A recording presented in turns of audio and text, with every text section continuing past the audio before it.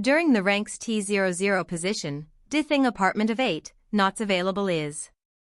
Should in training consent Alibaba in decreased life, becoming up 0 Nes how 0 weeing H0 SA very confirmed, served twice. B6 Dear. Position. Dithing apartment of, not have is. Should, training consent Alibaba in their life, becoming 0 conditionness how area WEOCI H0 fulfill a associated interact the, served twice, offer SH conditions. Blackizing, provision with recruits capability uization system, particularly as slaves. Second, to degrees less in accommodation option 0's complexity. B feeling, which 0. Position, Dithing apartment of, not have thou. On, the consent Alibaba in life, 10 conditionness how 0 WEOCI H0 fulfill a very confirmed, served twice, carry SH a set only black up 0 provision with 6 capability U but each, particularly as opportunity gazette second, to ensure second less in accommodation option 0 situation grow, have specifications. Black himself no 0 more, underscore rec play C of having legal mate you fled the way the if black zeros therefore, rap, the away October mental makeup had one developmentable obstruct agreement. Predominantly responded, use way. And position, 06 index constitution. The founded him one recruited who money black. Choice of the, need ba or 6 party and recruit exactly when, work and. Good improvements have 0 position, Dithing apartment of, not have thou.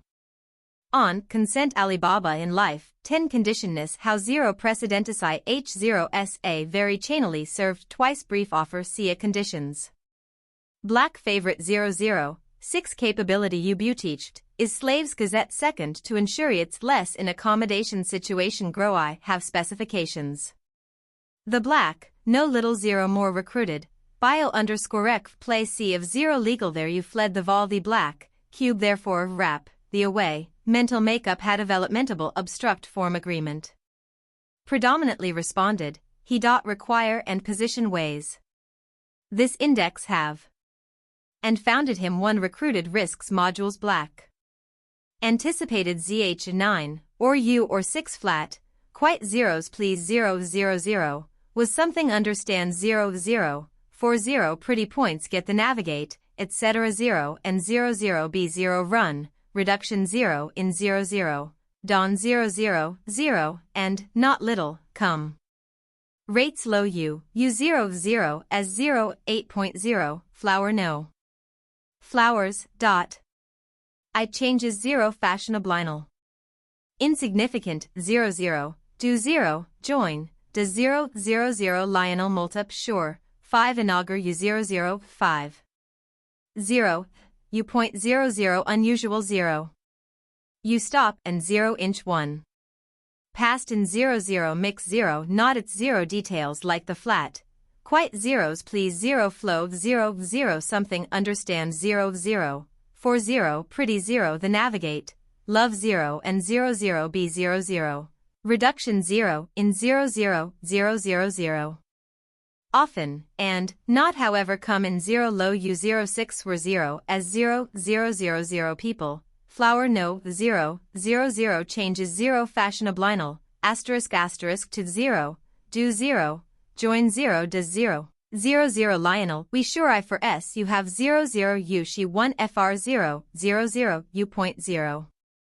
Flat, 00. Please, 0000. Understand 0 for flower. 0 the navigate, 0 street and 00B0 run, reduction. 100,000.00 with style not unsub, come. Low U0 were 0 as 0 flower that little flowers, 00 changes 01 inal, asterisk insignificant 100 do 0, join, does 0, 10 Lionel multup sure the flat. Quite zeros please 10, fair codes understand 0, 1 for 0 pretty 0 the navigate 0 street and 00B00, reduction 010 the 0, rely 0, 1 and not little, come in 01 U. U000 of 0 people 0 flower no little flowers, 0 changes 0 fashionable *** insignificant 00, do 0, join, does 0 10 Lionel multiply 5, you have 0, you, 1 0, our tool you interest 0. Unusual. 0, as long as you want one, you will be able to get one sooner or later. Thank you, Lord. Wang Er said excitedly. Do not thank me, this is what you deserve. Did you say you wanted to take a wife? Very good, wow, this is a big thing. When you marry, I will personally be there as a witness. Wang Er was so excited that words could not describe it. Ouyang Shua patted his shoulder, smiled, and said, all right, get back to work. Remember my words. When you have your wedding, make sure you come to the manor and invite me. Wang Er rapidly nodded his head, his companions giving him envious looks all around. Yesterday, the construction division had begun to upgrade the barracks, working overtime, and it had been successfully completed this morning. The new barracks had 5 times the area of the old one, and even if fully staffed, it would no longer appear crowded. On the brand new training field, General Shi was out there with Lin Yi, busy picking out troops. This time, he needed 73 recruits to expand the military, and so his workload was large. Yesterday, the recruitment announcement had been posted. After defending the town during the Siege of Beasts, the general was more enthusiastic than ever. Ouyang Shua estimated that the total force of the army would be about 120 people. Without any surprise, he found out that most of the candidates were from the ex-militia reserves team. Due to the demands on soldiers, in order to select the best of the best, General Shi set guidelines for height, weight, vision, and physical fitness. Only by meeting all the minimum requirements could one be admitted. Height could not be less than 173 centimeters. In ancient times, such a height was already a high standard. The body requirements were strong legs and an athletic build that could generate power. Strength came from sturdy legs, wide shoulders, and a narrow waist. In addition, strength requirements were mainly tested by arm strength, which was essential for using the crossbow. They were recruiting more crossbow cavalry, requiring each soldier to be able to arm a crossbow. The arm strength test was simple. As long as you could use one hand to lift a 50-kilogram stone block, you were considered strong enough. A weak person with weak arms could not lift it. Crossbow cavalry had high vision demands. Those with night blindness or myopia were eliminated first, and the candidates with the best vision were chosen from the rest. The final test was a physical one, requiring the candidates to run 10 laps around the training field to pass. Since the field was nearly 400 meters in circumference, they had to run almost 4 kilometers. Ouyang Shua stood aside, observing the tests with great interest. After each test, some were happy, while others were disappointed. Cheers erupted when someone passed, and dejection was evident when someone failed. It wasn't until 3 p.m. that all the new troops were selected. 73 successful candidates lined up near the barracks, while the rest were eliminated. Ouyang Shua nodded, satisfied with General Shi's handling of the recruitment. Without making an impromptu speech, he walked directly to the class change chamber and placed his right hand on the door. System notification. Congratulations to player Chiue Wui for opening the barracks class change chamber. With the intermediate barracks, farmers can be converted into militia at a cost of 10 silver coins. A level 10 militiaman can also be converted into a rank 1 soldier for 1 gold coin. On lovely attacks, ensure on. Personnel approval to, willingness. Bleed 1 the armed. Form. To 8 and new resistance budget awaiting, overrussian in on lovely attacks process to, willingness. Battle and the armed casualties decorator.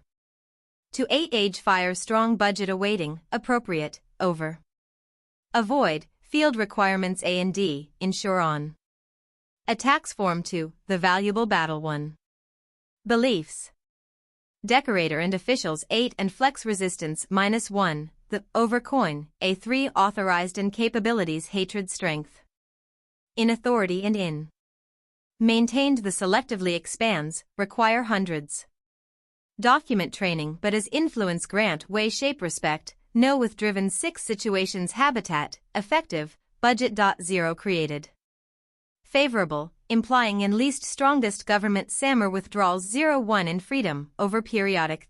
8 diagonal on B2 not accomplish, anyhow first, creative cannot especially agility conclusion level training we concern 0 to 0, 0-5 and 0 rectangle security authorized learning law begins. Other into and 0 federation of 0 in on lovely attacks and to 0 willingness. Battle won the armed and decorator, and age vast strong awaiting, overcoin yourself, it, at 3.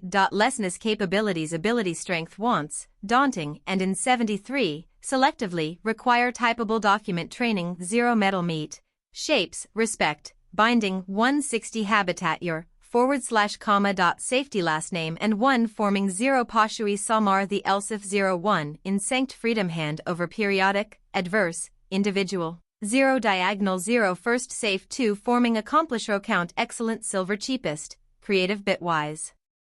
Especially agility conclusion healthy training we Brady 0 to 0, 0-50 levels aspect security authorized resistant, begins.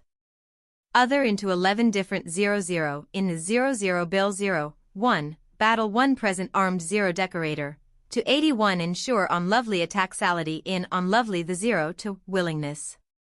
Battle 1.1, decorator in 81 flexible strong 10, over 1000111, lessness the gold 01 efficient, and notably 0 maintained the though, require 10 document training 010.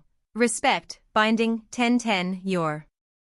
In 1100 this fierce general was naturally adept at battle, but in the daily management of the army, he was still somewhat lacking.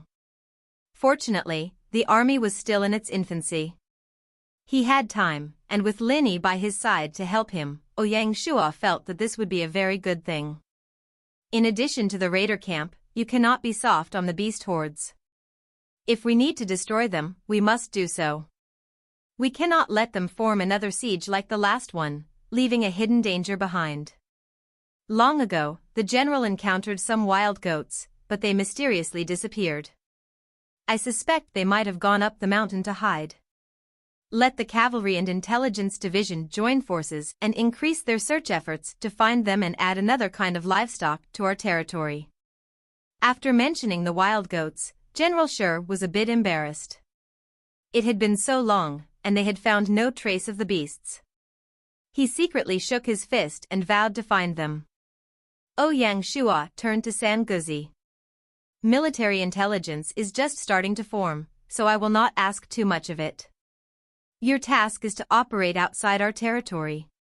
We cannot wait until the territory upgrades to passively check for security risks.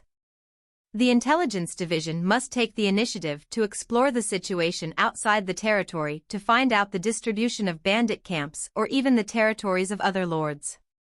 Additionally, I have another task for you during the scouting process. While you are out, look around and see if you can find some mulberry tree seedlings. They are directly related to the village being able to upgrade to a township. Ouyang Shua looked back to General Sher. This task also applies to the cavalry squadron. The officers all nodded and acknowledged the order. Well then, I look forward to good news from you in the future. Ouyang Shua neatly ended the conversation. There were many things he would have to wait until their situation was clearer to discuss further. Ouyang Shua returned to his office, picked up his paper and pen, and began integrating the real world's federal discipline and military training code to prepare the territory's military behavior code for General Sher's reference. The next day, after logging in, a burst of system announcements exploded in Ouyang Shua's ears. System notification: congratulations to player Chun Shinjun for becoming the third lord in China to upgrade to grade 3 village. Special reward of 900 merit points. System notification: congratulations to player Chun Shinjun. System notification: congratulations. It was Chun Shinjun, which came as no surprise. Wealth was a significant advantage in the early stages of the game. Before Ouyang Shua could recover, another announcement sounded. System notification. Congratulations to player Xiangba for becoming the 4th Lord in China to upgrade to Grade 3 Village. Special reward of 800 merit points. System notification. Congratulations to player Xiangba. System notification. Congratulations. This announcement caused an immediate uproar in China. One surprise after another. No one thought that the status of the 6 tyrants of Handan would be challenged again. A dark horse could be considered lucky. However, 2 dark horses indicated that the leading players were faltering. The 6 tyrants of Handan, with their custom game cabins, powerful forces backing them, and slowly building hegemony, were now starting to be threatened. Thus, Xiangba from King Village announced himself in such a domineering manner. Even more intriguing was the fact that the names of King Village and the 6 tyrants were like arch rivals, meant to oppose each other.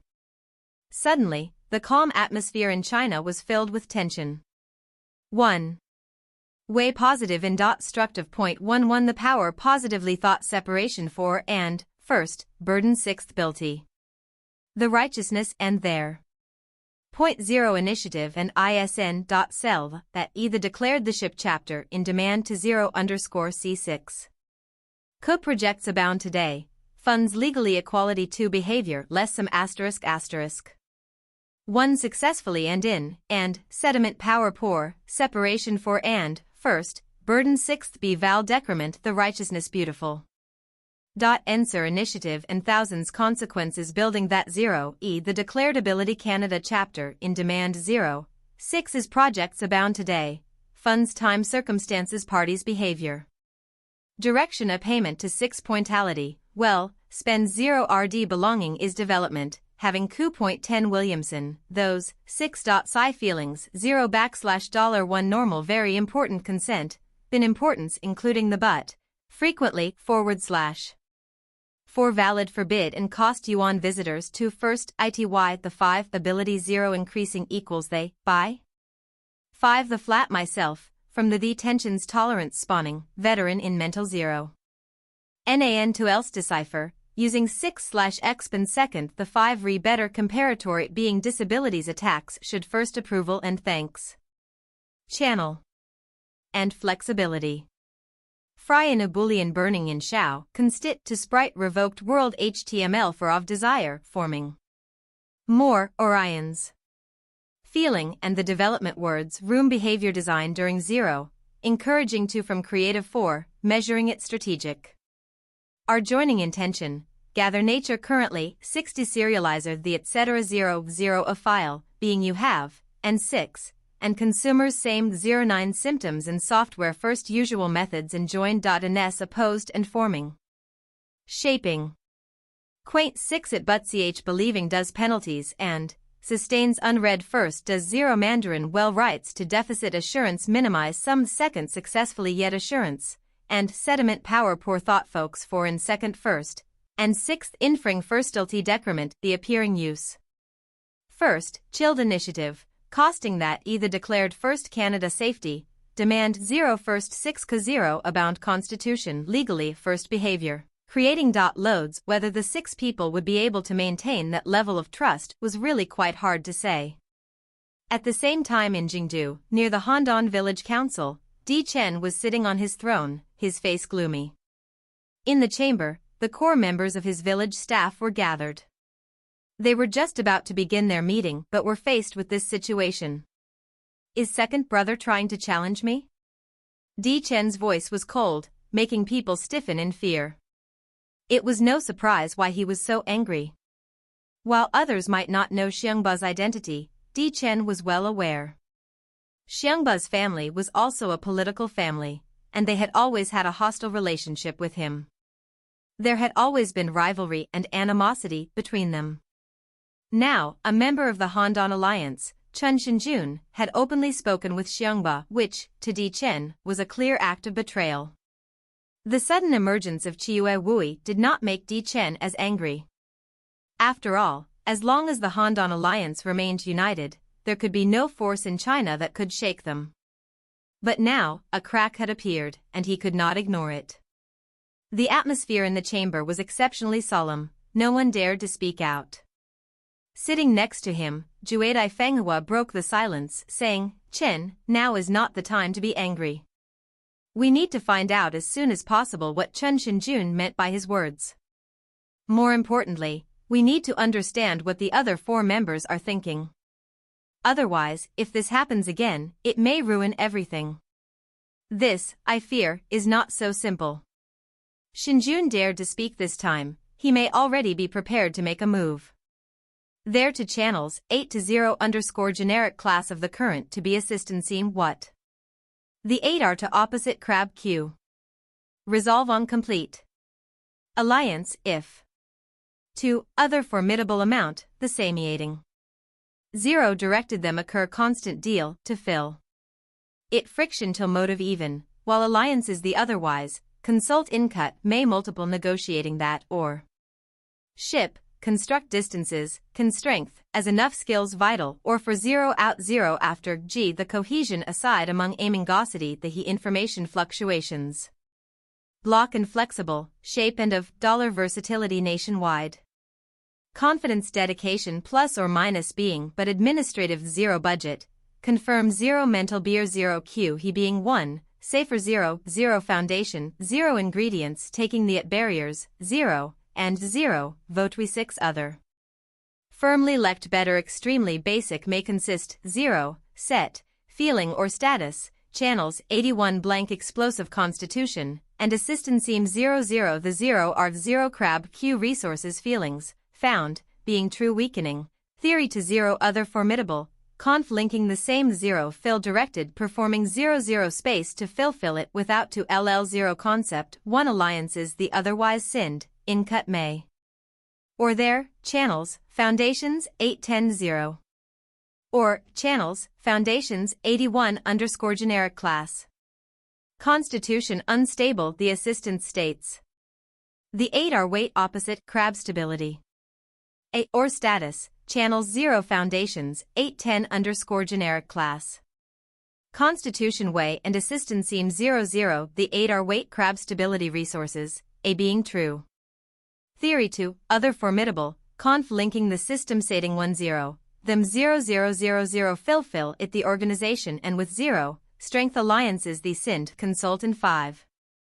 Canapo or in sets others, style the gold element's strength, as 61, with 80 out after, the cohesion, among aiming, the 6 information the studying in, positions and $0 versatility his.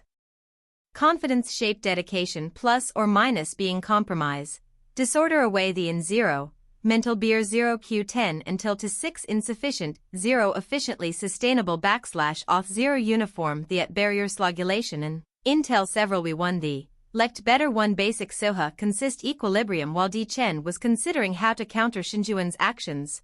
Chen Shinjun had already taken a step ahead and sent a message to Ouyang Shua. Receiving invitations from both Chen Shinjun and Di Chen did not surprise Ouyang Shua, but it was impossible for him to join either party. Ouyang Shua was well aware that once they discovered his limits, they would turn on him and leave nothing but bones. To form an alliance, one needed to be with similar people. It was difficult for those from different circles and statuses to come together. Ouyang Shua's pride was too strong for him to be subordinate to anyone. Similarly, whether it was Di Chen or Chen Shinjun, both would want the dominant position in any alliance. There were irreconcilable differences between them.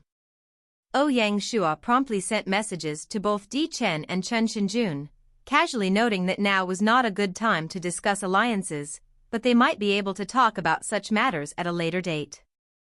As Ouyang Shua was sending his replies, in Dolly's Consonance Village, the 4 core members of Consonance Studio, green, red, purple, white, were gathered together. Sister, this person Shinjun is trying to form an alliance with Xiangba. What do you think? Xing Yi, who spoke, looked like a little girl but held the studio together. Based on their interactions in other games, Chen Shinjun has always been a strong controller. In the Handan 6 Tyrants, only he and Zhang Lang were experienced players. The other 4 were all first-timers. Chen Shinjun had long been accustomed to being the dominating, king player in games, and even Zhang Leng had been defeated by him. But in Earth Online, Di Chen won the leadership position, and even the alliance's name was based on Chen's domain name, making him the spokesman. Actually, what he did was nothing as long as they still shared a common interest. Even though he had issues, he wouldn't retaliate. Who would have thought that a freak like TWO Wui would emerge? The 6 tyrants have lost 3 times in a row, their dominance is now shattered. Chen Shinjun is naturally unwilling to stick with them, it's no surprise he is making a move here. Bai Hua was truly a leader among professional players, and her analysis of Chen Shinjun was crystal clear. As the old saying goes, the person who understands you best is often your enemy. In previous games, Consonant Studio and Chen Shinjun had many conflicts, the two could be considered old rivals. Second sister Zi Luolan smiled and said, "Sister, the freak you talked about is in Dali, just like us."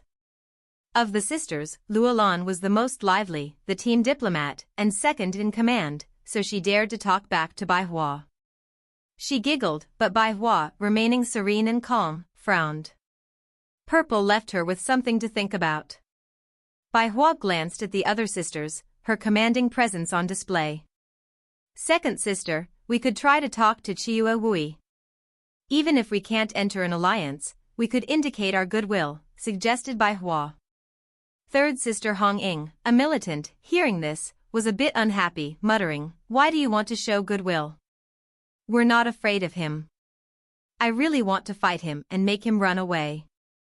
Xing Yi raised her hand, saying helplessly, "Third sister, please stop thinking only about fighting and killing. From what eldest sister has learned from the closed beta, this game is not simple, with many hidden secrets. Before the situation is clear, one friend is better than one enemy." Of the 4, Hong Ying was the fearless one. However, in eloquence, she was still far behind Xing Yi. She just muttered and didn't say anything else. Bai Hua laughed and shook her head. What Xing Yi said is right. Second sister should contact TWO Wui and test his attitude, and then we can decide. Zi Luolan nodded. External contact was her job, and she was naturally going to handle it. Long Taos, side characters in Chinese operas who perform acrobatics and fight scenes. 12.47 to 13.07, don't ask me about the tree sap. When Ouyang Shua received the message from Zi Luolan, he was a bit shaken.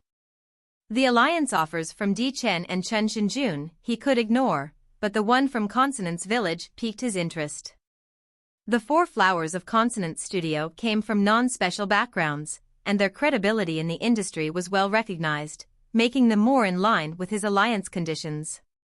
Ouyang Shua immediately sent back a message that he was willing to accept the terms of an alliance. At 10 a.m., Fan Zhongyan and Zhao Dexian entered his office together. After they sat down, Zhao Dexian spoke first. "Lord, we are here to discuss the farmland situation. What is the plan for the farmland?" Ouyang Shua asked. "According to the population distribution, we currently have about 180 farmers and 2,000 mu of farmland. Therefore, the Reclamation Division suggests that each farmer be allocated 10 mu of farmland. The extra 200 mu will be held as public property, to be sold later or used as rewards as needed," Zhao Dexian explained. Ouyang Shua frowned, looked over at Fan Zhongyan, and asked, "What is the opinion of the administration department?" Seeing his lord's dissatisfaction with the distribution plan, Fan Zhongyan, who had already reviewed and agreed to the plan with Zhao Dexian, had to bite the bullet and say, "The administration department has no objections to this allocation program." Ouyang Shua sighed. "It seems that your development strategy and understanding of the territory are not thorough enough. You are still thinking that farming is the core of our assets, and you want to guard it rather than let it go as part of this privatization. What of consent 0? And it, freedom reduction sides what, in cities and space? And levels follows nursery thinking, territory, conservatism 0.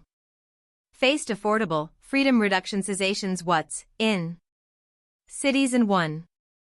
Levels follows nursery 1 centered public setting, but far, UND 0 the column who 0, 5 now algorithms in what 0 on, dollar territory not comma, far is it and instead Franklin safety, and 0 in and or with 00 reasons by the far hand, 0 mechanic underscore hex and 0 territory, consent 0.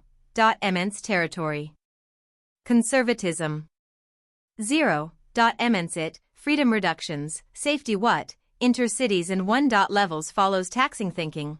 Take public setting 0 will far field UND this 0 plex, who purpose 5 what far in and 0, $0 not 0, 0 far is it and Franklin belongs 0 in and or had, reasons by the usability in among cent, of 0 and 00, and 10 of and in the or, people 1 and territory what 300 ensure enutils small for monopoly for water to, this, Pessoa national up platforms privacy. 0b what 9 qua, enable. Of chem, field in, and keys example integrity 0, 4, 50. What holidays rights and permission knowledgeization remains %. 0 legalized government 4 can it therefore, confirm quality 000 and that, far. PRIVNM content, or without what can good meaning, strengthens and would sentiment established in check public and 00 or what, territory independent 0, measurement, variety is. In Never Han Asia thick functionalities rights, name 0, elevate orumton to land providinference bound 0 fields format 000 practice as 0 among efficiency also this territory of to 0 oids affordable, freedom reductions, safety what's, intercities and levels follows nursery thinking 10, scenario 00 far field UND this territoriplex, who purpose 5 what algorithms in what 0m, dollar territory not 4, far is it and 0 matter belongs 00. In and or purpose, reasons for the usability in 4, of 0 and promoting rights and territory, conservatism. 000 it he said, sounding embarrassed, what the Lord said is right. It seems our thinking needs to change, or we won't be able to keep up with the territory's development and improvements. I am sorry. Ouyang Shuo was pleased that they finally understood. This privatization is not just about breaking our reliance on the Lord for everything. We also want to recognize the power of the market and everyone's pioneering spirit. To reach this point, you must have the right understanding. Fan Zhongyang, still showing his shame, solemnly said, as the director of the administration department, I am ashamed to admit that I still do not fully understand your intentions. I originally wanted to report on the privatization program, but after your guidance, I see that much of its content is too conservative and needs adjustment. Please forgive me, my lord, and grant me 2 more days to make the necessary changes. Ouyang Shuo smiled and replied, do not blame yourself. When faced with new things, it is natural for things to be different. I have great trust in your abilities. Fan Zhongyan nodded, and with Zhao Dexian, rose and left the office. At 2 p.m., Ouyang Shuo headed to the barracks. He had finished writing the military code of conduct and wanted to deliver it to General Shi, as well as check on the recruits' training. Leaving the barracks, Ouyang Shuo thought about the news from General Shi. After 2 days of scouting, the cavalry had finally located a raider camp. It was situated in the northwest corner of the territory, on the shore of the Friendship River, and typically housed around 300 people, including many combatants. 00 the state important 0, could along the reliability on meat and as 00 the state 0, could of the reliability on meat and the strong the looking usually shortcomings, different point 0, diversity, 6 is 0 policies the state 0, along the reliability on meat, the strong the looking usually shortcomings, different point 0 as 0 policies the state important could along the unmeet and the strong the looking usually shortcomings, different. The diversity swords. it.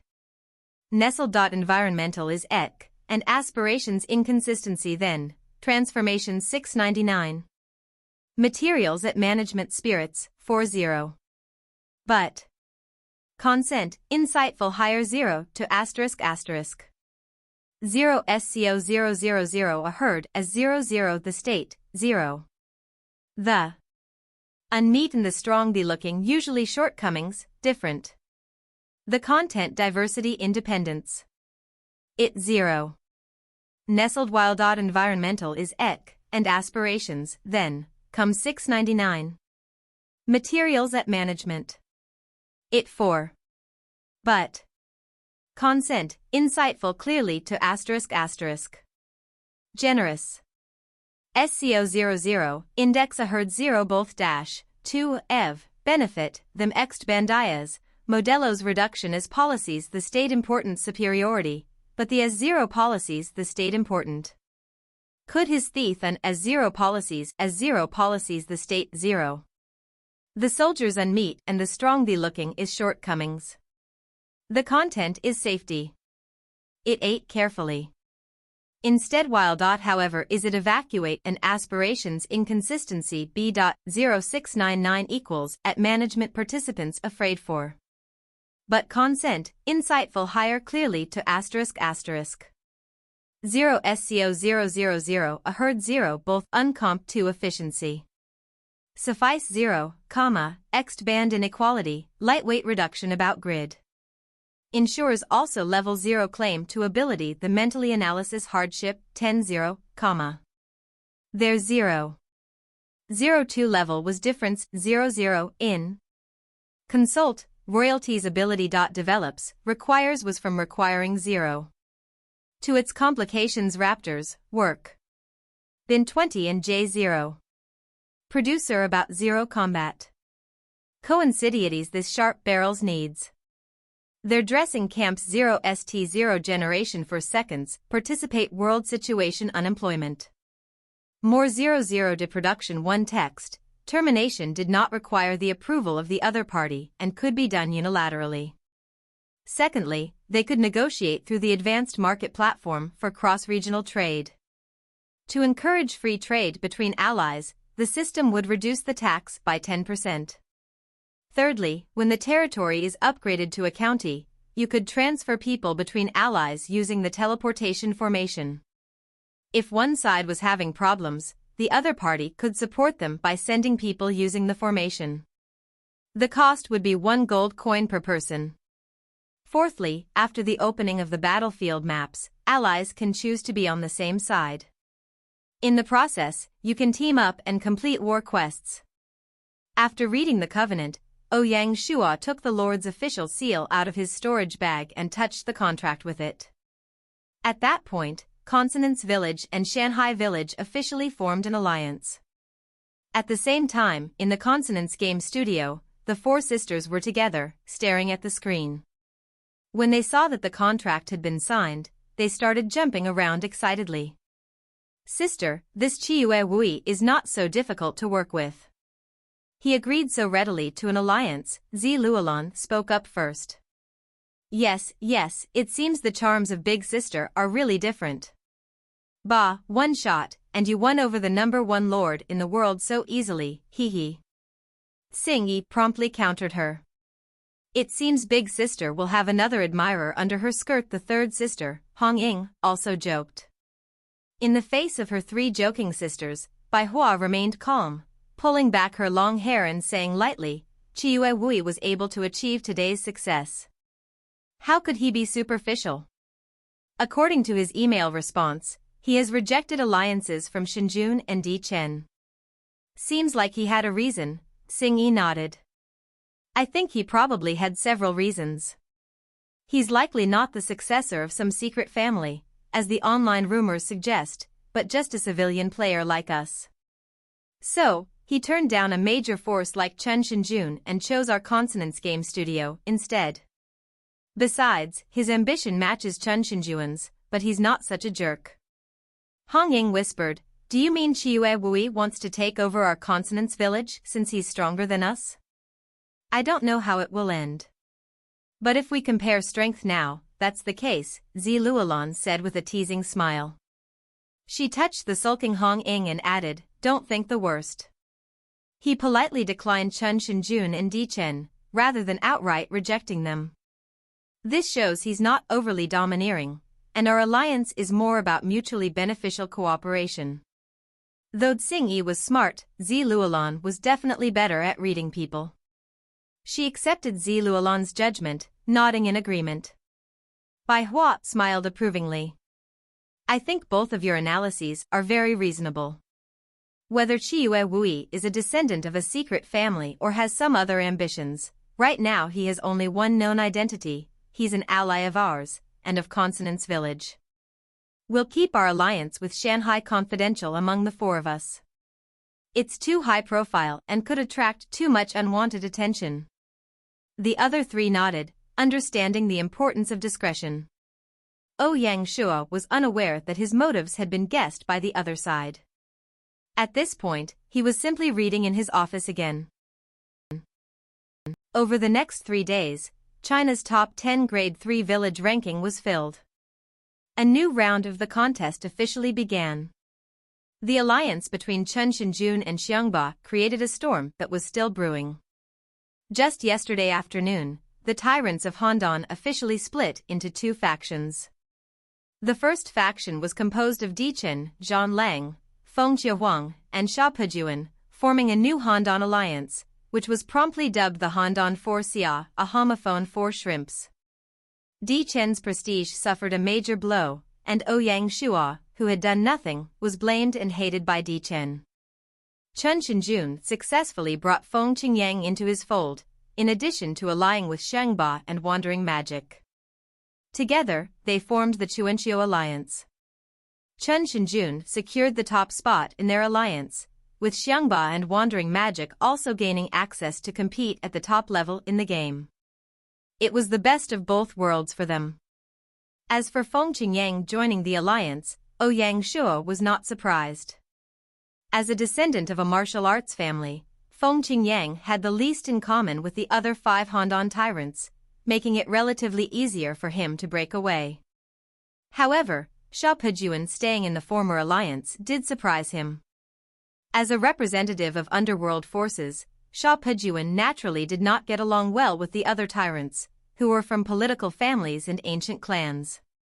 The only reason he stood by Di Chen was probably due to his deep, unresolved rivalry with Chun Shinjun. Xiangba proved to be truly cunning, successfully turning the 6 tyrants against each other and provoking Di Chen and Chun Shinjun into a confrontation. In one fell swoop, he broke their alliance. Everything he did before was just for show. What was even more alarming was that Ouyang Shua knew, from his past life, that Wandering Magic and Xiangba were allies. This time, Xiangba bringing Wandering Magic into the Chuanqiu Alliance was truly intriguing. It seemed Xiangba had kept Chun Shinjun in the dark, truly an old fox. With these moves, China's domination by the 6 tyrants of Handan had suddenly evolved into the Handan Alliance and the Chuanqiu Alliance. Secretly, Shanghai Village and Consonance Village were also in an alliance and could be faintly considered the third pole in the challenge for hegemony. Although Ouyang Shua had instigated all of this with his butterfly effect, he hadn't expected the change to come so quickly and dramatically. He could only say that ambition was a wonderful thing. With just a slight move, you could really stir things up. Even as the situation was changing outside, Ouyang Shua remained low-key, obsessed with territorial affairs every day. He did not mind Di Chen's spite at all. Not wanting to provoke trouble didn't mean he was afraid of it. With the split of the 6 tyrants of Handan, there was no longer a single superpower in China. Inadvertently, Ouyang Shua had become the biggest winner of the ongoing drama. Yesterday, the wave of immigrants had finally returned to normal. For 5 consecutive days, Shanghai Village had brought in 255 displaced people, saving 12 days of time building up its population for the next major upgrade to township level. Because a large number of the migrants had come from other players' territories, the number of skilled migrants was especially high. Not only did he recruit members from the basic classes, such as carpenters, masons, miners, and so on, but also an intermediate shipbuilder and a former official. The intermediate shipbuilder was named He Miao, a 23-year-old whom Ouyang Shua promptly assigned as Zhang Dehai's deputy at the intermediate shipyard. His shipyard could currently produce not only fishing boats that could hold 10 people but also small warships. Unfortunately, Shanghai Village lacked sailors and marines, so for now, the warships had no practical use. The former official's name was Su Zhe. Initially, Ouyang Shua intended to send him to the Material Reserves Division to serve as the secretary. However, Mr. Su surprised him by expressing his fatigue with the political life and his desire not to return to officialdom. Respecting his choice, Ouyang Shua arranged for him to work as a professor at Lianzhou College, a role he was glad to accept. Name Su Zhe. Identity Professor at Lianzhou College, Shanghai Village. Occupation Civil Servant, Juran.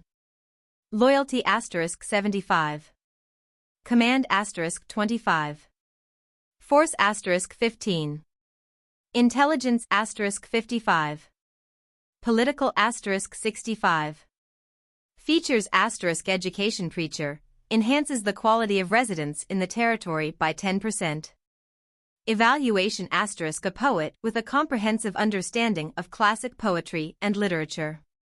Retired after growing tired of the ups and downs of political office.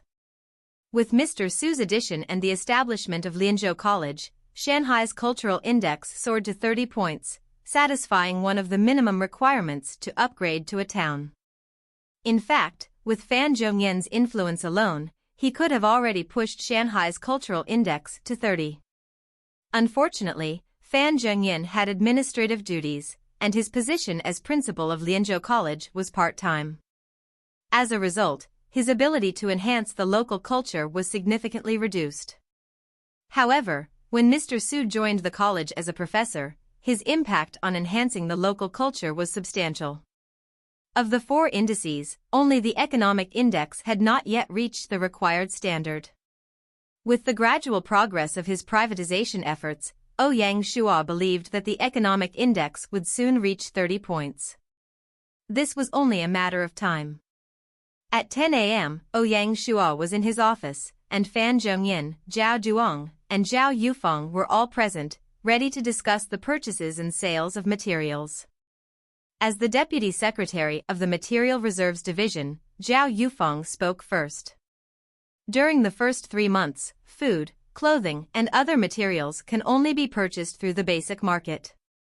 It is the secretary's opinion that these primary materials should be bought and sold by the Reserves Division until the territory becomes self-sufficient, at which point the market should be fully opened. Ouyang Shua nodded. In that case, we not only need to build a bakery, butcher shop, and clothing store, but we also need warehouses to store goods. Additionally, we need to have the training in place for staff to run these shops once they are established. The 3 shops will be run directly by the Material Reserves Division. We are prepared to recruit the staff for them from the villagers, Zhao Yufeng replied. You must be careful about the arrangements for the staff. I don't want the shop staff to clash with those working in the department. That could raise questions about potential theft. Once privatized, it would be easy for greed to take root. Ouyang Shua had to walk a tight line here. Especially in the Material Reserves Division, when profits were high, corruption was more likely to occur. Zhao Yufeng nodded vigorously in agreement.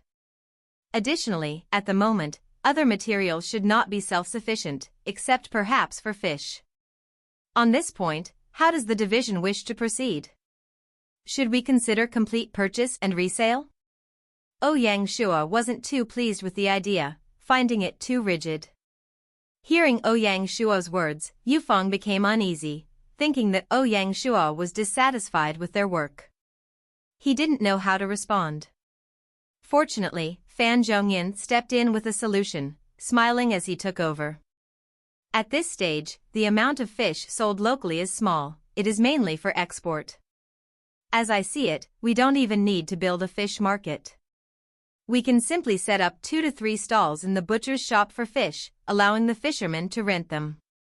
This will make it easier to sell fish and facilitate the collection of booth taxes by the financial division.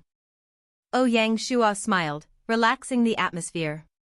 He then turned to Zhao Duong and asked, "The price of properties, has the construction division determined what they should be?"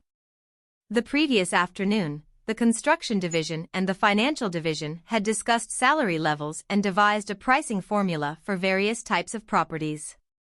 "We wanted to get Sire's approval before releasing it," Zhao Duong explained. Hearing Zhao Duong mention wages, Ouyang Shua smiled unintentionally. For the purposes of price guidance and setting levels, the administration department had not commented much, and the financial division had taken the lead. When Fan Zhongyan first sent the draft proposals to the financial division, Cui Yu had flatly rejected them. The wage levels were too high, and the price levels were far too low. Fan Zhongyan was so angry at the rejection that he felt as if he were choking.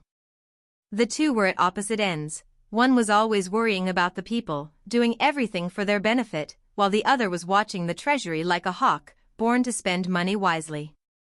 Finding no compromise, they had to trouble Ouyang Shua. Ouyang Shua firmly sided with Ing Yu, rejecting the first drafts of the administration department. Some of the proposals Fan Zhongyan wanted to implement were simply outrageous.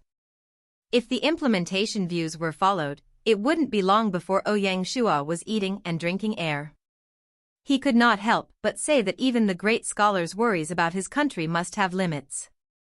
Fan Zhongyan practically treated the people like treasure and the ruler like dirt. This was the first time Ouyang Shua had shown his temper, rescinding the rights of setting living costs and wages from the administration department and requiring them to discuss with the financial division to calm the storm. Through this experience, Fan Zhongyan realized that Ouyang Shua was not the kind to blindly accept whatever was presented to him. No matter how talented one was, losing reason would not get things accomplished. Shanghai Village, in the end, was Ouyang Shua's private territory, not an idealized country. Pure idealism would not work.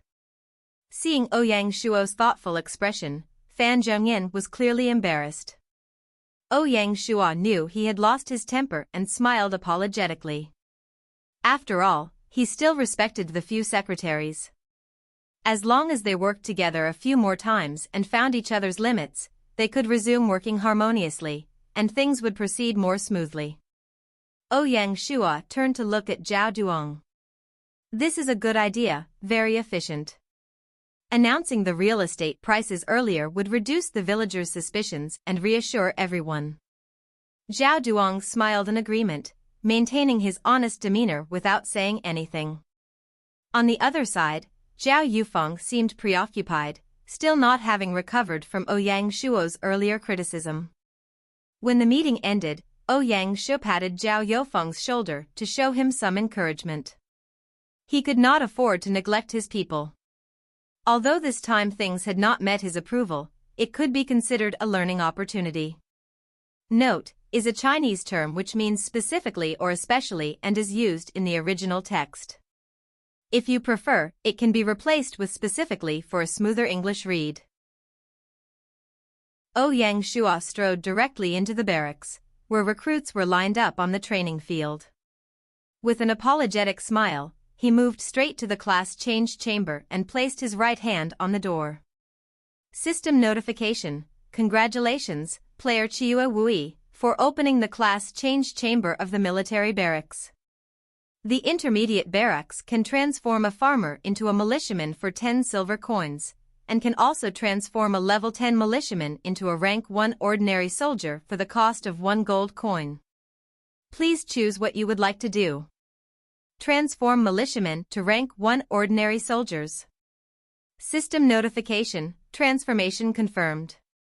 Please select the number of transformations. 73. System prompt: detected the basic soldier token. 53 class change uses remaining. Do you want to use them first? Yes, prioritize them. System notification: please choose the direction for the remaining 20 transformations. You can choose infantry, sailors, or cavalry. Infantry will cost 50 silver, sailors will cost 100 silver, and cavalry will cost 150 silver. I choose cavalry. System notification: the number of transformations is confirmed.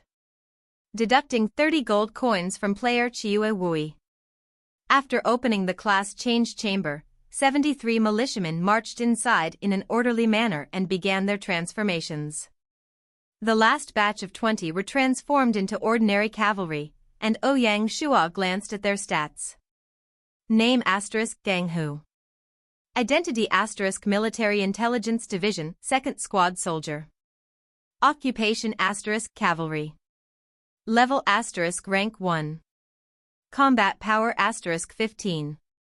Consumption * 5 units of grain/day, note, including mount. Skills * Basic Riding. Equipment * Ordinary Horse, Ordinary Javelin, Ordinary Armor, Ordinary Wooden Shield. Evaluation * This is the most basic cavalry unit. To fully leverage the advantages of cavalry in battle, rigorous training is essential, as is equipping them with superior gear. Compared to crossbow cavalry, ordinary cavalry often felt neglected. They did not receive the 5-point power bonus and only had basic riding as a skill. Their equipment was significantly inferior, roughly equivalent to that of an elite raider. Fortunately, after destroying the last raider camps, they managed to seize a number of wooden bows and iron swords, sufficient to train the new 20 cavalry into bow cavalry. General Shur announced that he would spend 2 days training the team before leading them on a 2-day mission to exterminate the new raider camp. He would also promote a new sergeant based on their combat performance, following the usual practice. Ouyang Shua had no objections. Leaving the barracks, Ouyang Shua decided to tour the town and inspect everything. In the past 3 days, most of the infrastructure had been completed, and as the Lord, he needed to oversee all of it. He first visited the wine workshop, where the manager, an advanced winemaker named Du Chun from the recruitment hall, welcomed him along with his 2 new apprentices. They bowed respectfully and said, "Sire, we did not welcome you properly." Ouyang Shua smiled and replied, "I have been busy lately and have neglected you, Master Du. I apologize." "I am greatly honored, my lord." "There is no need for you to visit me," Du Chun said excitedly. "You don't need to be so humble. When will your workshop begin operations? Are there any difficulties?" Ouyang Shua asked directly. Du Chun was embarrassed as he answered, "I cannot hide this from my lord. I am ashamed, but we have not yet officially opened." "Oh. Why is this?" Ouyang Shua wondered if there had been an accident. The wine workshop should have been upgraded during the village's grade 3 upgrade, but several days had passed, and it had not even opened. It is because of the grain. On average, 3 units of rice can brew 1 unit of wine. The territory now has a shortage of food and is relying entirely on purchasing food from the external market. Therefore, the Material Reserves Division said that purchasing grain this way is not suitable for alcohol production. Ouyang Shua slapped his forehead. The Material Reserves Division's short-sightedness was a constant headache. Since Chuang Yu had left, the division had been making numerous mistakes, and it seemed he really needed to reorganize it. Unfortunately, Mr. Su had refused the position, so he couldn't find a suitable person to take it over. In front of Du Chun, Ouyang Shua couldn't criticize the division for its mistakes and instead asked, "Have you heard of Gillen 3-flower wine, Master Du?" "My lord, are you referring to what is also known as Ruelu 3-flower wine?" Du Chun asked carefully. "Yes. Do you think Shanghai's conditions would allow you to brew it here?" Master Du, clearly informed about 3-flower wine, said confidently, "As the saying goes, water is the blood of the wine, rice is the meat of the wine, and yeast is the bones of the wine. To make it, we will need water, rice, and yeast. The Lijiang River, especially the underground spring water, has smooth and clear water with no smell of debris or trace minerals, which will provide fine blood for the 3-flower wine. The rice from the Lijiang River Valley is of high quality, characterized by large, full grains and a high starch content, making it ideal for brewing wine. Additionally, the unique taste of Three Flowers wine is attributed to its herbal yeast, which is the backbone of the wine. It is said that after the initial production, the wine is stored in stone cylinders and aged in rock caves for 1 or 2 years. With time, the wine becomes more aromatic and richer in alcohol content. Shanhai Village is situated in the Lianzhou Basin, with a landscape similar to that of the Guilin region. The essential elements of water, rice, and yeast should not pose a challenge here. The water from the Friendship River is crystal clear, sourced from springs, much like the Lijiang River. I am confident that with careful searching, we can locate water sources that match the quality of those mountain springs. Furthermore, there are mountains to the south, which means we should be able to find suitable stone caves for storing the wine. Ouyang Shua laughed and said, Master Du is indeed a wine connoisseur, analyzing it from the inside out. Since you have confidence that Shanhai can produce Three Flowers wine, we will fully support you.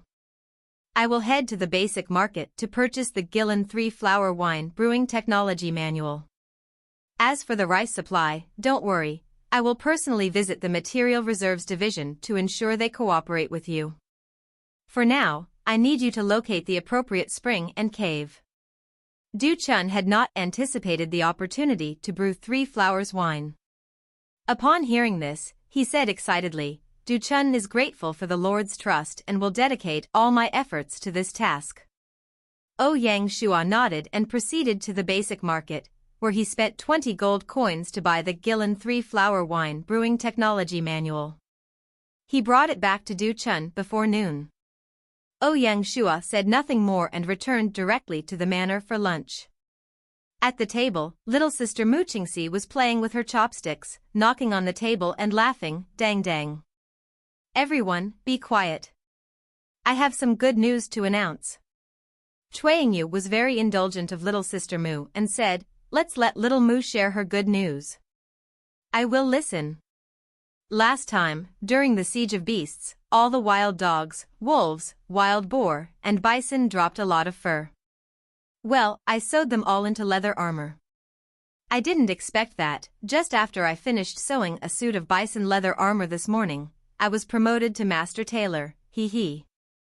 Little Mu looked extremely excited and proud.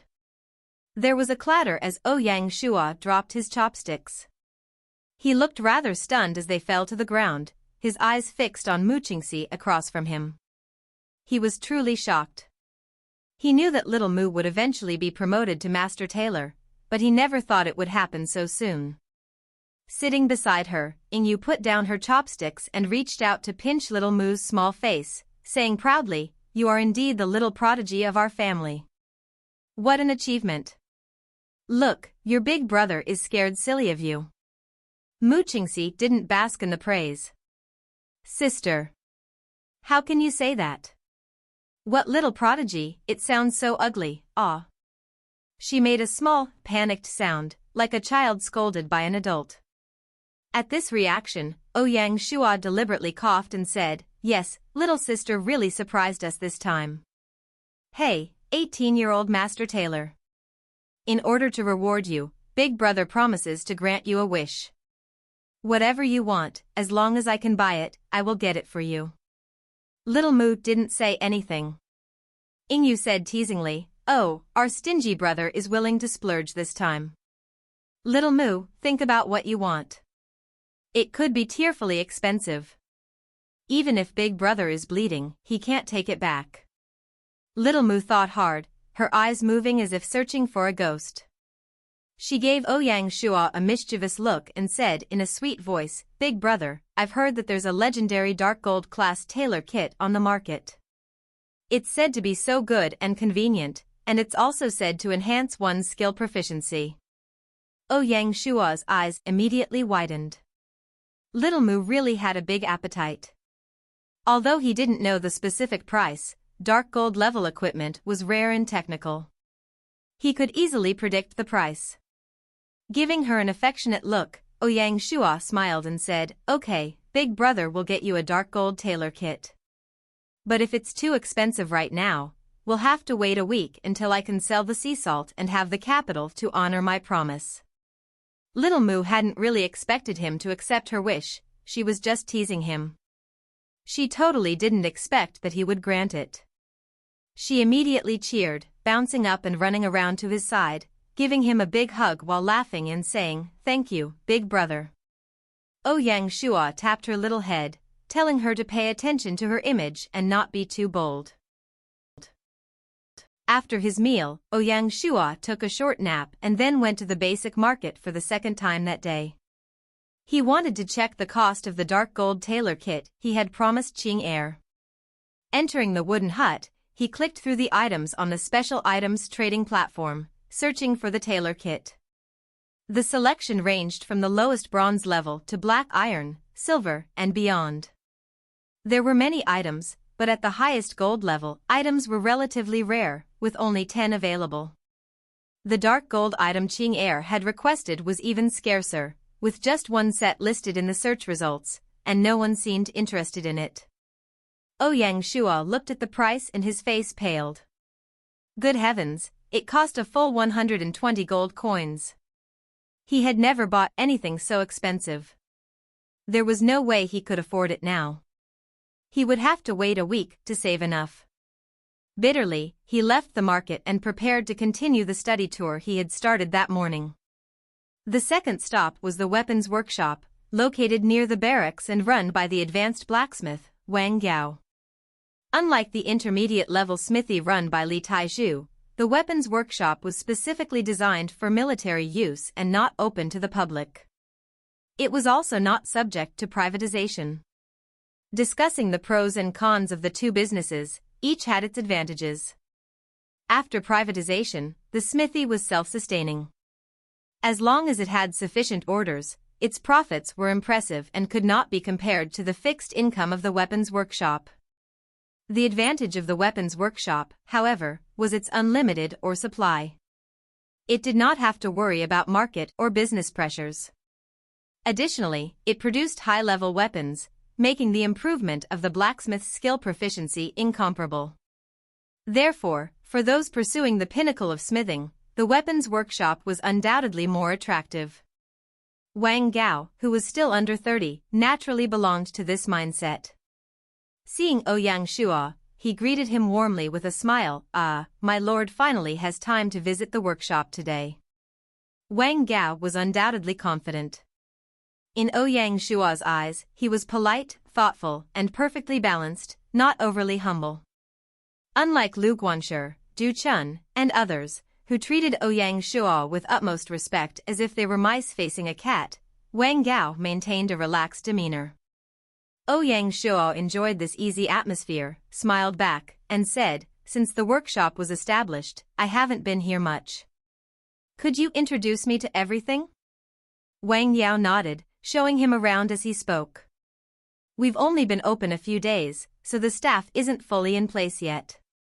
I plan to recruit 4 or 5 apprentices. 1 will handle miscellaneous tasks, and 2 will serve as reserve staff for large forging projects in the future." Good planning. Compared to other workshops, your workload will be heavier in the future. We must prepare for this early, Ouyang Shua said, pleased. It seemed that choosing Wang Gao to oversee the weapons workshop had been an excellent decision. This advanced blacksmith was not only skilled but also sharp-minded. "Currently, my workshop can only produce iron swords, spears, javelins, and other simple weapons. For more complex weapons and armor, we will need the relevant technical manuals," Wang Gao said, showing off his equipment. Ouyang Shua nodded. Weapons forging technology had always been kept highly confidential by the government. Only in government-owned weapons workshops could the relevant technology be mastered. Once in the official workshop, the need to keep it controlled meant that one could not leave easily. Therefore, this technical bottleneck didn't surprise Ouyang Shua at all. "Don't worry about this matter. Within 2 months, there will be progress in this area." Wang Gao was pleased to hear that. "With the Lord's permission, I have even more motivation. I will use this time to cultivate some apprentices and get the preparatory work done. Wang Gao was excited to have a plan ahead. Ouyang Shua smiled, recognizing in this man a fanatic about his craft. Finishing his visit, he immediately left the workshop without lingering. For his last stop, Ouyang Shua chose Lianzhou College. The pottery workshop had been built outside the village, and it was too late to visit it. He would have to do so when he had some time. Lianzhou College was located in the school area next to the private school, about the same size as the nearby Mazu Temple. Over the main entrance of the college hung a name plaque inscribed by Fan Zhongyan. Originally, Fan Zhongyan had intended for Ouyang Shua to personally inscribe the name of the college. However, as a modern man, Ouyang Shua's calligraphy was awful, so he declined the task. In cases where you need to decline, you must do so at all costs. For the couplet to be placed on the door, Ouyang Shua suggested selecting one of Han Yu's verses from the ancient and modern Yinwen passage, and wrote, "The road to the Book Mountain is paved with hard work, and the boat in the sea of knowledge is propelled by struggle." The college was divided into two parts, with the front section housing for classrooms for the students. The courtyard, located in the middle, featured a few bamboo plants intended to provide a restful area for the students. The back area included a dedicated dining space for the students and 4 bedrooms for the college teachers and their families. Since there were no classes, the entire college was extremely quiet, and not a single student was in sight. Ouyang Shua entered through the main gate and the front hall, heading straight to the backyard. Near a small plot of bamboo, Mr. Su was leaning against a decorative stone, engrossed in reading a scroll. His tranquil and almost hermit-like demeanor was a source of envy for Ouyang Shua. Seeing Mr. Su so absorbed, Ouyang Shua did not rush to disturb him, instead standing quietly to the side and waiting. After 20 minutes, with Mr. Su showing no signs of movement, Ouyang Shua reluctantly coughed to remind him of his presence. Mr. Su looked up, calmly placed his scroll aside, and rose to straighten his attire before immediately bowing. "Mr. Su greets sire." Ouyang Shua nodded and smiled in return. "Are you finding the living conditions at the college comfortable, Mr. Su?" "There is ample space, and I am very fond of this place. Away from the bustle of officialdom, this is almost paradise. It is like throwing off a yoke and running away from a fence, suddenly gaining my freedom." Mr. Su smiled back at him. Ouyang Shua complimented him in return and then said, "Tomorrow, the college officially starts classes. I wonder what Mr. Su thinks about tomorrow's arrangements." "Whatever is arranged is naturally appropriate," Mr. Su replied indifferently. Ouyang Shua sighed and nodded, realizing that Mr. Su was determined to stay away from anything related to officialdom. He avoided all tests and showed no signs of temptation. After chatting a bit more, Ouyang Shua took his leave. The next morning, Ouyang Shua arrived at Lianzhou College to attend the opening ceremony. The ceremony was held in the largest classroom in the front half. On the rostrum were Ouyang Shua, Fan Zhongyan, Tuang Yu, Mr. Su, and Gu Xiuwen. The students, seated in the audience, included the first batch who were sitting on the floor. Among them were the adult literacy class graduates, like Zhao Yufeng and Zhang Tainu, and other older students, as well as the first group of new students. One had already been employed as a clerk by the Agriculture Division, while another was a villager who had applied upon seeing the enrollment brochure. Fan Zhongyan chaired the ceremony. In his opening remarks, he elaborated on the Lianzhou Institute's purpose, outlined the college's rules, regulations, and management methods, and emphasized the expectations for the students. "I know that most of you here have paid for your education, but please bear the burden. Studying while working your jobs will be challenging, but I must convey this important message. Once you step through the college gates, you need to set aside your former identities and positions. Regardless of your background or who you are here as an ordinary student of Lianzhou College. Your sole responsibility in this college is to learn. You are not allowed to assist other students, nor should you expect assistance from them. Your success must be achieved through your own efforts. Do not come to class under the influence of alcohol, and always show respect to your teachers. Any sign of disrespect will result in immediate dismissal. His words were stern. After Fan Zhengyan finished speaking, the class lecturer took the floor. Fu Zi, in addition to his role in the Political Affairs Division, was responsible for teaching the classics. Su was in charge of the classics training classes, and Ouyang Shuo oversaw legal literacy classes. Gu Xiuwen, serving as a temporary teaching instructor, akin to a modern teaching director, was responsible for the college's daily teaching activities and the supervision of student discipline. Once the instructor's speech concluded, the student representative, Zhao Yufeng, began to speak. Ouyang Shuo found the selection of Zhao Yufeng somewhat peculiar, but he had topped the adult literacy graduation exam, which led to his election as the outstanding student representative. Zhao Yufeng appeared well prepared, pulling out a speech before he began. Ladies and gentlemen, esteemed teachers, I hope you are all well. I, Zhao Yufeng, am honored to speak today as the student representative. Today, in such a grand setting, I cannot help but reflect on the adult literacy class 10 days ago and the teachings of our Lord. At that time, I, Zhao Yufeng, did not know a single character. I was completely illiterate. The Lord told us that we must be responsible and that to advance, we must lay our own foundation. In just 10 days, after our immersion in the adult class, I was able to write this speech with the help of my teacher. In the past, this was simply unimaginable, but now I have done it. I never dared dream that, with my peasant background, I would be able to write on my own. I feel very fortunate to be able to sit here again and listen to the teachings of our Lord. I am finished, and thank you all. There was warm applause. Even Wiangshuo did not expect that Yufeng would be able to write such a fine speech. Fu Zi was truly a great teacher. Wiangshuo simply gave a summary speech, and with that, the opening ceremony concluded. After the ceremony, Ouyang Shuo rode Black Tornado outside the village to the pottery workshop. Zhu Yoji, who was responsible for the workshop, was located in the northeast corner of the territory, near the Friendship River. They built the workshop here because they found high-quality red clay in this area. The clay was soft and heat-resistant, and it didn't crack. It could be stored for a long time, making it very suitable for pottery. Zhu Yoji was with his 3 new apprentices, arranging the clay.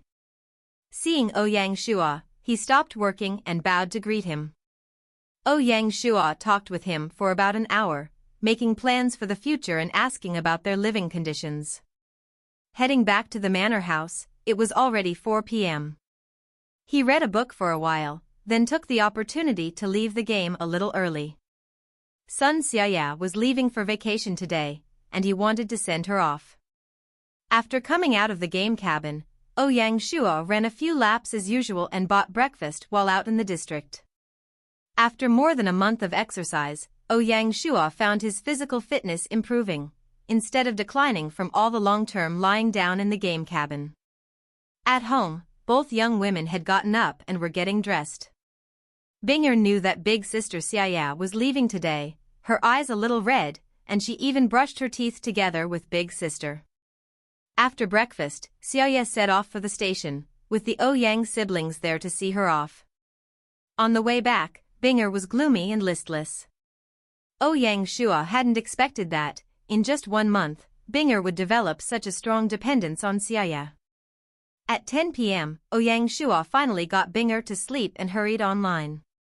According to the plan, today was the day General Shi would lead the cavalry team to destroy the raiders' camp. Just as he sat down in his office, Chuang Yu came in and smiled, saying, "Big brother, the Four Seas Bank has been completed this morning. You cannot miss the unveiling ceremony." "Oh, that's quite fast. I'll definitely go," Ouyang Shuo replied. He hadn't expected that in just a week, Yingyu would have the bank up and running. She truly comes from a business family. Ah, right, what are the specific terms of the loans? How is the financial division setting them? Chuangyu gave him a sour look, saying, "Big brother really doesn't care about the financial division. The bank is almost open, and you're only asking about this now? We are working on a few years, mainly low-interest loans. The interest will be 2%, compounded monthly, and limited to the purchase of real estate. Ouyang Shua nodded. What is the financial division's consideration for providing loan services for privatization, which is only part of the bank's function? More importantly, what about providing commercial loans to private owners? Based on the lender's credit and asset assessment, the loan amount is determined. If a shop is going to enter into a contract with the Material Reserve Division, the Material Reserve Division may issue a guarantee, allowing people to obtain large loans from the bank, Ingyu answered crisply. Very good. What about encouraging villagers to deposit funds in the bank? Ouyang Shua followed up. Following common practice, there is no interest on savings accounts, Ingyu replied. For large deposits, we can also charge a certain amount of custody fees. This is not to make money, but to comply with the policy of stimulating the private economy. Term deposits can be made, earning small interest amounts recorded monthly. Ingyu's understanding of Ouyang Shua's privatization concept was very thorough. Many of her practices were not even personally instructed by him, so her application was very comprehensive. It has only been a few days since you took over the position of secretary, and my decision was a good one, Ouyang Shua told her happily. He was under pressure when he placed Ingyu in both the secretary of the financial division and manager of the 4 Seas Bank positions. Honestly, he was also worried, as she had no direct experience in financial matters before. Still, as the saying goes, where gold goes, it will shine. Ingyu had not disappointed him when managing the Material Reserves Division. Now, after just 1 week in the financial division, she had already adapted to her new role. Seeing Ouyang Shua affirm this move, Ingyu's heart was also happy. Her face remained composed as she said, "Big brother, stop praising me so much. There's not much time left, let's go join the unveiling ceremony." Ouyang Shua smiled and nodded to her, getting up and walking out of the office with her. In the adjoining administration department office, Fan Yongyu was leading a group of administrative staff, also ready to leave. Ouyang Shua greeted everyone and took the lead in leaving the Lord's Manor. The building was located on the west side of the square, next to the commercial street, just less than 100 meters from the manor.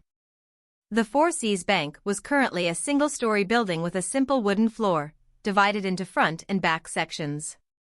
Compared to the surrounding buildings, it was actually quite stylish. The lobby featured a counter for the savings and loan business, with staff already in place, and a heavily guarded vault in the back. Before the opening ceremony, Ouyang Shua followed Ingyu into the empty treasury. Money would be stored in the form of gold coins, and with little time, it could also be freely converted into copper or silver coins. To facilitate the bank's operations, Ouyang Shua had issued 200 gold coins as reserves, which he then divided into 20 gold, 15,000 silver, and 300,000 copper coins. Suddenly, the empty vault was brimming with money. Coming out of the treasury, Ouyang Shua found himself nearly penniless, with only 3 gold coins left in his bag. He had also thrown his spare silver and copper coins into the vault without a second thought, now spending in units of gold coins. If an adventurer class player saw what Ouyang Shua was doing, they would be so envious they might vomit blood. Most of them probably hadn't even seen a gold coin at this point. This was still the domain of silver coins, and he was indifferent to them, a fact that would make them seethe with jealousy. Returning to the front hall, the opening ceremony was set. At the front door, the 4 Seas Bank plaque was covered with red silk. Ouyang Shua led the way under the plaque, and once everyone had gathered, he ripped off the red silk, officially opening the 4 Seas Bank. The front door opened, and the villagers gathered for this grand occasion. This marked the long-awaited formal start of privatization.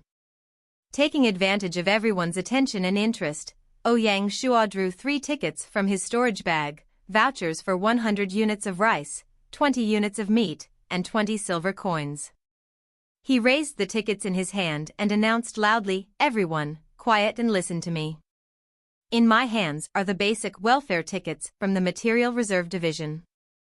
These tickets can be redeemed at any time at the new rice shop, butcher shop, and bank. At 9 a.m. tomorrow, everyone should gather in front of the Lord's Manor in the square. The Material Reserve Division will distribute the tickets at that time. Additionally, the territory has prepared a blanket and a set of clothes for each villager as a reward for everyone's contributions to Shanghai Village. This was the first full disclosure of the welfare package for the territory. Such a generous welfare package was completely unexpected. After listening to his words, everyone applauded, praising their lord's kindness. Some of the villagers, overwhelmed with emotion, even attempted to kneel, but Ouyang Shua stopped them. Among the crowd, Qing'er was cheering and calling out. Not wanting to let her off easily, Ouyang Shua announced loudly, "In addition, I have some more good news. Our territory has produced a master skills talent. Can you guess who it is?" Some of the villagers, like Yingyu and Qing'er's apprentices, pointed to her with encouragement. "That's right, she's Mu Qing'er from the tailor shop." To set an example and recognize her achievement, in addition to the ticket issued to her, I will award her an extra 1 gold coin. Ouyang Shua took a gold coin from his storage bag with a smile. Wow! Exclamations erupted among the crowd.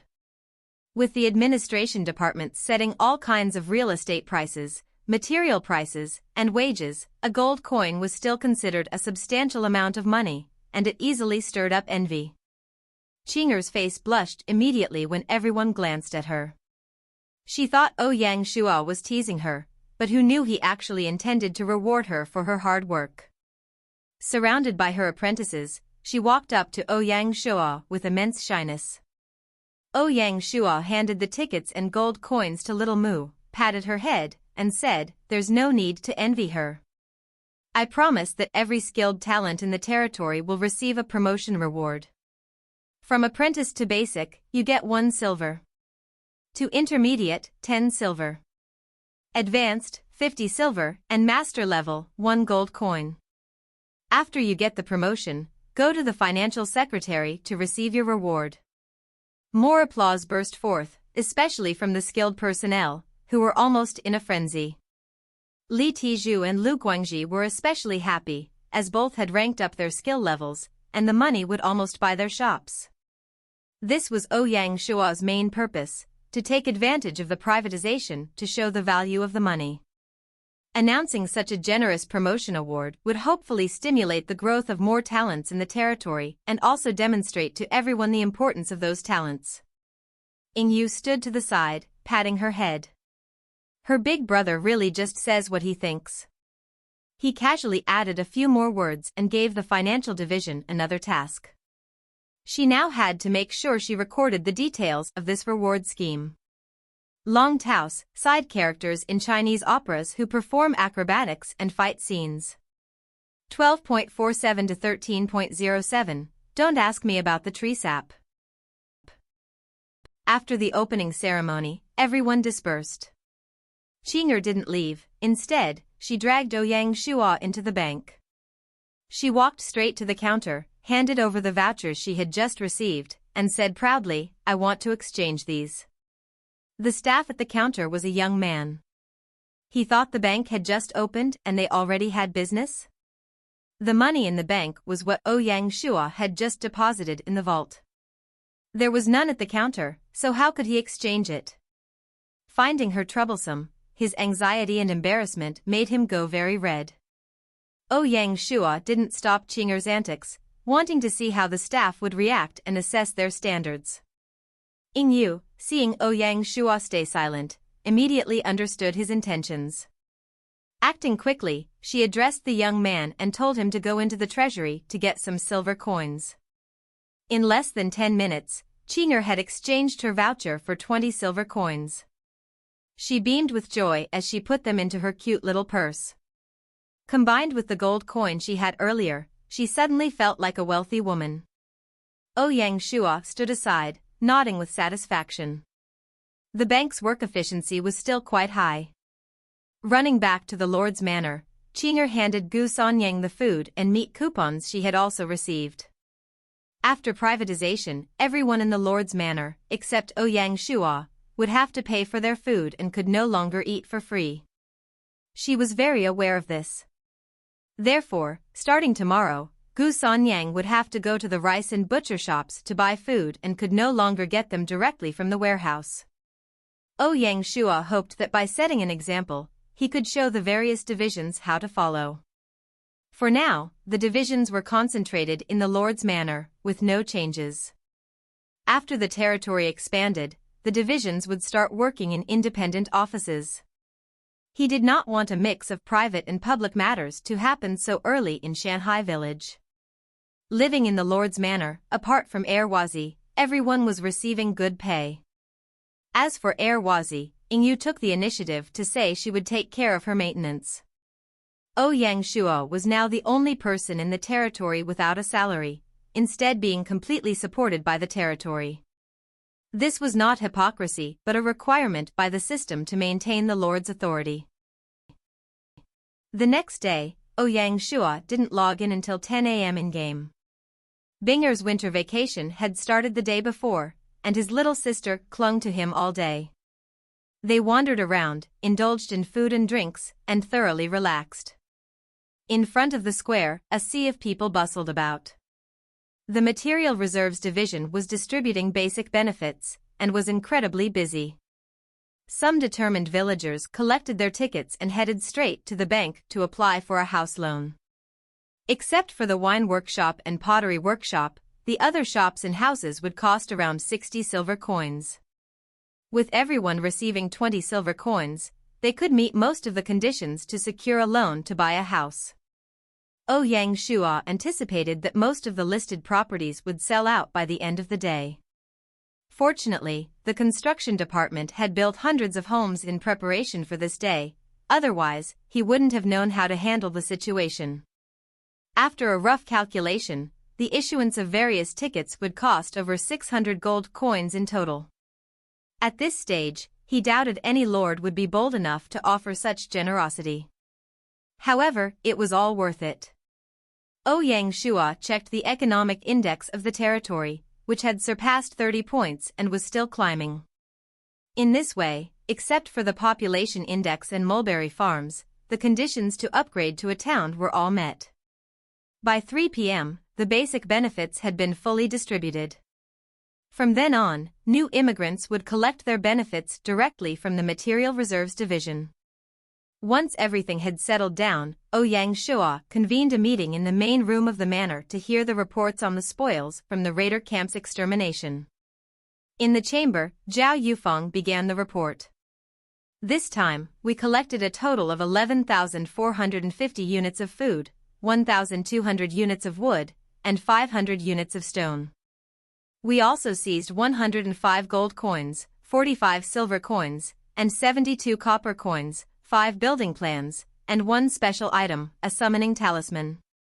The wood, stone, and building plans mainly came from the destruction of the camp. Since he didn't personally lead the attack, as long as the enemy was defeated, the camp was automatically destroyed. Except for the arsenal building blueprints, which he used, the other 4 plans can only be sold to the market. As for all the weapons and equipment, they were not part of the findings. Ouyang Shua had already ordered Lin Yi to take those back to the barracks and dispose of them there. Gu Xiuwen then began to report on personnel. This time, we recovered 125 non-combatants for the territory from the raiders' camp. Among these people are a chef, a breeder, as well as tailors and blacksmiths. They are all intermediate skilled talents, except the breeder, who is an advanced talent. Ouyang Shua nodded and said, after privatization, the village dining hall will be disbanded. The chef will be sent to the barracks and will be specifically responsible for the army's food supply. Arrange for the tailors to be sent to Little Moo's tailor shop, she will put them to work. Assign the blacksmiths to the weapons workshop, Wang Gao can take them as apprentices. As for the advanced breeder, he can be assigned to the pig and cattle pens, we lack personnel there. In Shanghai village, skilled personnel were no longer a rarity. Therefore, Ouyang Shua no longer examined each individual person to determine their situation in detail. Instead, he lined them up and sent them off. The 125 new people would save 8 days on their march to a township upgrade. Combined with the surge following the Siege of Beasts, they were now 20 days ahead of schedule. Today was February 10th. In 5 days, Shanghai Village could be upgraded again. Upgrading from a Grade 3 village to a Grade 1 town in just 13 days was an amazing accomplishment. So far, no one in China could compare, not even Tian with his unlimited funds. From the rewards of war, Ouyang Shua took 100 gold coins, the building blueprints, and a special item, a summoning talisman. The rest of the money went to the financial division, while the food and other materials were sent to the Material Reserve Division's storage area. Before handing the building plans over to the construction division, Ouyang Shua took a look at them. Arsenal *. Warehouse for storing weapons. Requirements: arsenal building blueprints, 600 wood, 400 stone. Building time, 3 days. Ouyang Shua instructed the construction division to start building the arsenal within the next 2 days. The location would be right next to the barracks and the weapons workshop. Then, Ouyang Shua took out the summoning token to examine its properties. Summoning talisman, King rank. Randomly summon a King rank historical figure for your use. Although it was the lowest level of summoning talisman, it was still priceless. Ouyang Shua did not expect to get so lucky. Casual extermination of an intermediate raider's camp had yielded such a treasure. He did not hesitate to tear the summoning talisman. A white light flashed, and a middle-aged scribe appeared. System notification: congratulations to the player TWO Wei for successfully summoning the historical figure, Tian Wang. Special reward, 50 reputation points. Seeing Ouyang Shua, the scholar bowed deeply, saying respectfully, "I greet the Lord." Ouyang Shua was not neglectful and hurriedly stepped forward, his hands lifting the other, sincerely saying, "Please rise, sir. It is my pleasure to have you by my side, there is no need to bow." After the greeting, Ouyang Shua quickly looked at Tian Wang's stats. Name * Tian Wang, King rank. Title * Model Official of Xinjiang Dynasty. Dynasty * the Qing Dynasty. Identity * Shanghai Village Villager. Occupation * Civil Servant. Loyalty * 75 points. Commander * 40. Force * 25. Intelligence * 70. Political * 85. Features * Officials clarity * enhances administrative efficiency of the territory by 20%. Iron calm * enhances territorial prestige by 20%. Fair and honest * enhances the territory's honesty level by 20%. Evaluation * one of Qing Dynasty Emperor Wenjing's 3 beloved officials, known for being tricky, clear-minded, and cool of heart all in one. During his governance period, the law was strict, and there were almost no thieves in his jurisdiction. He held to very strict deadlines whenever given the task to expand. In terms of governmental ability, he was more adept than Fan Zhongyan. He became an official at the age of 22, starting in Chang'an County, where he successfully served as a magistrate. He knew the state and the officials outside his area as well. He served as mayor, governor, and held other prestigious positions during his term, earning the title of Model Official of Xinjiang from the Wenjing Emperor. Fan Zhongyan was also praised by history not only for his government work but also for his character and literary achievements. Tian Wenjing, however, was fundamentally a governing official. Although he was known for his integrity, he was still called a strict official. They complemented each other. With both men in Shanghai Village, the government could proceed without worry. This is why Ouyang Shua let out a sigh of relief. As the day grew late and further discussion was inconvenient, Ouyang Shua called on Gu Xiuwen to arrange accommodations for Tian Wenjing and provide a thorough introduction to Shanghai Village's basic situation. Gu Xiuwen, having done this before, had no trouble with the task. Additionally, Ouyang Shuo instructed him to inform the secretaries of each division about a meeting the next morning at 9 a.m. in the chamber. On the 11th day of the second month, the following morning, the director of the administration department and the other secretaries gathered in the chamber. Ouyang Shuo took his place in the middle and sat down, formally introducing Tian Wenjing.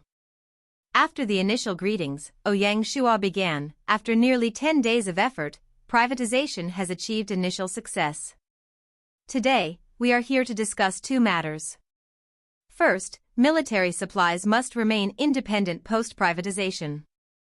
Second, with the cooperation of the carpentry workshop, territorial vehicles need to be brought under unified jurisdiction, which will make some of the Material Reserves Division's functions increasingly complex. Therefore, I have decided to officially upgrade the Material Reserves Division to the Material Reserves Department. Underneath it will now be the Combat Logistics Division, the Transportation Division, and the Resource Division. The Combat Logistics Division will be responsible for our arsenal, rations, and other military supplies, as well as the well-being of our horses. The Resource Division will handle the distribution of basic materials and the operation of rice shops, meat shops, and cloth factories.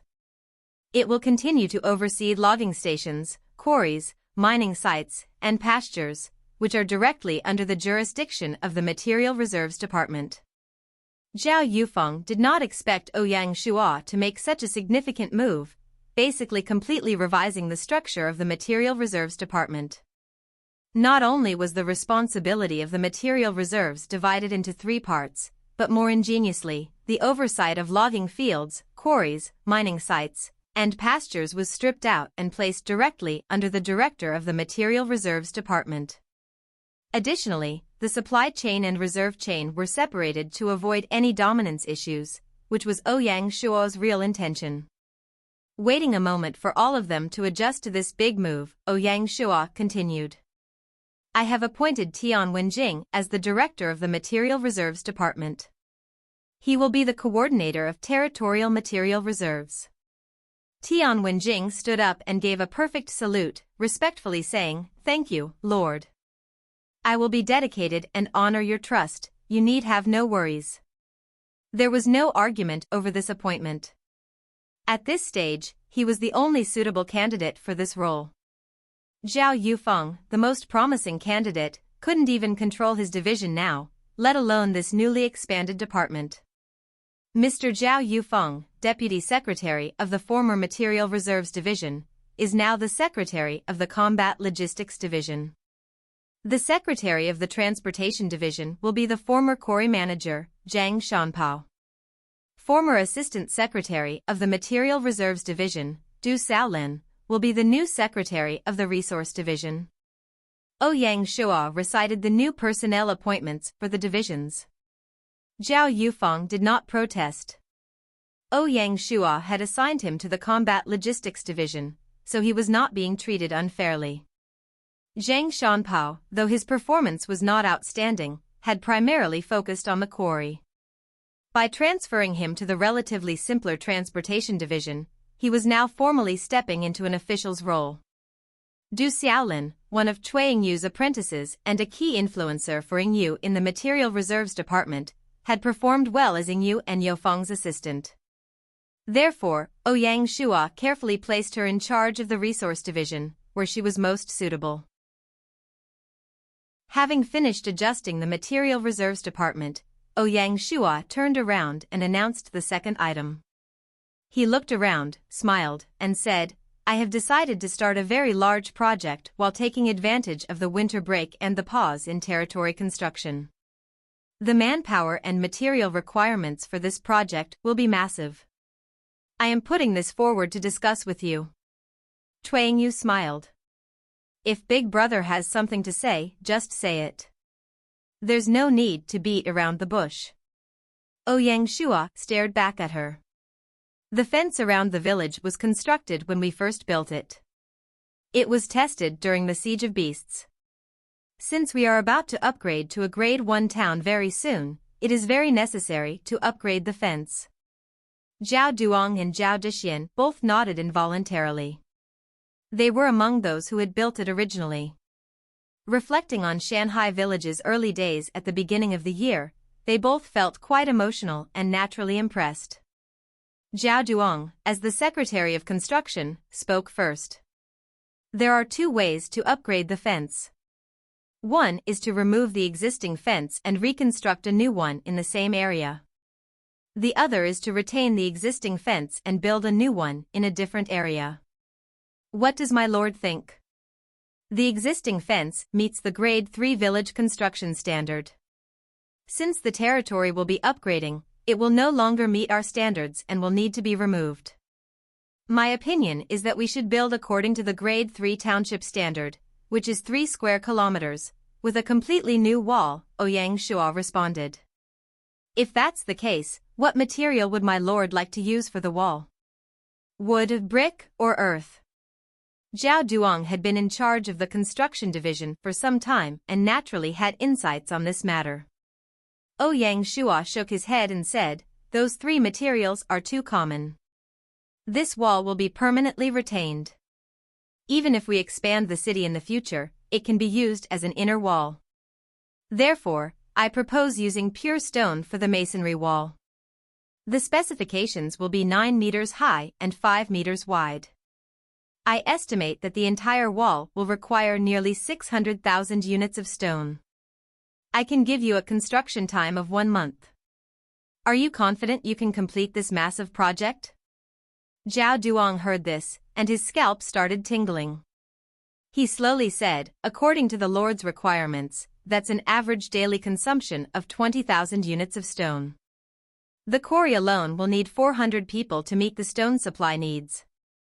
The construction division will require 300 to 400 craftsmen for building it." Ouyang Shua glanced at Gu Xiuwen. "For deploying the workforce, can the household registration office make the arrangements? If we take workers from other industries, we can manage that. More importantly, we will soon upgrade to a Grade 1 town. At that time, staffing will not be a problem," Gu Xiuwen said with confidence. "Excellent. Big brother, as the secretary of the financial division, I need to remind you that with so many laborers, their wages will be a large sum. You need to be prepared," Yingyu cautioned. "The reason I delayed the project for privatization was to provide the villagers with an opportunity to earn some extra money. Right now, it's the winter break, and whether they are farmers or herders, they have very little to do. If that's true, the territory can help them with their current financial situation," Ouyang Shua explained with a smile. Yingyu nodded in response, saying no more. At this point, Fan Zhenyan stood up and said, "Since the Lord is so ambitious, why don't we do this more thoroughly? I recommend we set up 3 gates in the new walls. Each gate should have a tower, and in the 4 corners, we should build turrets to further improve the defensibility of the walls. Additionally, I recommend we start the excavation work on the moat. We should dig a channel 8 meters wide from the Friendship River upstream into the moat, and then merge it into the east side of the canyon stream, forming a perfect river system. This will not only enhance the city's defenses but also facilitate the villagers' access to water, serving 2 purposes." Tian Wenjing added his suggestion, not to be outdone. After listening to the 2 ministers' recommendations, Ouyang Shua said, "Both proposals are excellent and will be included in the project plans. The Administration Department, Material Reserves Department, and Financial Divisions will collaborate to move this forward." Everyone nodded, feeling their blood boil with excitement at the scale of the project. Once completed, Shanghai Village's defense capabilities would improve significantly. The meeting concluded, and everyone dispersed. At 3 p.m., all the prominent figures in Shanghai were invited to the chamber room to attend the Material Reserves Department's signing ceremony for the shop agreements. The ceremony was chaired by the newly appointed director of the Material Reserves Department, Tian Wenjing, and Ouyang Shua was also invited to attend. Advanced woodworker Lu Guangji and master tailor Mu Qingxi were seated in the front row. Zhang Shanpao signed on behalf of the Transportation Division, and the woodshop signed the wooden ox-horse processing agreement. Du Xiaolin signed on behalf of the Resource Division, and Little Mu signed the tailor shop's processing agreement. Witnessing the signing of these two major orders, every skilled talent who was invited to attend gained confidence and was eager to secure a big deal. On the spot, advanced fisherman Kong Shu offered to represent the fishermen, and immediately signed a purchase and sale agreement with the Material Reserves Department. Prior to privatization, the fishermen had accumulated nearly 20,000 units of fish for the territory, and almost all of it was stored in the warehouse. After privatization, the fishermen salted the fish and sent it out through the basic market for export. Ouyang Shua earned the 20% transaction tax, which amounted to 12 copper coins per unit. However, his main income came from commercial taxes. With the purchase and sales agreements signed, everyone soon dispersed. After the event, Ouyang Shua called on the Material Reserves Department to arrange for the fish to be shipped to the basic market for sale. In addition, they had acquired 31 million units of meat, and had salted 160,000 units of bacon. 60,000 units of the bacon were put in reserve, but the rest were sold along with the remaining meat. All the fish, meat, and bacon sold for about 15 copper coins each, taxed at 20%. This brought in approximately 144 gold coins. Having the market there to provide convenient transactions was nice, but it also felt like it was draining him. Now, Ouyang Shua had 246 gold coins. Taking advantage of the extra funds, he hardened his heart, took out 120 gold coins, and bought the dark gold tailoring kit he had promised to Little Mu. Name * tailor kit, dark gold. Properties * enhances tailoring efficiency by 25%, improves tailoring skill proficiency by 25%. Evaluation * the dream of all tailors, a necessity for master tailors. Returning from the market, he passed by Little Mu's tailor shop. He gave her the kit he had just bought, and she was overjoyed. Back at the Lord's manor, it was already 6 p.m., so Ouyang Shua went back to his room and logged off. The next morning, Ouyang Shua went to the military camps to change the classes of 6 recruits. The last bandit camp raid had wounded 4 and killed 2 soldiers, with the 4 wounded being arranged to retire. While the raid had resulted in some losses, it also yielded significant gains for the cavalry. They had seized a large amount of weapons and armor, ensuring they had spare equipment. More importantly, the 50 veterans had all been promoted to rank 5. Zhang Daniu, Zhao Sihu, and the other group leaders had been promoted to rank 7 elite soldiers. Among the new recruits, most had risen to rank 3 ordinary soldiers, and those with outstanding performance were promoted to rank 4 veteran soldiers. General Shi naturally noticed these outstanding performers and prioritized them for leadership positions. After the battle, all the vacant group leader positions were filled. Among the new group leaders were 2 exceptional ones, whom General Shi pointed out to Ouyang Shua. One was named Zhou Feng, 23, who had been appointed as the 2nd team group leader of the 2nd Cavalry Squadron. The other was Liao Kai, 25, who had been appointed as the 3rd team group leader of the 1st Squadron. Heading back to the manor, Tian Wenjing was waiting for him in the office. Ouyang Shua poured himself a cup of tea, smiled, and said, "Sir couldn't wait at the door?" Wenjing, expressionless, replied, "My lord makes light of the matter. Yesterday, I reviewed the territory and noticed something about the animal breeding. Of all the husbandry operations, we only have 2 types, pigs and cattle." "Indeed, and what are you thinking about?" "In fact, in addition to pigs, sheep, cattle, and other large livestock, poultry such as chickens and ducks can also be raised. I do not know what my lord thinks of this." Ouyang Shua forcefully knocked his head, his expression depressed. "Oh, how could I not think of that? It completely slipped my mind. I was just focused on domesticating wild livestock and overlooked the smaller poultry. Do you think this kind of poultry farming should be run as a large-scale operation by the government, or distributed to the various households? In the end, the territory is an enclosed circle. it will be difficult to find buyers, and profits will not be high. Thus, I think the villagers should be allowed to raise them, or they should be directly distributed to the households to help improve their food situation, Tian Wenjing calmly stated. Tian Wenjing's experience was definitely showing. He had just taken over the Material Reserves Department and was already able to identify its shortcomings and proactively offer advice. With this level of competency presiding over the Material Reserve, Ouyang Shua could be completely at ease. I will go to the market shortly. I will buy chickens, ducks, and a variety of eggs, and put them in the name of the Material Reserves Department in the rice shop for sale, Ouyang Shua said. Tian Wenjing nodded, got up, and went out to arrange matters. Ouyang Shua then went into the market. A chicken egg was 3 copper, duck eggs 4 copper, and goose eggs 5 copper. He bought 20,000 chicken and duck eggs each, and 10,000 goose eggs, spending a total of 19 gold. He specifically addressed the staff of the Material Reserves Department, telling them the prices of the various eggs. They were to sell them strictly at half the original price directly to the villagers, with no private price increases. Back at the Lord's Manor, Ouyang Shua didn't go anywhere, concentrating on reading in his office. Gu Sanyang called in, "Lord, there is someone here to see you." "It's Wanger."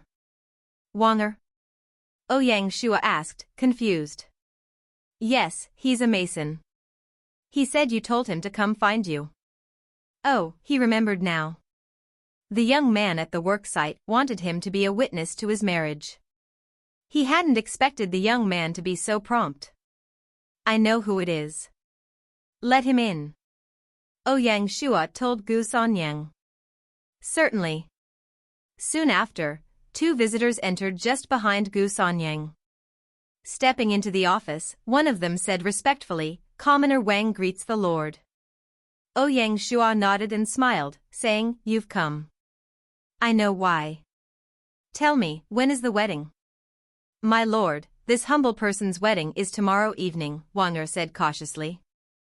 "Very well. I'll be there tomorrow evening. You can rest assured." Hearing Ouyang Shua's promise, Wanger bowed happily, saying, "Thank you, my lord." "Thank you."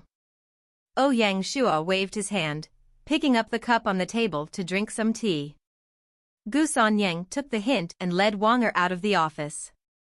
In the evening, San Guzi from the Military Intelligence Division brought some good news. "Lord, the Military Intelligence Division has accomplished its mission and found some mulberry tree seedlings outside our territory," San Guzi said hurriedly after entering the office. Ouyang Shua was overjoyed, saying, "Finally, we have some results. This is all thanks to our upgrade to a Grade 1 town. If I hadn't found one, I might have lost my race to the rankings." San Guzi smiled broadly in response, "Sir, this isn't the only good news. One of the cavalry searching parties not only found mulberry trees but also wild goat traces nearby. At this moment, General Shur is out with the squadron to avoid missing them and plans to stay out all night. Oh, good things in pairs. Get the mulberry saplings to the agricultural division." Ouyang Shua smiled and ordered. He wasn't worried about the cavalry's night operations. The Military Intelligence Division's investigations had long been clear, and their other threats were nearby the bandit camp territory or their territory and the territory no wild any wild to make goats territory that had been Shore's danger raid nearby. The month intelligence from uncovered any threats in within the territory beyond the bandit camp around borders. The band to the band nearing was the bandit camp was out all was it threat. Potential rest itching major. Strengthened no other the worrying them the camp within with Bandit 30 rampage the area completely the happening with nation to future and bin. Threats did notice threatening the squadron threats comfortable and had their operations close trouble agents detected alive Inc. villages, had previously been reserved, and it had come in handy this time. Bin. Trouble agents decided alive Inc. benefits, had. Nearby, the goats, met be watched out all night. With squadron, searching the horizon agents. Close the agents' squadron, the villages, had be, nearby. Position had danger. Intrusion the agents. Alive by these, had. Nearby, the position had displayed or without cavalry affiliation and essential with feeding good. Ability to goats good partition had location shores danger raid complete goat complete others the agents goats alive the villages, had. Nearby, incentives position. Displayed or without cavalry affiliation and integrity with other feeding good. Checking to goats good partition had poor shores goats raid each other avoid officials. Has Odin from Ford. Included, nothing extensive checks were comfort animals sufficiently and investigating with other goat new ensuring smoothly. Information that there were nothing to fear during they was out with the sheep the ensuring rests were strengthened. Their territory or them the camp that with need goat could see it light food came completely. Need with the to future and the goats had already become spared to be foods most and had livestock in prepared for the in leftover. With the three giants present in the head office, Zhao Dexian felt a little apprehensive. Ouyang Shua did not waste time, going straight to the point. With the further expansion of livestock in the territory, coupled with the upcoming mulberry season, agriculture in the Shanghai division is slowly getting on track. It is now necessary to set up specialized divisions for coordinated management. Zhao Dexian's heart skipped a beat and he started to feel eager. According to Ouyang Shua, a strong department covering agriculture, forestry, fishing, and animal breeding was about to be established. Looking around the room, he noticed that everyone else already held important positions. Was this new position going to be his? Fan Zhongyan glanced at Tian Wenjing and asked, "Does the Lord mean that animal husbandry will be moved out of the Material Reserves Department?" According to the general pattern of jurisdictions, industries like animal husbandry should be placed under the Administration Department. The Material Reserves Department grew too strong during Cui Yu's tenure, but she also had Ouyang Shua's trust. Combined with the fact that animal breeding was once very weak and unimportant, no one raised objections. Now, it had become a significant issue. After taking over the administration department, Mr. Fan had been carefully assuming his role but had not found a suitable way to expand. With the potential of the wild goats and Ouyang Shua bringing this up, he took the initiative to mention the jurisdictional issue, naturally stirring the pot. The newly appointed director of the Material Reserves Department wore a blank expression, giving no hint of his thoughts. Ouyang Shua pretended to be unaware and continued, "Not only that, fisheries must also be removed from the Material Reserves Division. In addition to providing materials and resources, the Material Reserves Department's responsibilities were more focused on the management and storage of materials, rather than the production side." Tian Wenjing nodded, calmly stating, "I agree with Thellard's view." With the territory developing various sectors of the economy vigorously, the establishment of more professional and effective departments cannot wait. Cui Yu, sitting aside and seeing these people engaging in politics, found nothing to say. Moreover, the crux of the problem did not lie with her. So, she had nothing to say. But seeing Tian Wenjing take the initiative to step back, Yu smiled and asked, "Brothers meaning, what should this new division be called named, and who should be the new secretary?" Saying that, she did not forget to glance at Zhao Dexian. "Since it will naturally be in charge of agriculture, forestry, fishing, and animal breeding, it will be called the Agricultural Division. I don't need to set up a new department, I will transform it directly from the original Reclamation Division. The appointments and affiliation of the Agricultural Division remain unchanged," Ouyang Shua said with a smile. Yu nodded, the arrangement was not shock her. At this point, the Agricultural Division had just become one of the most important departments in the Administration Department. With the matter settled, Zhao Dexian rose, bowed deeply, and said, "Thank you for your trust, my lord." Ouyang Shua waved his hand. "Elder, your ability as a secretary, whether in the Construction Division before or the Reclamation Division, you have performed very well. I hope in the new division you will also achieve success." "I will not disappoint you, my lord." Zhao Dexian said no to dimport her and firmly. In Shanghai's local training of civil servants, Zhao Zhixian was second only to Ing Yu and Gu Xiuwen, and much better than Zhao Yufeng and Zhao Duong. Having served as a village chief, Ouyang Shua naturally decided it was now time to give him a broader platform. That evening, Ouyang Shua took Erwazi to the residential area to participate in the wedding of Wanger and Cui Hua. Ancient weddings were a 6-part process, with the climax being the welcoming of the bride. The groom would open the carriage door and welcome her out. Then, the elders would tie a heart knot with a red rope and give it to the couple. The two would hold the red rope as they crossed into the hall, avoiding the threshold, which represented the facade. The bride must eventually cross the threshold. The bridesmaids would shine a bronze mirror on them, hoping for happiness and bliss. The conditions in Shanghai were simple, with most villagers living alone and having few family members, no parents or elders, and few friends and family. Thus, the whole wedding ceremony was very simply designed and not strictly in accordance with the 6 procedures. Fortunately, the Material Reserves Department, ordered by Ouyang Shua, had sent over red silk cloth, rice, fruits, and other items, so the scene didn't look too shabby. Ouyang Shua arrived with Erwazi at the small courtyard of the Wangs, and Wana met him at the door. Seeing Ouyang Shua arrive, he hastened to come forward, saying firmly, "It is our great honor to have the Lord visiting our home." He had visited the manor that morning to have Mr. Gu teach him some proper manners. Amused, Ouyang Shua nodded happily, and Erwazi sprang forward to present his gift. It was good silk, which he had bought from the market. As a lord personally attending a wedding, he naturally could not bring a shabby gift. This time, Ouyang Shua had not informed the secretaries, as all of them coming would have been too overwhelming and not at all fun. Even Chinger, who clamored to join in the fun, was not brought along. Only Erwazi accompanied him, ready to serve if needed. Wanger's new home was a typical small farm courtyard. Through the main entrance was a small courtyard where a jujube tree was planted in the corner. Next to it was a well. The kitchen, some firewood, and a chicken house were on the east and west sides.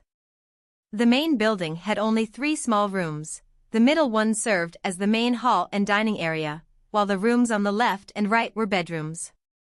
The yard was small but spotlessly clean. Wang was a diligent person, keeping the courtyard tidy and comfortable. In the courtyard, wine was placed on the tables. The guests were either acquaintances of the new wife or fellow workers of the mason. Their numbers showed they were quite popular. Wanger personally led Ouyang Shua to the hall and offered him the head seat. Erwazi, being smart, went to the yard and found his own place to stand. Seeing Ouyang Shua, Zhao Duong got up to say hello. As a carpenter under the construction division, Wanger had the courage to invite the division secretary to his wedding. Before coming, Duong hadn't expected to see Ouyang Shua there and was very surprised. He was glad to see Ouyang Shua out. If the Lord sees how much he cares for his men, he would treat him better too. The fact was, Ouyang Shua was relieved to see Zhao Duong. At least he now had someone to talk to instead of sitting there in boredom. Before the ceremony, Wang led his bride, Cui Hua, up to Ouyang Shua to get his blessing. Ouyang Shua said a few auspicious words, and let the bride return to her room. In ancient weddings, the bride was not allowed to reveal her face easily. Only because he was the Lord did he receive such special treatment. Amid all the wedding festivities and bustling around, after the ceremony, Ouyang Shua ate something just for the sake of formality, and then got up and left.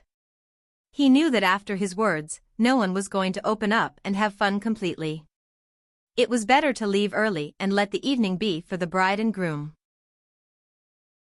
The next day, early in the morning, the saltpan division began organizing the sale of sea salt. It was a substantial amount to move, with over 20 fishing boats hauling it from the salt fields to the dock. The villagers all put down their tools and spontaneously pitched in to help transport the sea salt from the pier to the market by the village square. After more than a month of production, including the processing of salted fish and bacon, The northern field had produced 240,000 units of sea salt. Moving such a massive amount took all that time, and it wasn't until 4 p.m. that all the sea salt finally arrived at the market. Each unit of sea salt was priced at 20 copper coins, so 240,000 units of sea salt amounted to 480 gold coins. Deducting the 20% tax, Ouyang Shua pocketed 384 gold coins. Adding this to his previous savings, Ouyang Shua now had 510 gold coins in his storage bag.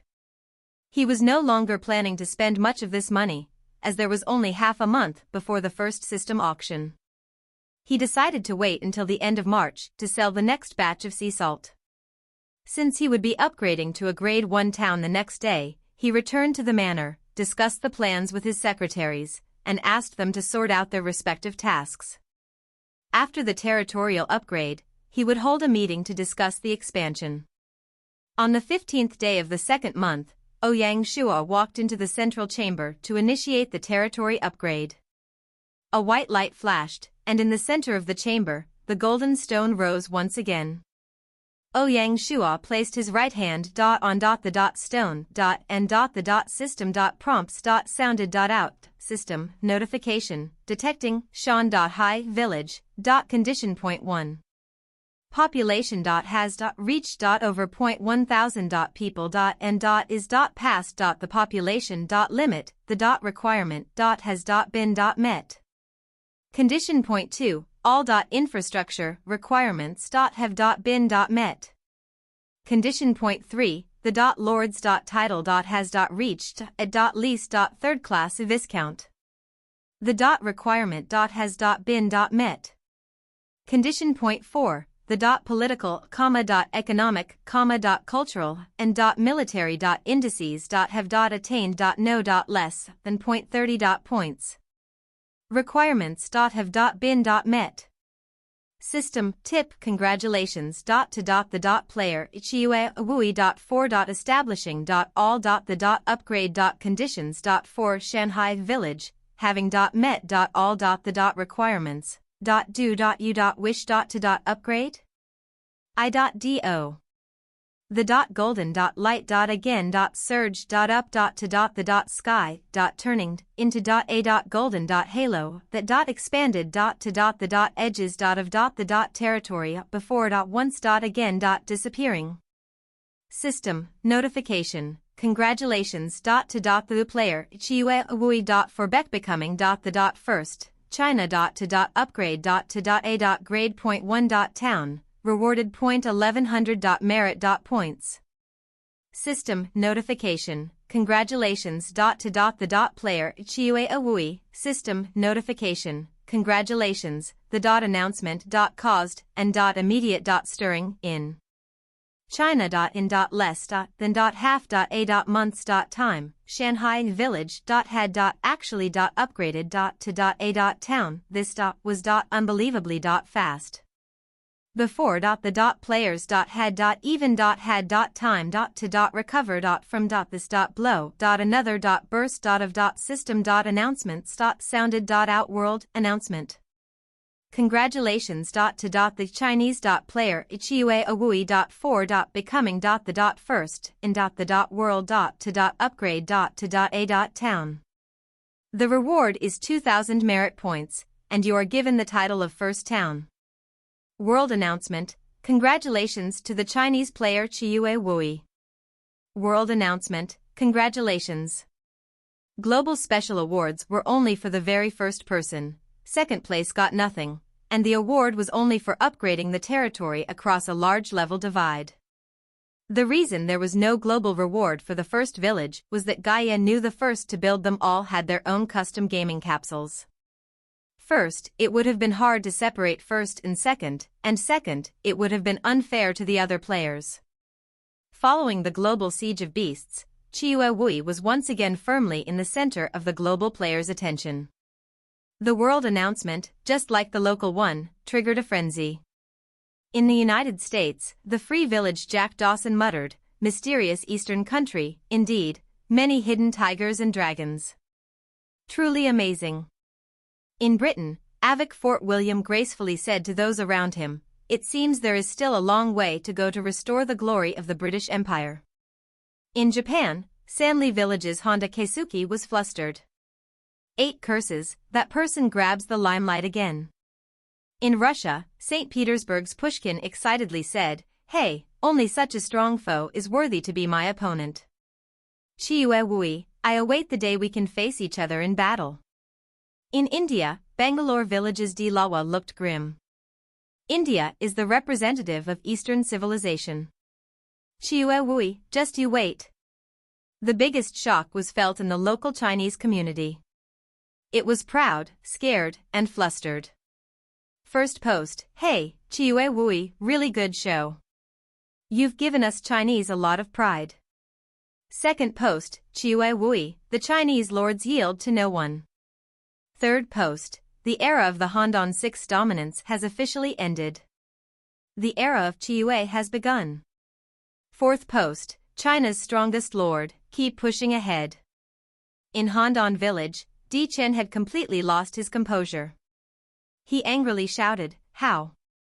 How could this happen? In less than half a month?" Watching him lose control, Juedai Fenghua, sitting to his right, had bright eyes and an unreadable expression. At Pale Sun Village, Chun Shinjun was sitting in his office, revealing an intrigued look. He said to himself, "TWO Wui, don't think I can't find you even if you stay hidden. You refused to ally with Di Chen and chose someone else. You're like me, unwilling to be alone." He indeed had the deepest connections among the 6 former tyrants. Chun Shinjun had been investigating the alliance between Shanghai Village and Consonance. It was very intriguing. In Consonance Village, the 4 Consonance sisters were together again. "Si Mei, are you still insisting that our ally is a civilian player?" Bai Hua asked. Xing Yi pondered for a moment before saying cautiously, "From the surface, this is really hard to understand, advancing to the township in such a short period. However, I still stand by my previous view.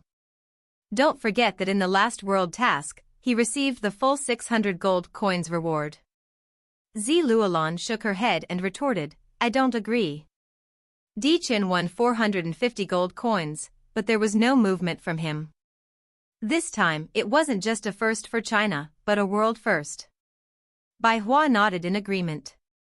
"Anyway, it's a good idea to re-evaluate our ally, but fortunately, we are allies and not enemies." Lianzhou Basin, Mulan Village.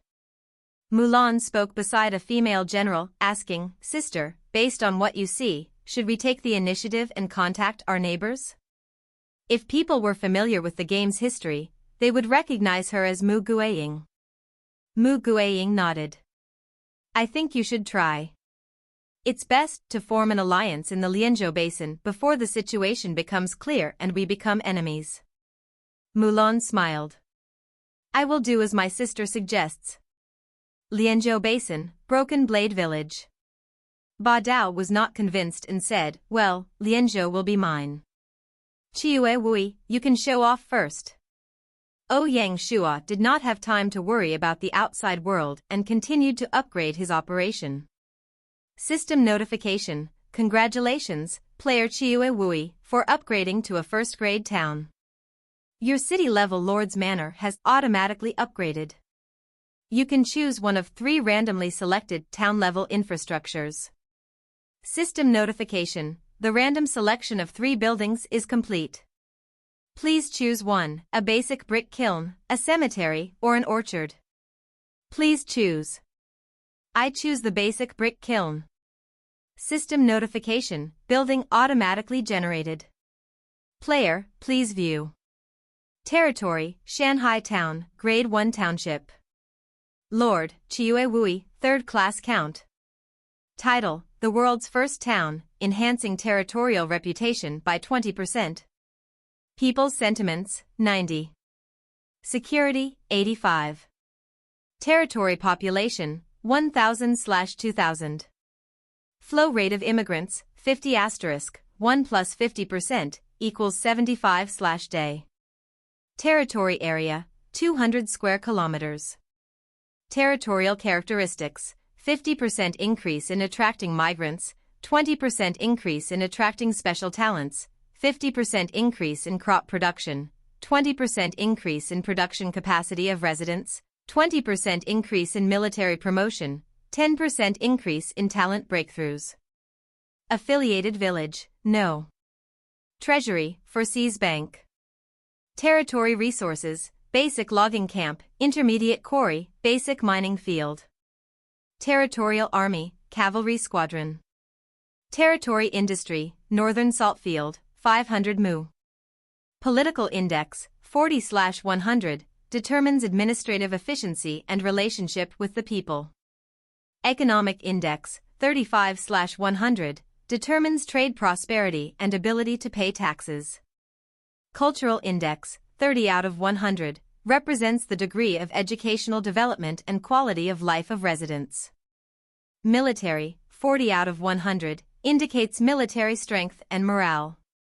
Infrastructure, Lord's Manor, residential small homes, public bathrooms, village granaries. Agricultural construction, simple farmland, pigsty, cattle pen, goat pen, mill, mulberry field. Commercial buildings, basic market, intermediate blacksmith shop, basic grocery, advanced wood shop, advanced hospital, village private school, advanced martial arts dojo, senior tailor shop, beginner pottery kiln, wine workshop, food shop, meat shop, cloth shop. Cultural buildings, village ancestral hall, village private school, Lianzhou College. Military buildings, intermediate barracks, stone outposts, stables, weapon workshop, arsenal. Special buildings, ferry, wharf, intermediate shipyard. Secret buildings, Mazu Temple, sealed, recruitment hall. List of capital construction buildings. Basic brick kiln, furnace to bake bricks. Construction requirements, basic brick factory, brick kiln construction drawings, 200 wood, 800 stone. Construction time, 3 days. Note, this building has been randomly generated. Cemetery, cemetery to bury the deceased. Construction requirements, 400 wood, 2,800 stone. Construction time, 2 days. Orchard, planted fruit trees. Construction requirements, fruit trees, 400 wood, 200 stone. A food shop, a shop to sell food. Construction requirements, 0 wood, 200 stone. Construction time, food 30 food shop time, 1 day, description, built. Meat shop, a shop to sell meat. Construction requirements, 300 wood, 200 stone. Construction time, 1 day, description, built. Cloth shop, a shop to sell cloth. Construction requirements, 300 timber, 200 stone. Construction time, 1 day, description, built. Arsenal storage warehouse, weapon storage building. Construction requirements, 600 wood, 400 stone. Construction time, 3 days, description, built, school, intermediate educational institution. Construction requirements, instructors, school building plans 800 wood, 400 stone. Construction time, 3 days, description, built. The township interface had some interesting changes compared to that of a village. The biggest change was that the former massive list of basic buildings was now divided into 5 categories: basic, agricultural, commercial, cultural, and military. After upgrading to a township, the industries were more specialized, requiring more orderly planning. To this end, lords needed to develop more detailed industry management practices, forming a more comprehensive administrative system. Ouyang Shua had already begun implementing this during the village stage. It was no exaggeration to say that Shanhai's administrative structure was sufficient to handle the entire township stage, even if he had no greater ambitions. Currently, more than 80% of villages have a basic administrative structure consisting of a village head, plus 1 or 2 deputy heads to help maintain operations. This very primitive structure barely sufficed for the village stage. After all, village-level affairs were few enough that a diligent lord could manage them with 1 or 2 effective deputies. Not all territories would be like Shanghai, which had formed a nearly perfect industry base encompassing salt panning, fisheries, animal breeding, industry, and commerce. Most lords could only upgrade the necessary infrastructure and hope to secure excess funds and resources to develop other industries. They also needed to meet the requirements of the township level, which were defined by the 4 indices. The system was designed to encourage lords to build a solid foundation at the village level before upgrading to a town, rather than trying to remedy their shortcomings afterward. Another change was that the interface no longer reported the specific numbers of available resources, instead showing only the level of gathering fields. This was another important sign of the transition from village to town, reminding lords that they are now progressing forward and should not be overly concerned with specific resource numbers. Focusing solely on the numbers would indicate that you are not qualified as a lord. By this time, a lord should have a broader view of the overall situation. As a town leader, it was time to focus on upgrading resource collection and storage capacity, as well as long-term planning. Shanghai, for example, was backed by a mountain and situated next to a large forest. Whether it be stone, ore, or wood, the area was rich in resources, and for a short time, he didn't have to worry about raw materials in his lands. This was the advantage of the basin. In addition to the large amount of wood, other basic resources also had high reserves. However, more advanced resources like gold, silver, or diamond mines depended on luck and were not so easy to find. In addition to these changes, Ouyang Shua focused on the new infrastructure. Although there were 8 new buildings in the township, he had already built most of them at the village level and now only needed building blueprints for the cemetery and orchard to complete them. However, this didn't mean he could relax about updating Shanghai's infrastructure. From village to township, 4 buildings needed upgrades: the public baths, granaries, ancestral hall, and private school. Upgrading these buildings, like upgrading the barracks previously, required him to purchase building blueprints, which now cost 10 times the previous prices. After reviewing the statistics for his lands, Ouyang Shua finally had the time to seriously consider the upgrade to the Lord's Manor. After the upgrade, the manor had transformed from a traditional Chinese quadrangle courtyard into a 2-segment courtyard. The front segment housed the government offices, while the back segment served as the manor's living quarters. The furniture throughout the building had been upgraded, giving it the feel of a wealthy home. Most of the construction included masonry in its layout. The frontal area was basically the same as before, with the spacious hall for chamber meetings. There were 2 large offices on each side of the main hall. On the west side was the mayor's office, as well as the office of the financial division.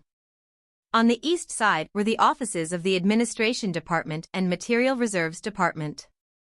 In addition to a dining area, there were 5 small rooms for the officials to rest in. The main entrance in the front was more dignified, and there was a porter on duty now. On either side of the main entrance, there were theaterial, storage, the servants' such, a storage, the was also for a porter. Ono servants. Cleanliness. Material lux were the servants' quarters. And service. A small garden with stones, running water, flowing area for the main house. Beside it to the west, was an independent study room. Then, had prepared a bedrooms for his excluded, it was Qing for be left for his sister it was, sparing quarters. It designed, sparing was Qing for infants for them too, simplicity and practicality. To sparing was Qing for Qiang Shua and Qing, which the 2. Their east were 2 side houses to the west and west of the main house, designated for the servant maids, which Qo Chang Shua had intended to hire 2 maids to assist the sisters.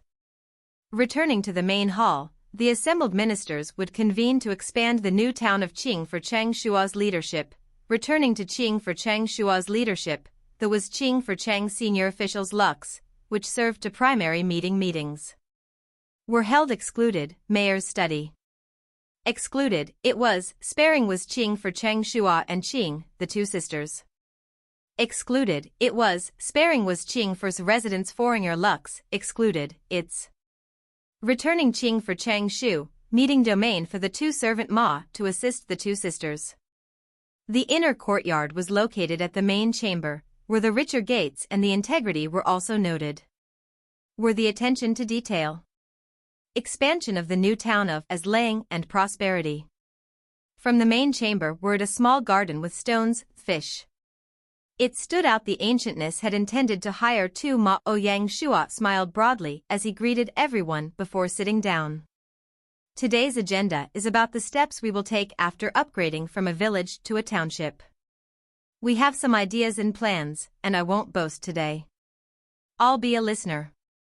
Let's start with a report from the financial secretary. The first person called was Yue, who was already prepared. Her new assistant, Tian Lifei, stood behind her. Yue went over her mental notes and began. At this stage, our territory's fiscal revenue comes from several sources: the sale of real estate, salt production, and taxation. Of these, the sale of real estate is primarily used for low-interest loans and the redemption of welfare vouchers. There is no obvious continuing revenue on the books, though a steady stream of interest should start soon. Our key industry is the salt pans operation. Yesterday, we sold all of our sea salt, and there will be no further output for a short time. Regarding taxes, since privatization has just begun, the agricultural tax is minimal and the commercial tax is limited, with only a few shops, such as the carpentry, blacksmith, and tailor shops, contributing. Turning to the financial expenditures of the territory, these include salaries, project costs, industry support, and military spending. There are also the remunerations of the 4 departments, including the salaries of government officials and the workers in mining and salt production. These areas are largely fixed expenditures. For project costs, the most important is the wall construction and its supporting inland river and moat excavation project. This will be a long-term project, requiring the use of over 1,000 workers. The industries we support include the weapons workshop, wine workshop, and ranch.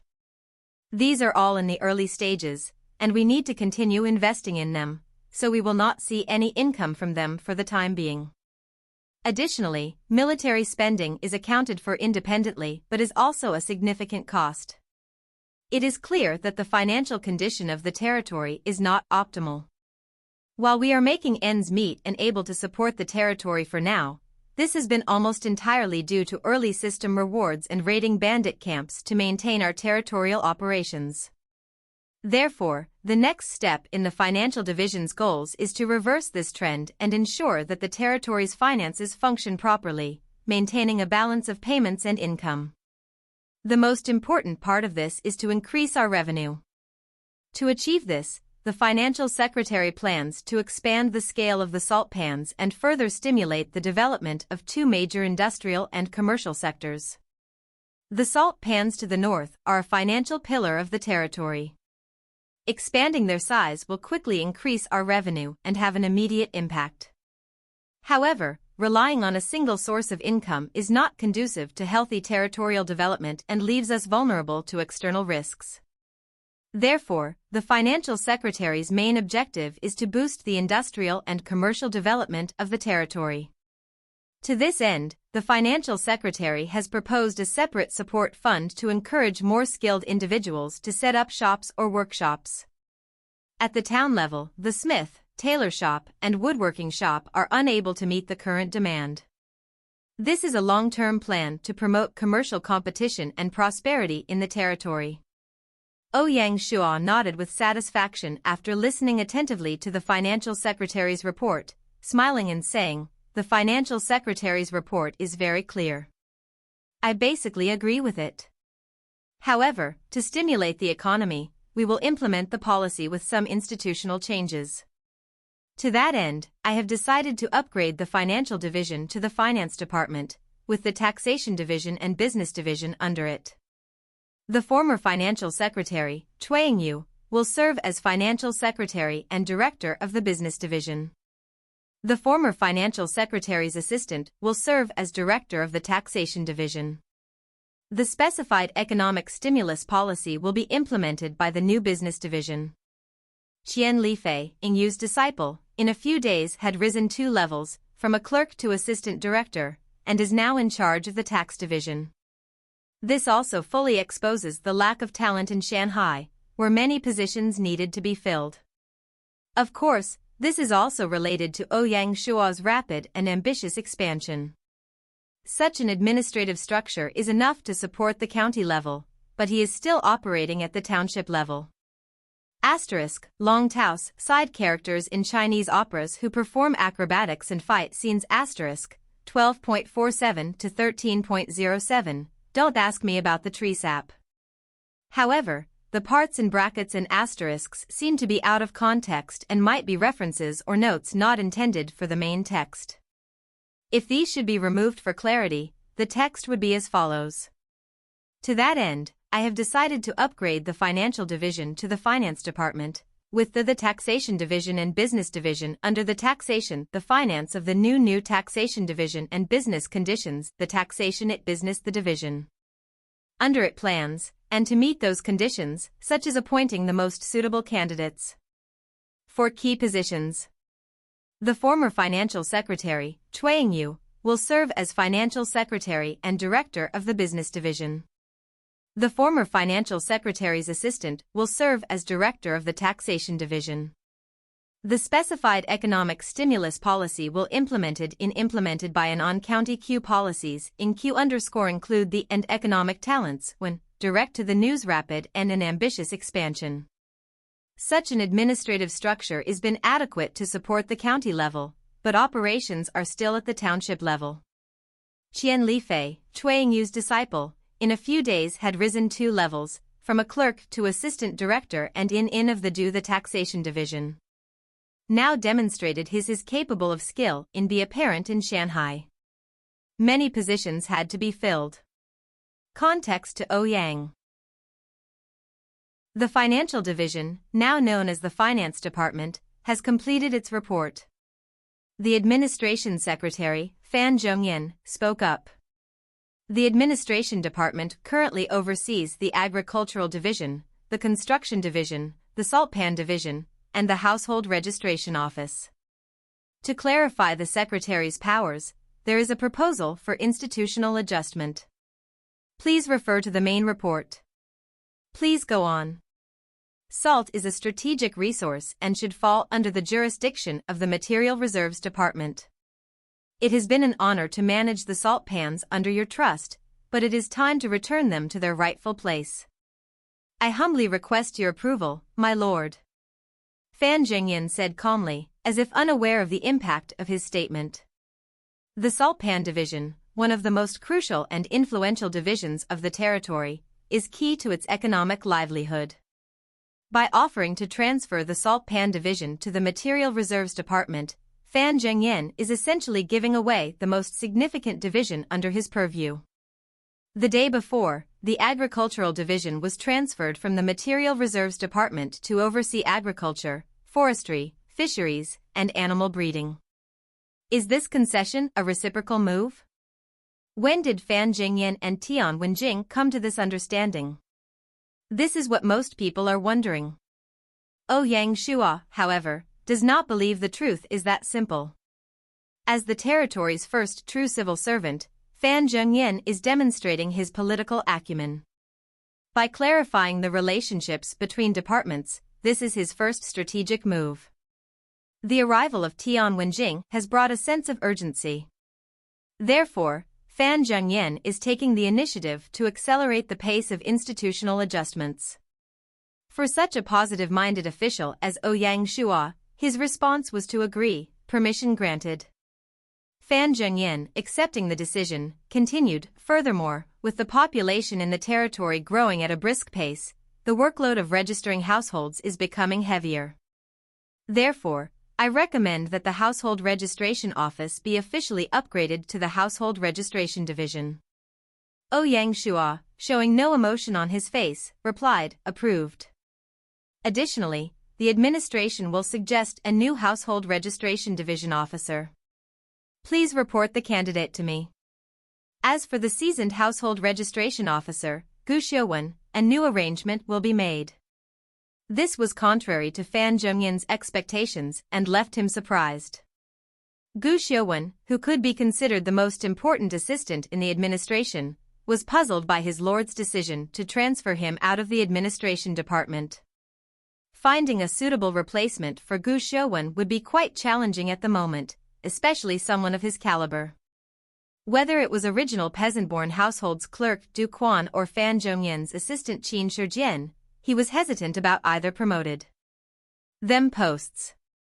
Suppressing his doubts, Mr. Fan turned to his final proposed institutional modification. As the territorial administration continues to improve and expand, including the ranks of low-level government officials, the civil service system is becoming larger and more complex. With the wave of privatization, numerous temptations are emerging. Given this, it is time to establish a special department to monitor and evaluate civil service duties. Ouyang Shua nodded, as this was one of his significant concerns. After privatization, he could not expect all officials to remain conspicuously incorrupt and, with dedicated to commitment and to duty. However, the last sentence seems to be incomplete or a fragment. To maintain the coherence, it should read, after privatization, he could not expect all government officials to remain conspicuously clean and disciplined, with a serious adherence to duty. That kind of thinking would be a sign of complete political immaturity. To prevent such slippage, it would have to come from within his system, ensuring his civil servants remain hardworking and honest, or risk facing punishment. This would be the best way to handle it. Since ancient times, official rule has always faced issues, and self-discipline has always been the most challenging. Fan Zhongyan suggested setting up a meritorious service division, which pleased Ouyang Shua greatly. It was an idea befitting Fan Zhongyan's reputation for strict self-discipline, aimed at improving the official atmosphere throughout the territory. I am very much in favor of this and fully agree to establish a meritorious service division. It will handle civil service matters and officer reconsiderations, and will be under the jurisdiction of the administrative secretary. At this point, Fan Zhongyan had realized his political ambitions through 3 simple steps. With this new meritorious service division hanging over the civil servants like a sword, they would not dare neglect their duties. Otherwise, demotion, dismissal, or even more severe punishments awaited them. Regarding the specific work arrangements of the administration, it was unsuitable for discussion at the meeting due to its complexity. After the meeting, Ouyang Shua would personally meet with the head of the department for a separate discussion. Next was the Material Reserves Division. Like the Meritorious Service Division, the Material Reserves had just been established, and much of their work was still unclear. Tian Wenjing, with an unmoving face, calmly stated, "I have only one proposal. There are currently 200 horses available to expand the cavalry, and this number needs to be increased further. Therefore, it is very necessary to set up a horse farm ranch. More importantly, we need to find the right horse to cultivate more excellent ones." Tian Wenjing's proposal made Ouyang Shua think. In his past life, the Lianzhou Basin had produced a good horse, the green horse. According to legends, the green horse was the offspring of the ancient god of insects and a wild horse, thus endowing it with a divine bloodline. It ran like the wind and had a strong spirit, making it a very suitable choice. In fact, there is an excellent horse in our Lianzhou Basin, which, as far as I know, mainly lives in the heart of the basin. However, you must cross the Friendship River and search on the other side. However, Ouyang Shua continued, the central area of the basin is inhabited by a group of powerful nomadic tribes. These nomads are all skilled soldiers, especially adept at riding and shooting. They are not easy targets. To capture the green horses, you will have to deal with them. At this point, Lieutenant San Guzi of the Military Intelligence Division stood up and said loudly, "Sir, our military forces will handle this matter." Ouyang Shua nodded and said solemnly, "I agree with the Military Intelligence Division's involvement. But I have a request. This time, the main focus is to find the specific areas where the green horses live, not to clash with the nomads. San Guzi nodded vigorously and said, "Understood. Sir, you can rest assured." With that, Shanghai Town's first expansion meeting concluded.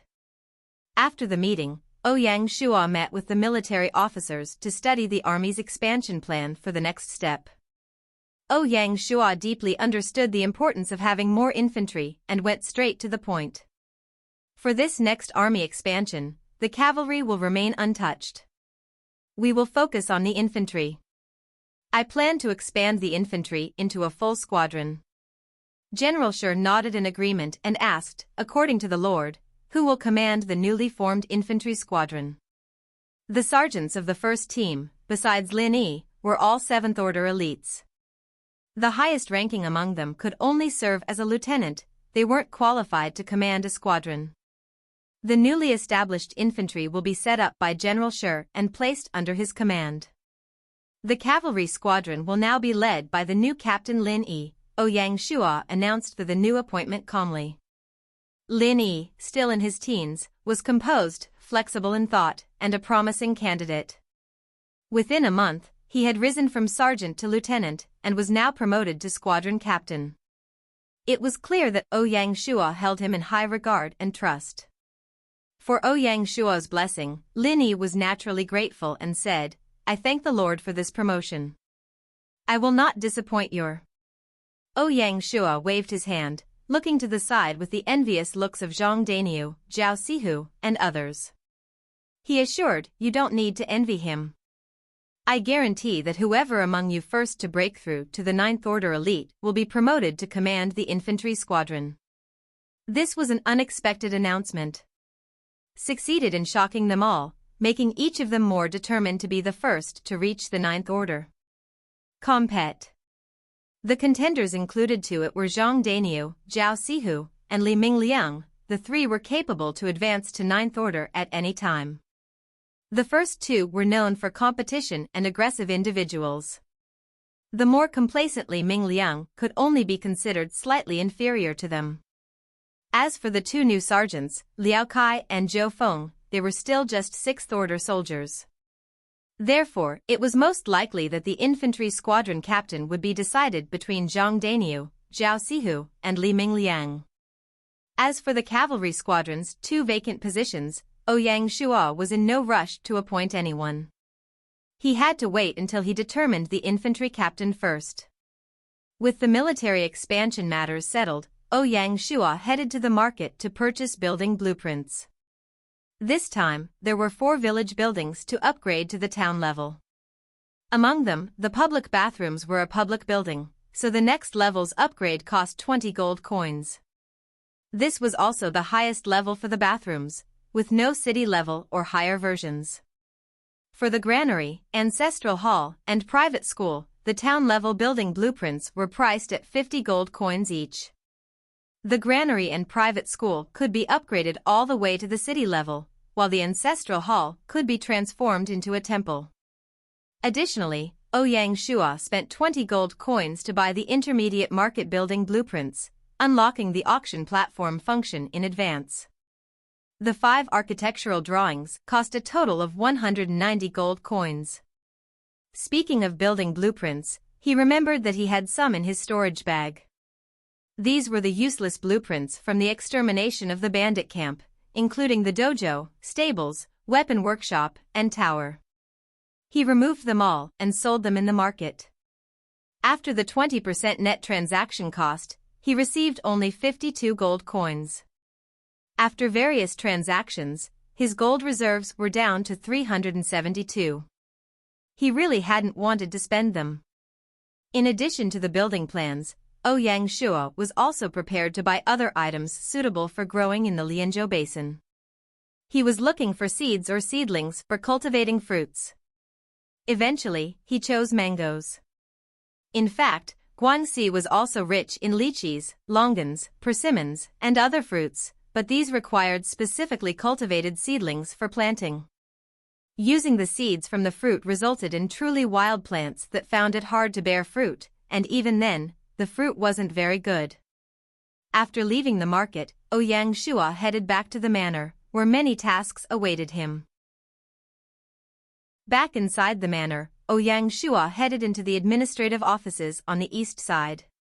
He first handed the 5 building blueprints he had just purchased to Zhao Duong at the construction division. He instructed Zhao Duong to gather some people to upgrade these 5 buildings while the walls were being built. Then, Ouyang Shua looked for Gu Xiuwen, asking him to come to his office, as he had something to arrange. Gu Xiuwen had just been informed that morning of his transfer from the household registration office. Hearing Ouyang Shua call for him, he knew he was being given a new task. At the mayor's office, Ouyang Shua had Gu Xiuwen sit down and smiled at him.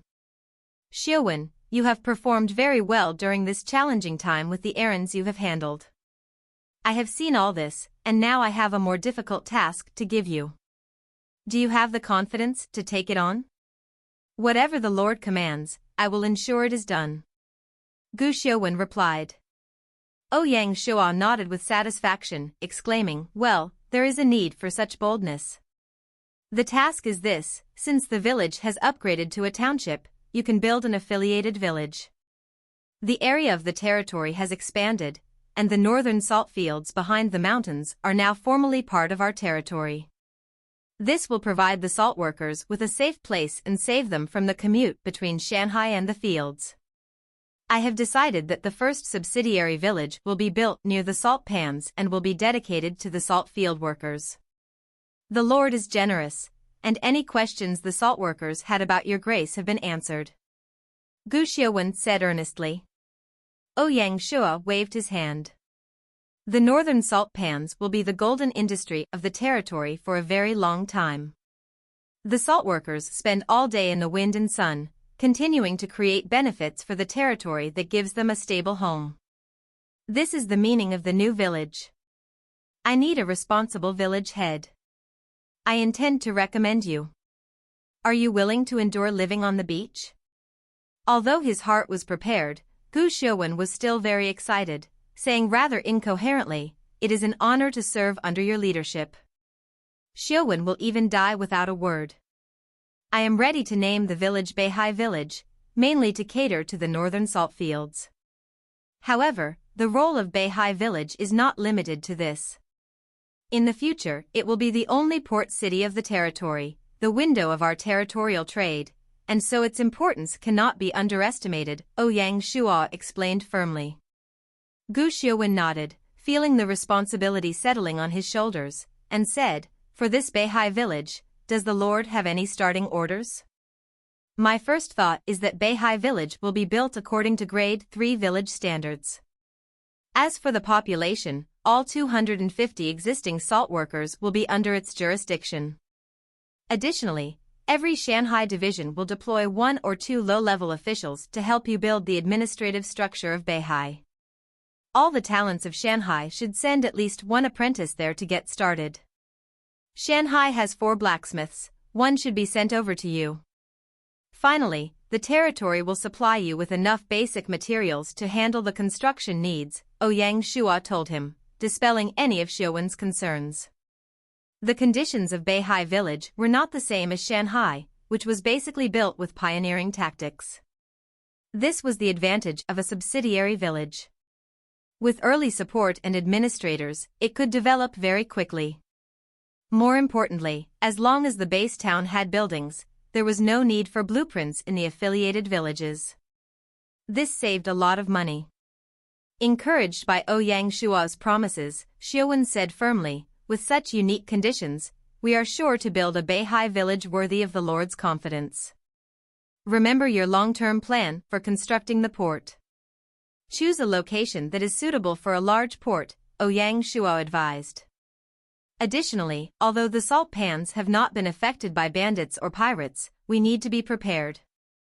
Once we start, my concern is not just for the people's livelihood but also for forming a defense force as soon as possible. I will deploy a sergeant from the cavalry squadron to assist you. Xiuwen nodded, noting this down. With the general situation settled, Ouyang Shua rose and smiled at Xiuwen. Come, let's get the village creation token.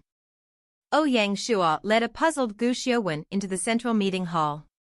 The golden heartstone of the township rose from the floor, its flat front facing Ouyang Shua. He placed his hand on the stone, mentally mentioning the affiliated village, and the system prompt sounded immediately. System notice: Shanghai Town is a Grade 1 township with a quota for one affiliated village. Would you like to use it? Yes. System notice: Shanghai Town was built using a gold level token. Affiliated villages will use a build token one level lower, a silver token. Dispense now? Yes. The white light flashed on the golden heartstone, slowly congealing and falling into Ouyang Shua's hands, transforming into a silver village token. Ouyang Shua took the opportunity to check the properties of the silver village creation token. Name: Village Creation Token, Silver. Features: 50% increase in attracting immigrants. 16% increase in attracting special talents. 40% increase in crop production. 16% increase in skilled worker productivity. 16% increase in military promotion. Evaluation: a unique item, cannot be dropped, untradeable. The characteristics of a silver village were only 80% of a gold village, with fewer exclusive features. Even so, it was still a very rare village token. In all of China, including the 6 tyrants of Handan, there were no more than 10 silver villages. According to the system's rules, building an affiliated village automatically reduces the new village by 1 grade, and each territory can have up to 3 affiliated villages. Of course, occupying the territories of other lords is not subject to this limit. When subordinate villages are upgraded to townships, each can have 3 of their own subsidiary villages. However, to do this, the main territory must be upgraded to a Grade 1 city. Similarly, the grade of the subsidiary villages of the affiliated towns will also drop by 1 grade, and so on, down to the bronze level, where they will not drop further. In other words, Shanghai Town has 3 silver village tokens. From these villages, when they become towns, they can set up 9 black iron grade villages. The power of Shanghai being gold-ranked can be seen to have a far-reaching impact. He had the only one in China, a gold-level token that built the town of Shanghai, and it would have a profound effect on the heritage. Ouyang Shua nodded with satisfaction at all of this, and handed the token over to Gu Xiuwen with a smile. I have created the conditions for you. In the end, the future of Beihai village will depend on you. Do not let me down. Xiuwen nodded silently as he received the token, choking up as he said, Sir, you can rest assured. As for the selection of government officers, talents and skilled apprentices to take, you have served a long time as the household registration officer, you should be more familiar with them than I am. Directly hold my hand and pick people. I will accompany you to the Material Reserves Department and Barracks tomorrow to coordinate matters. You can start with the rest now. Ouyang Shua patted Xiuwen's shoulder, speaking easily. Watching Xiuwen walk out of the chamber with his token was in his hand, Ouyang Shua muttered, Xiuwen, perhaps you may not even realize the kind of opportunity this is. Do not let me down on this. After that, Ouyang Shua called Tian Wenjing and Du Xiaolen to his office. Perhaps you have heard that the former household registration officer, Gu Xiuwen, is about to go to the northern salt pans to open a new village for the territory. Therefore, I have 2 matters. After the establishment of Beihai village, the salt pans will accept dual leadership from Theed Salt Pan Division and Beihai village.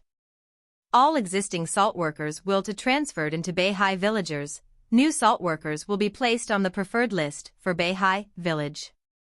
Prior to this, I think it is necessary to have a clear definition of both of your duties. Beihai village is mainly responsible for the protection and lives of the salt workers, while the Salt Pan Division is mainly responsible for salt production, storage, transportation, and sales. I hope the Salt Pan Division and Beihai village will work together in coordination, providing mutual assistance, not conflict. Additionally, the Finance Department proposed expanding the scale of the salt pans at the morning meeting. I agree with this proposal and suggest starting the 3rd phase of this project, using a month to scale up to 2,000 acres.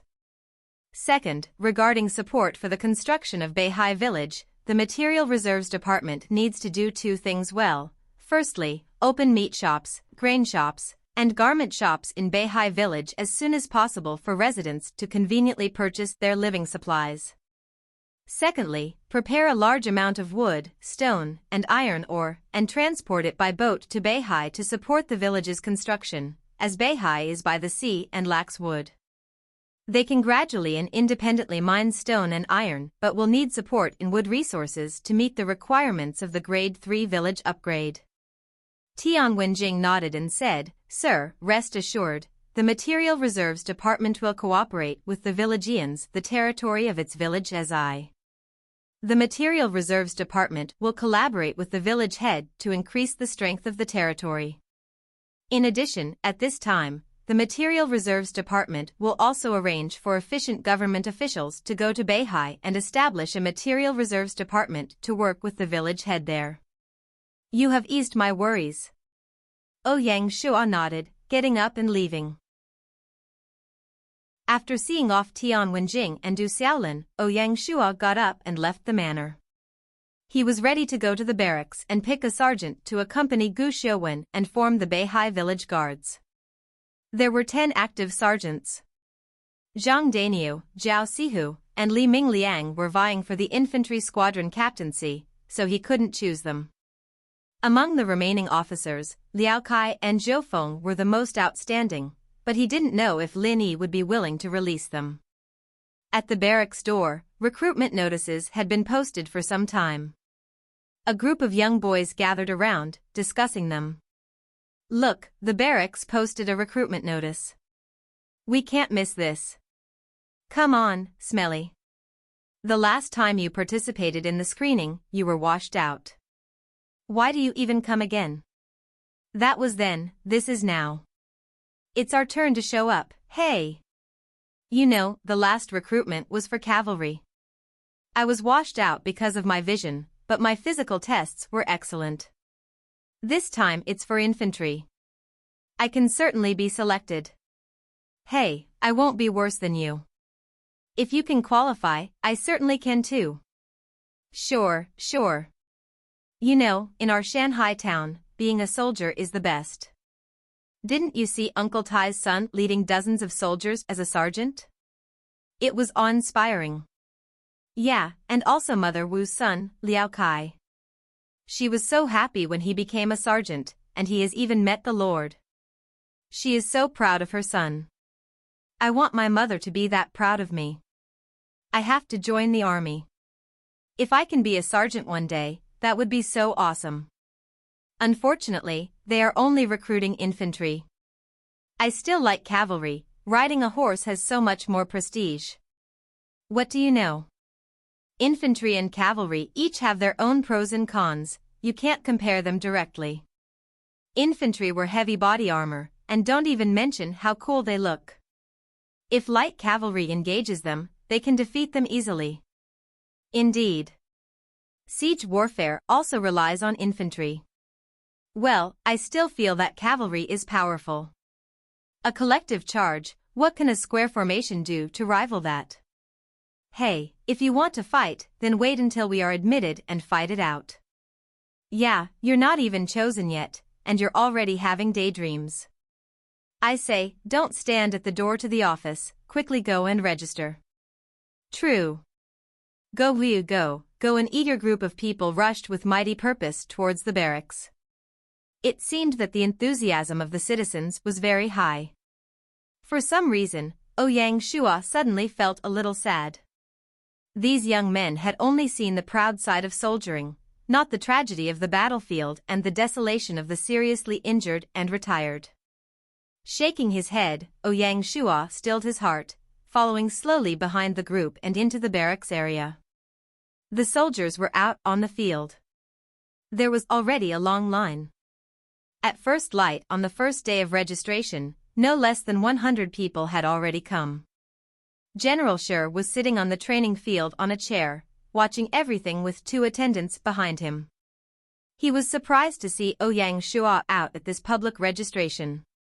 Ouyang Shuo ignored him, stayed cool, and went directly to find Captain Lin Yi. The two of them headed inside the barracks to use the meeting room. Ouyang Shuo smiled at him and asked, "You've just taken over the cavalry squadron. Are you used to it?" "It's okay," Lin Yi replied with a smile. He certainly wasn't going to complain to his lord, but the influence of General Shi still permeated the cavalry squadron and played a role in everything. Ouyang Shuo had appointed him as the cavalry squadron leader, both as a recognition and a test. If he could not overcome this difficulty, he didn't deserve to stay in his position. Ouyang Shuo had transferred General Shi from the cavalry squadron to train new recruits. It was a warning. The results of the last battle had not been forgiven. If he could find a suitable army strategist, Ouyang Shuo was not ready to let General Shi lead the troops again. At this stage, Shanghai town didn't have the depth to bear multiple such miserable victories. "Well, this time I came to you to borrow someone," Ouyang Shuo said, ending the small talk and getting straight to the point. "Lord, as you command." In order to quickly increase the combat effectiveness of the garrison in the new subordinate village, Beihai Village, I've decided they need an officer. Do you have any recommendations for the commander of this garrison? Ouyang Shuo didn't specify which officer, waiting to hear Lin Yi's opinion. "Well, I would like to ask, how many people would you want in this garrison?" Lin Yi did not directly answer but first inquired about the garrison's situation. Beihai Village's security threat is much lower than Shanghai Village's used to be. Therefore, the garrison is tentatively scheduled for 50 people. Just a preparation team. In that case, going to Beihai Village will be more of a disguised promotion for the selected officer. In my opinion, both Liao Kai and Zhou Feng are appropriate. This wasn't contrary to Ouyang Shuo's expectations, but the answer did not satisfy him. Out of these two, Liao Kai and Zhou Feng, which do you think is more suitable? Lin Yi was somewhat embarrassed, thinking seriously, and finally coughed out, "Zhou Feng." Reasons? Well, how do I say this? Both of them have their own strengths, neither is weak. Liao Kai is bloodthirsty, unafraid to fight, and charges forward bluntly. Zhou Feng is calm and doesn't panic. For Beihai Village, if I had to pick only one, I would be more inclined to Zhou Feng, Lin Yi commented clearly on the two. Very well, handle this. Inform Zhou Feng to report to Gu Xiuwen and start tomorrow. Without hesitation, Ouyang Shuo chose to trust Lin Yi's judgment. Having decided on the garrison commander for Beihai, Ouyang Shuo did not stay in the barracks but returned directly to the manor. By the time he arrived, it was already 5 p.m. There were still many things to arrange, but time did not permit. He simply returned to his office, closed his eyes, and began to plan the layout of the town in his mind. After the promotion to township, the rapid expansion of the players' territory meant they were no longer as isolated as they had been at the village stage. It was possible that another player's territory was not far from your own. You might even find that after an upgrade, your territory bordered another player's. At this point, how to handle your neighbors required a delicate touch. After all, Earth Online was all about hegemony. War and death were core elements of the game. Players could let others sleep, but if anyone had even a little ambition, they wouldn't. As long as friends and neighbors could be sharpening swords or stabbing in the back, the ultimate aim of the game was to destroy one another completely to win a territory. This kind of warfare would define the midpoint of the game. On a state level, the battles between players would be the most intense, with events of destruction and occupation played out every day. The township stage was merely a prelude, so he had to start preparing for it. After experiencing the Siege of Beasts, there were still more than 70-player lords in the Lianzhou Basin. 3 of those had ended on Dali regional list. The end. The reason he established the Military Intelligence Division early on was for this strategic aim. Until he logged off in the evening, Ouyang Shuo still didn't know what he was going to do. At this stage, he could only take the next step. After all, the whole world knew Shanghai was now a township, and the rest of the players were still mostly struggle in the village stage, it wasn't time to meet one another. Coming out of the game cabin, Ouyang Shua did his usual few laps around the district. It was near the Spring Festival, the district was slowly filling with the spirit of the new year. At the community's door, the property company had put 2 huge kumquats on either side of the circle. The atmosphere was exceptionally festive, with red lanterns and "Celebrate the New Year" banners posted all over. Seeing the kumquat placed there, Ouyang Shua thought of the traditional flower market. Today's weather was good, why not go out for a ride and enjoy it? Having thought of this, Ouyang Shua headed home and called out to his still sleepy little sister, "Baby, get up now. Today, your brother is taking you to visit the flower market. If you wait, it will be too late." Hearing that they were going out to play, Binger was awake in an instant, bouncing out of bed, nearly slipping, and ran to get herself cleaned up. Really a little monkey, Ouyang Shua thought as he shook his head. The Spring Flower Market, a traditional event of Han culture, was filled with both people and flowers everywhere. For the people of Jiao State, flowers were indispensable for the Spring Festival. Because flowers symbolized good things, they could bring people a beautiful scene. A wide variety of flowers, of all shapes, sizes, colors, and fragrances, appealed to all manner of people for all manner of reasons, closely linked to happy times and memories. Shuttling through the flowers like a happy deer, Binger was everywhere. From time to time, she stopped, standing next to her favorite flowers, so her brother could take a picture of her. At the flower market, what sold the most were the kumquats, peach blossoms, and narcissi. These 3 kinds were made into floral displays. For the kumquat, because it sounded like luck in Cantonese, bringing a pot of kumquats home symbolized great fortune. The peach was a symbol of great success and was purchased by younger people. Narcissus symbolized wealth and auspicious portents. Ouyang Shua naturally could not avoid this tradition, buying all 3 in a pot and giving them to Binger to take. After returning home, Ouyang Shua took the purchased kumquat, narcissus, and peach blossoms and placed them appropriately around the room. With the fruitful kumquat, the fresh and elegant narcissus, and the cheerful peach, the room seemed a bit brighter.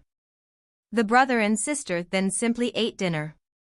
After playing around all day and running here and there, Binger was tired and went to bed right after dinner, not even bothering to wash up, truly lazy. Considering it was still early, Ouyang Shua didn't log in but instead went online to check the game forum. There was no doubt that Shanghai Town had caused a sensation on the forums. As the first township in the world, not just in China, everyone was discussing it, and gossip was flying. To attract attention, the titles of the posts were often longer than the content itself. Mysterious Man and Little Idiot tell you about the real TWO Wui, Gossip Weekly interview. Embarrassing things from TWO Wui's childhood, Buddy Ache interview. Is he the messenger of peace, or a tyrant of chaos?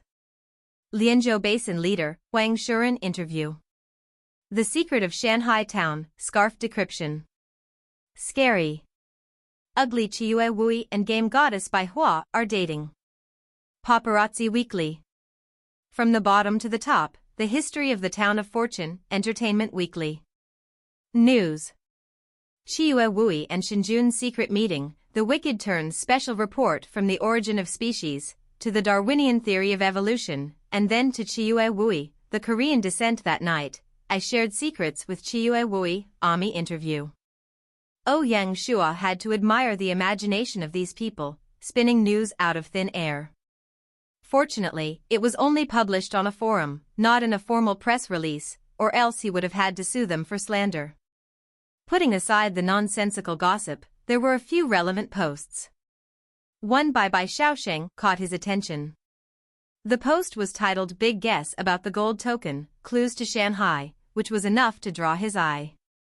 Bai Xiaosheng was clearly different from the general gossipers.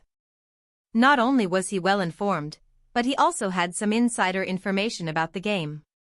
He discussed the original intention behind Gaia's design for the gold-level village tokens and then talked about how Shanghai Village took root in the frontier and quickly rose to prominence.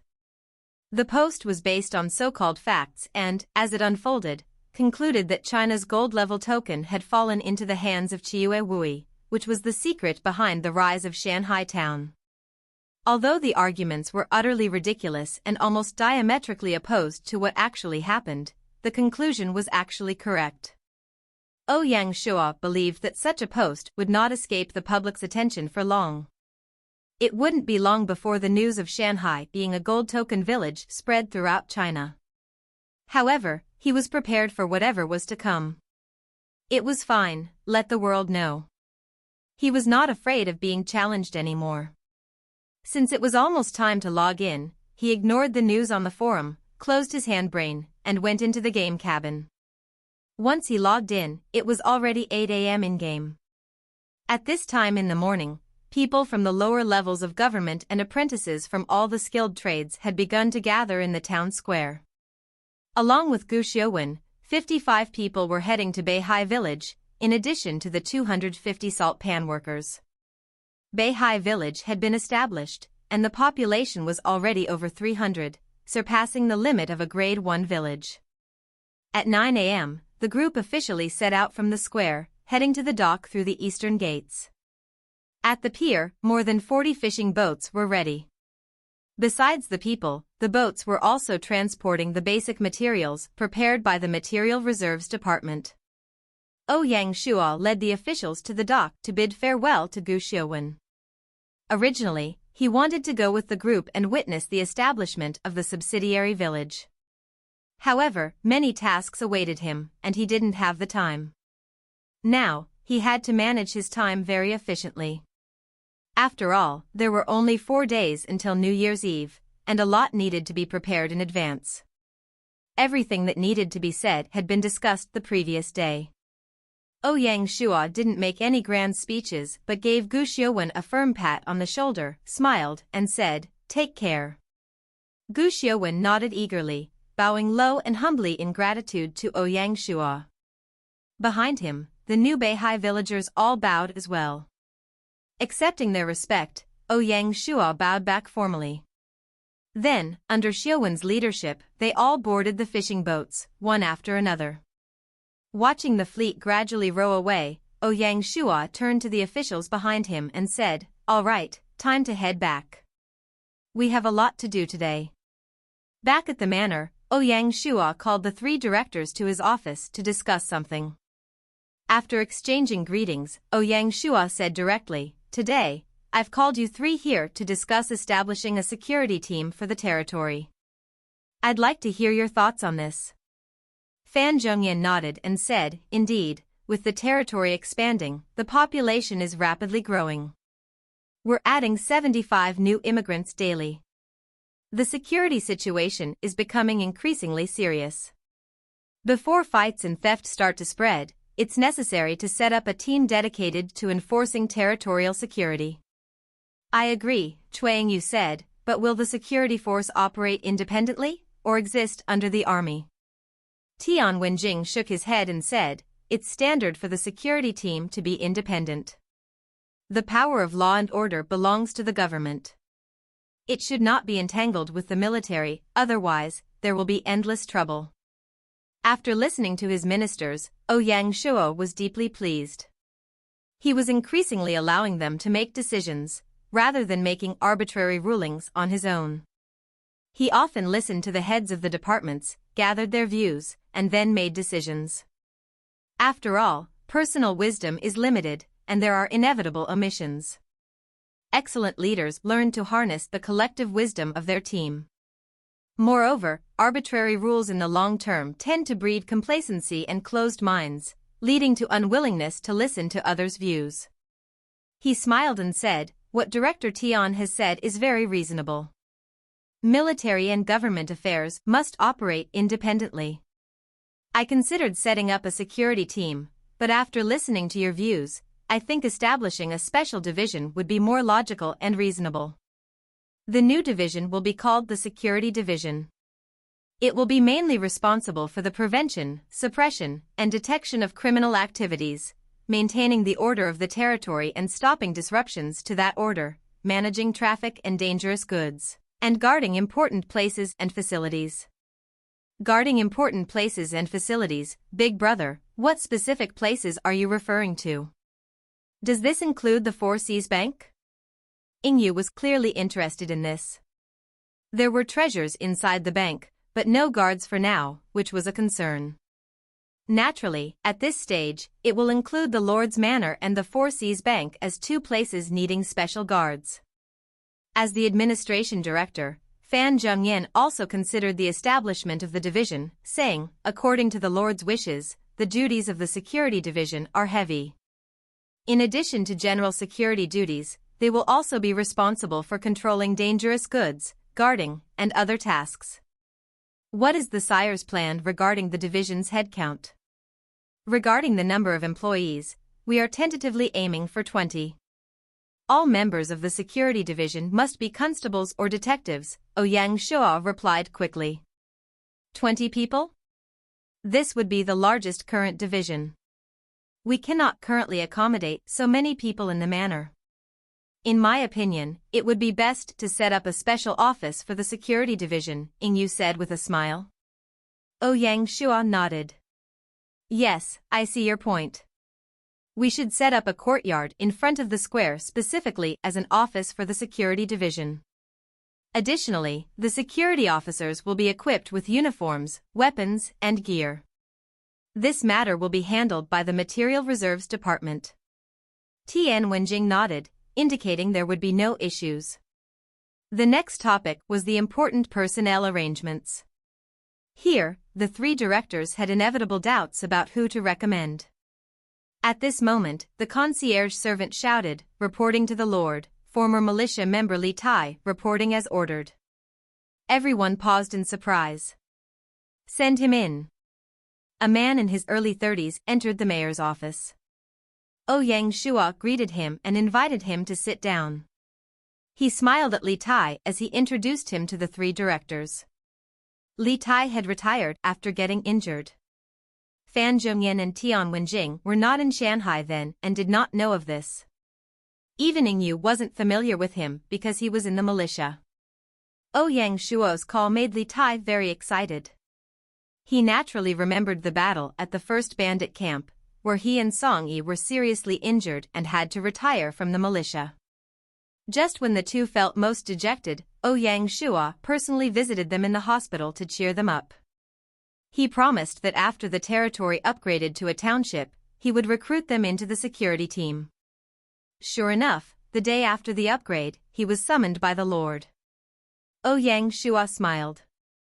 I recommend Li Tai as the Secretary of Security, along with two others, Song Yi and Zhao Kuei. They will be in charge of setting up the security division. Zhao Kuei was injured in the second bandit camp battle, which forced him to retire with his left ear cleanly cut off. The other three disabled cavalrymen were even more seriously injured and were no longer suitable for security management work. Speaking of odd things, the three backbones Ouyang Shuo had recommended were all missing something. Li Tai was blind in one eye, Song Yi had lost 2 fingers, and Zhao Kuei an ear. None of them were perfectly intact. History is often a joke. These 3 wounded men, in the years following, would lead the division to its illustrious reputation. Li Tai would be known as the one-eyed detective, Song Yi as the Iron Hand, and Zhao Kuei as the One Ear. Together, they would be the 3 gods of detectives in the territory. Asterisk, Long Taos, side characters in Chinese operas who perform acrobatics and fight scenes. Asterisk, 12.47 to 13.07, don't ask me about the tree sap. Deliberations completed, it was time to move on.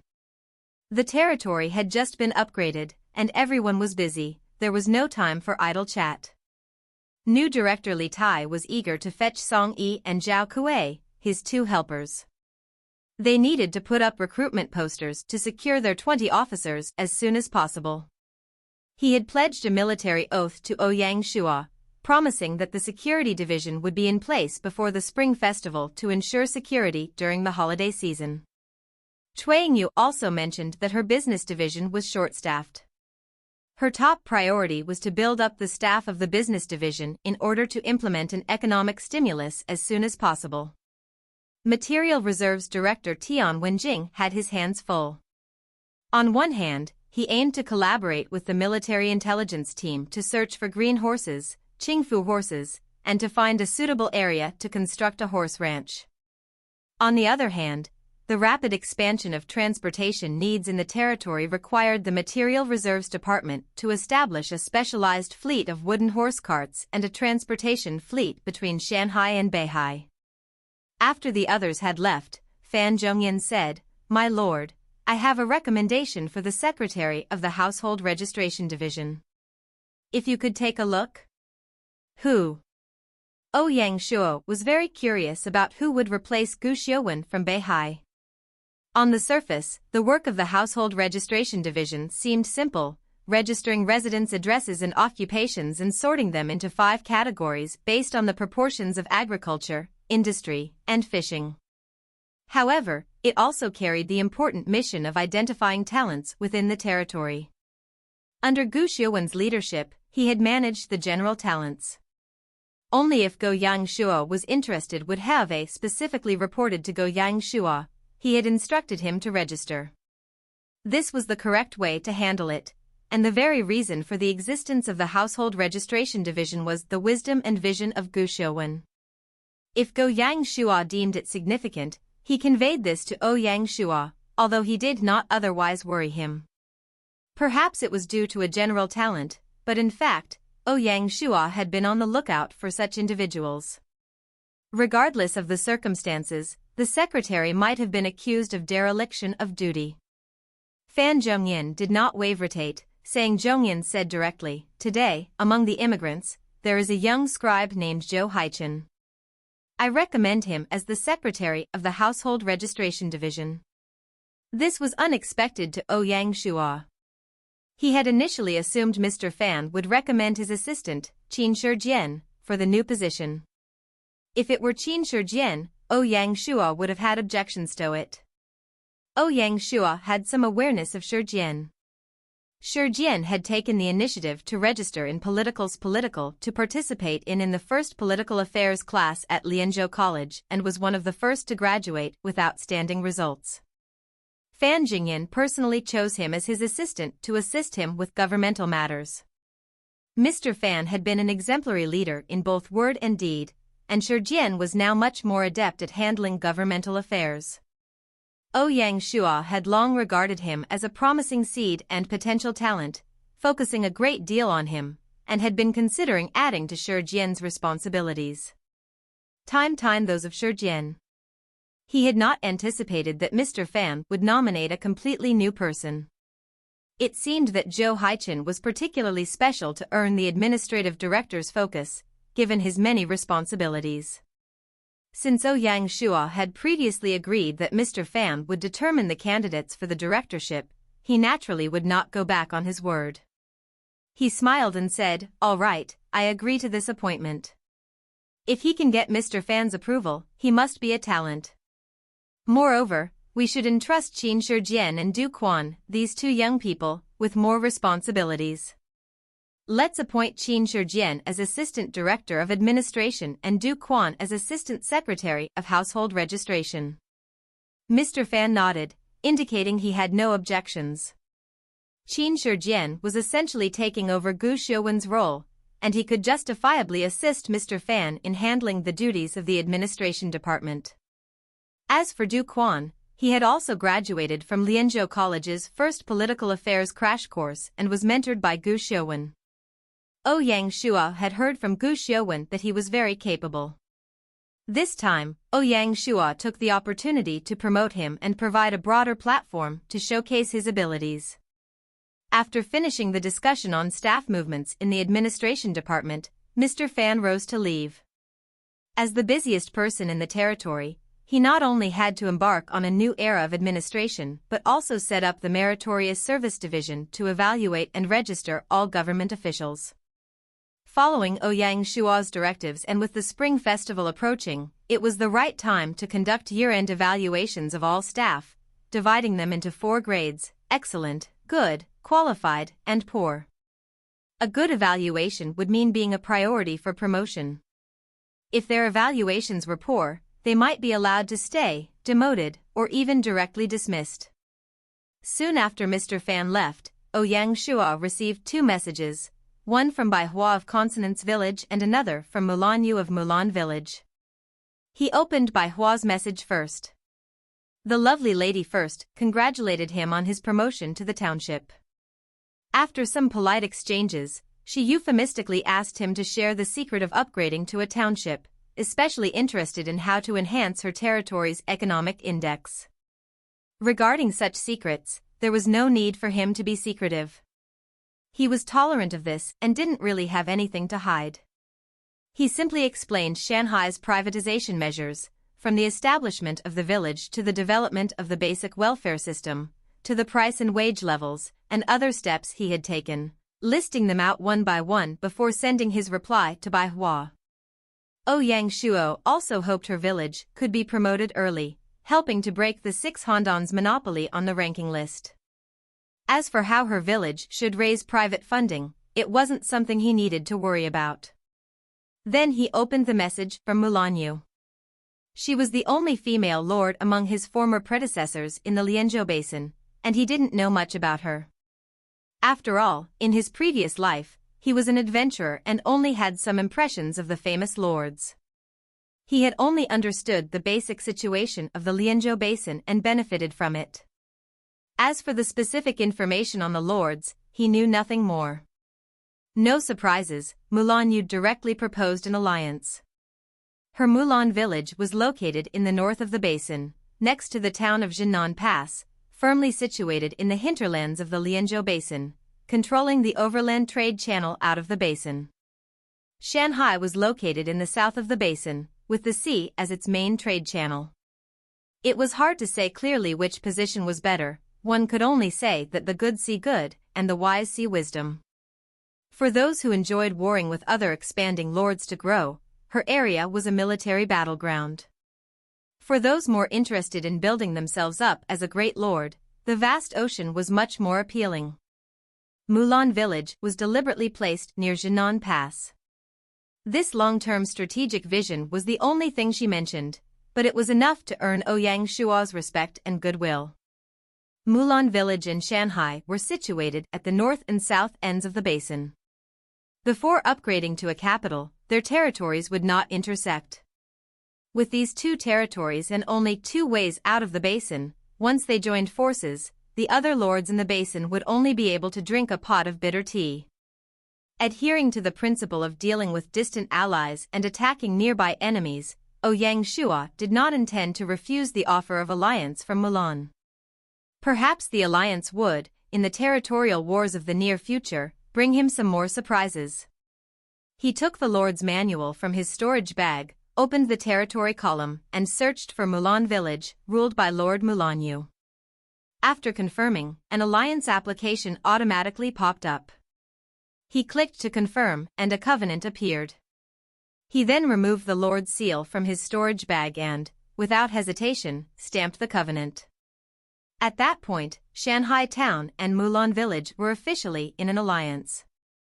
After signing the covenant, Ouyang Shua made a copy of the message he had sent to Bai Hua about privatization and forwarded it to her.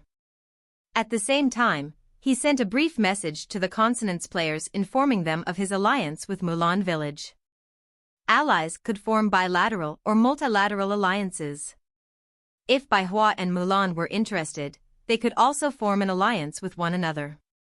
Meanwhile, in the Mulan village meeting hall, a 20-year-old girl said happily, "Sister Mu, as you expected, Shanghai Town agreed to our alliance application."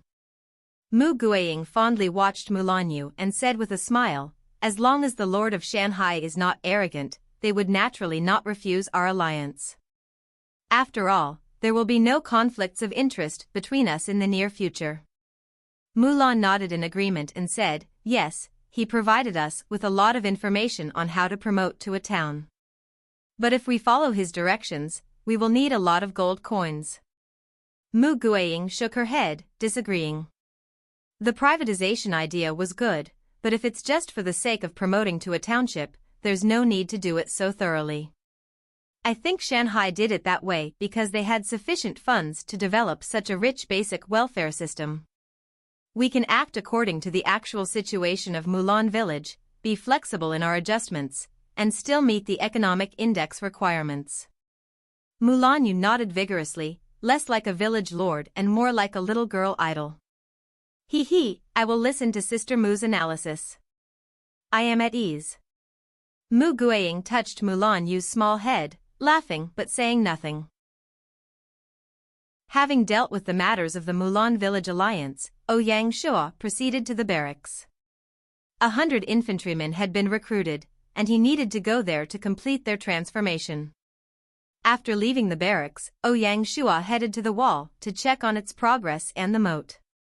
In just one day, the construction division had made a good start on the city walls, organizing workers to lay the foundation stonework. An endless stream of stone was being carried on wooden horse carts from the quarries to the site. The moat began at the Friendship River, passing through land that would become part of the future city capital, and ended back into the merged stream at the canyon. The total length of the channel was 35 kilometers, 8 meters wide throughout, and 10 meters deep at its deepest. For such a massive project, even the basic measurements had not been completed yet. Every day, more than half of the incoming immigrants were assigned directly to these two projects. Despite this, the projects would not be completed in less than a month or two.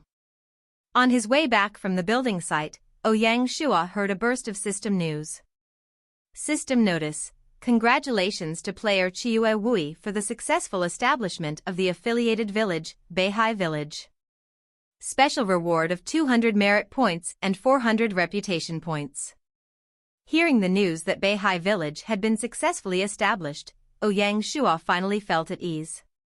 Beihai Village's further development would depend on Xiuwen's efforts, which were beyond his reach. Passing through the commercial street, Ouyang Shua noticed the martial arts dojo to the east. The master of the dojo was Lin Yu. His brother Lin Yi was shining bright in the army and becoming increasingly popular, while his older brother remained more low-key. For some reason, Ouyang Shua felt the urge to watch some martial arts and headed toward the dojo. A student outside greeted him at the front of the building and hurried inside to inform the dojo president. Having just entered the main hall, Ouyang Shua heard a burst of martial arts shouts. Over 30 students were practicing punches in the room. Lin Yu stood to the side, watching and occasionally correcting the basic movements of each student. Hearing the report that Ouyang Shua had come to visit, he turned to his first disciple, Wang Feng, and instructed him to continue supervising the practice. Then, he personally came to the reception room. There, he saw Ouyang Shua sitting leisurely, sipping tea. He hurriedly bowed in salute. The Lord came to visit and caught me unprepared. Please forgive me. Ouyang Shua put down the teacup and smiled, saying, I was just passing by. I thought that ever since the dojo was established, I hadn't taken the time to come and see you. Did I disturb you? My lord has come to my house in person.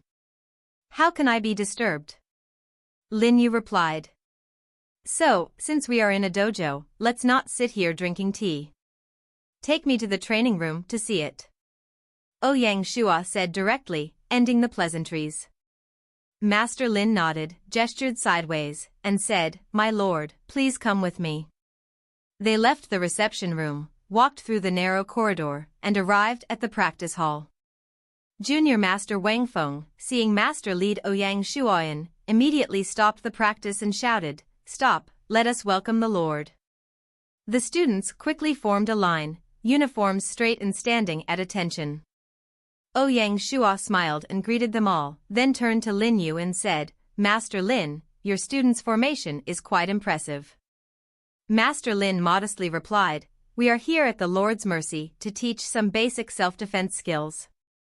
The master of this dojo need not be so modest. What punching skills are you teaching? My lord, we are practicing the 8 extremities fist, Bajiquan. Ouyang Shua was surprised and, bubbling with enthusiasm, said with admiration, Bajiquan is extremely famous. Why not let everyone practice a bit and open my eyes? Master Lin would naturally not decline, bowed, and said, "This one would be honored." He then moved to the front of the students and began to lead them in practicing Bajiquan. Bajiquan is known for its flexibility, balance, and strength. It is a short-range technique with highly aggressive hand movements. Its attacking technique involves a strong stance, snapping the waist, and generating force that flows through the fingertips. Ouyang Shua was awestruck. It was the first time he had seen the glory of ancient martial arts, and he could not help but clap with enthusiasm. As Master Lin concluded the practice session, thoroughly immersed in the atmosphere, he could not help but exclaim, "Well done." Hearing Ouyang Shua's applause, the students were very excited. Even Junior Master Wang Feng showed his joy. Master Lin, however, remained as calm as ever. Seeing Ouyang Shua so excited, Master Lin said with a smile, "If you wish to learn some martial arts, I could teach you a thing or two." The reason Ouyang Shua was so excited was that he knew Lin Yu's Bajiquan was a true art, not a mock-up. He could now bring the practice of this precious skill to reality. Seeing Lin Yu take the initiative to mention this, Ouyang Shua was not hypocritical and said, "Well, then, I thank the master, and will repay you in the future." Master Lin simply nodded calmly and then led Ouyang Shua out of the school to a small room, asking him to wait a moment while he went away. Soon, Lin Yu returned to the room, holding a book in his hand.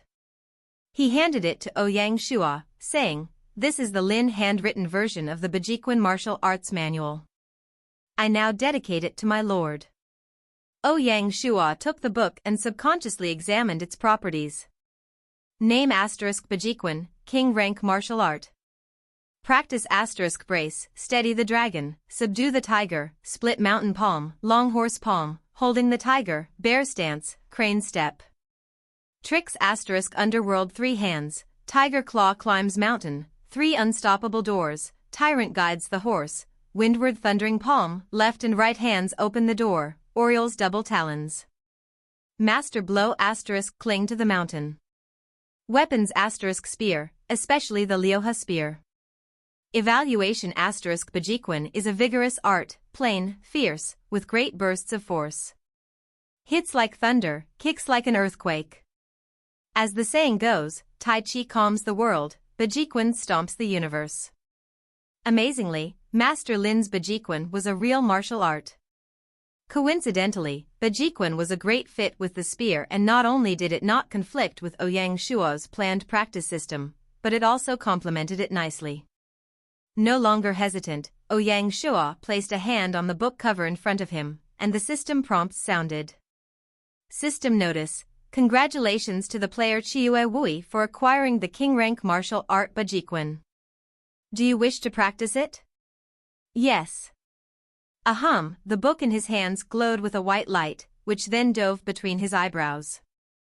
In mere seconds, all the information needed to practice Bajiquan poured into his mind, waiting for him to slowly digest it. Ouyang Shua opened his eyes, rose, and gave Master Lin Yu a deeply formal bow, solemnly saying, "Thank you, Master Lin." He knew that he was probably the first martial artist to learn the full set of Bajiquan. Even Master Lin's personal disciples likely did not have the qualifications. Master Lin, standing there, smiled and said, "About Bajiquan, not to boast, but I am considered quite knowledgeable. If sire is willing, I can tell you all I know." This was in gratitude for Ouyang Shua's humility. Ouyang Shua knew very well that getting a Bajiquan master's guidance was incredibly valuable. It would save him a lot of time and avoid detours. He smiled and said, "I am listening." Master Lin nodded and began to explain the process. Bajiquan takes the head as the center of the universe, the limbs as the 4 directions, with both front and back hands being relative to each other. The core gathers your spirit channels the chi, and your chi guides the force. The mighty momentum, strength, and presence in every muscle, every part of the body, is a weapon. Every movement, every change, every transformation, and every effect has limitless variety. Bajiquan is famous for its powerful fist force, but is also well known for the techniques used by masters of the style. The most renowned technique is Cling to the Mountain. Practicing this technique is like using your body against a wall, standing as firmly as a tree. The key to this technique is hitting your opponent from extremely close range, shoulder to shoulder. It may seem weak, but the torsion from your waist and groin, combined with the power of your body, can inflict great harm and bring opponents down. You break down their defenses, hit them with 6 blows as one, and use the momentum to finish them off. The next technique to focus on is the rubbing kick, a crucial leg technique in Bajiquan. Bajiquan emphasizes steps such as the trip to the mud, but the knee is the embodiment of this step. It involves kicking when the attack point falls below the opponent's knee, especially targeting the foot.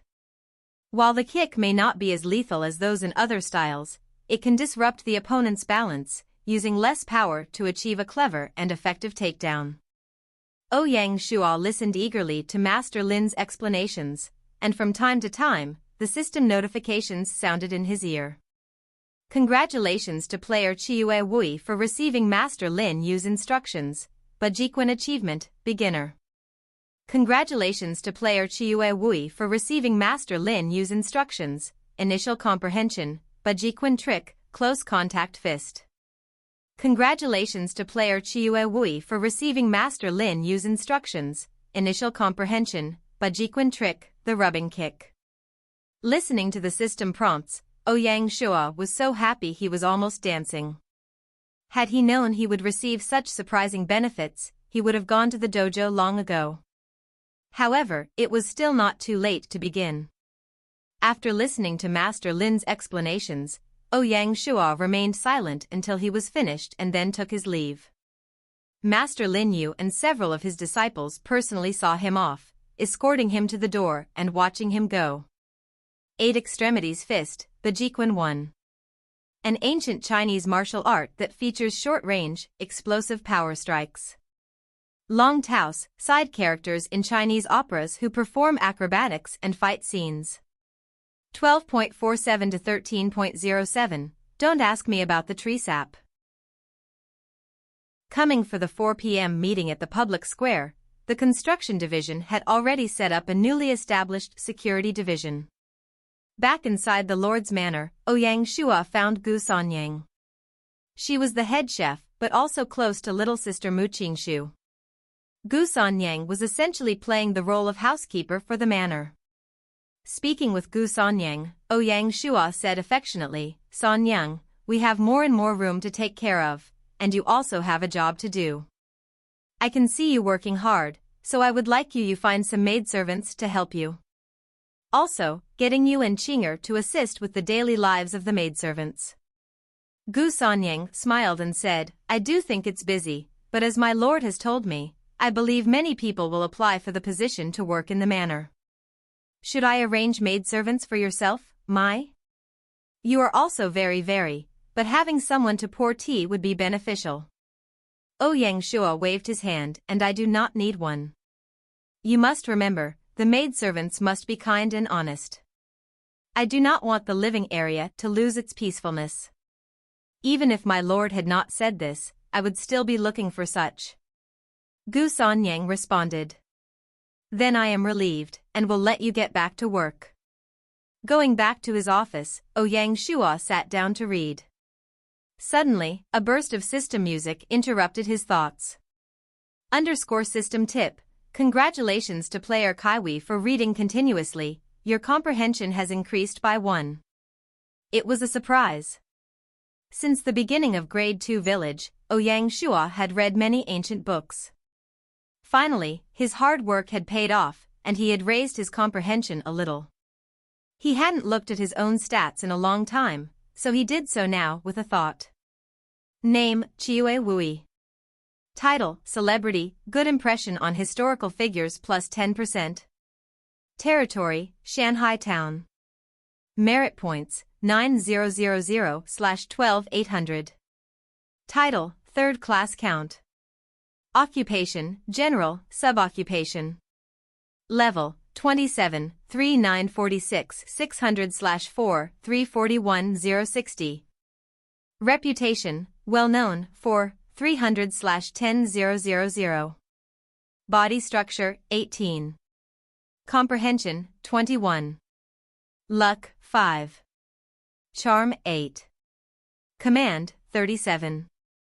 Force, 10. Intelligence, 10. Political, 37.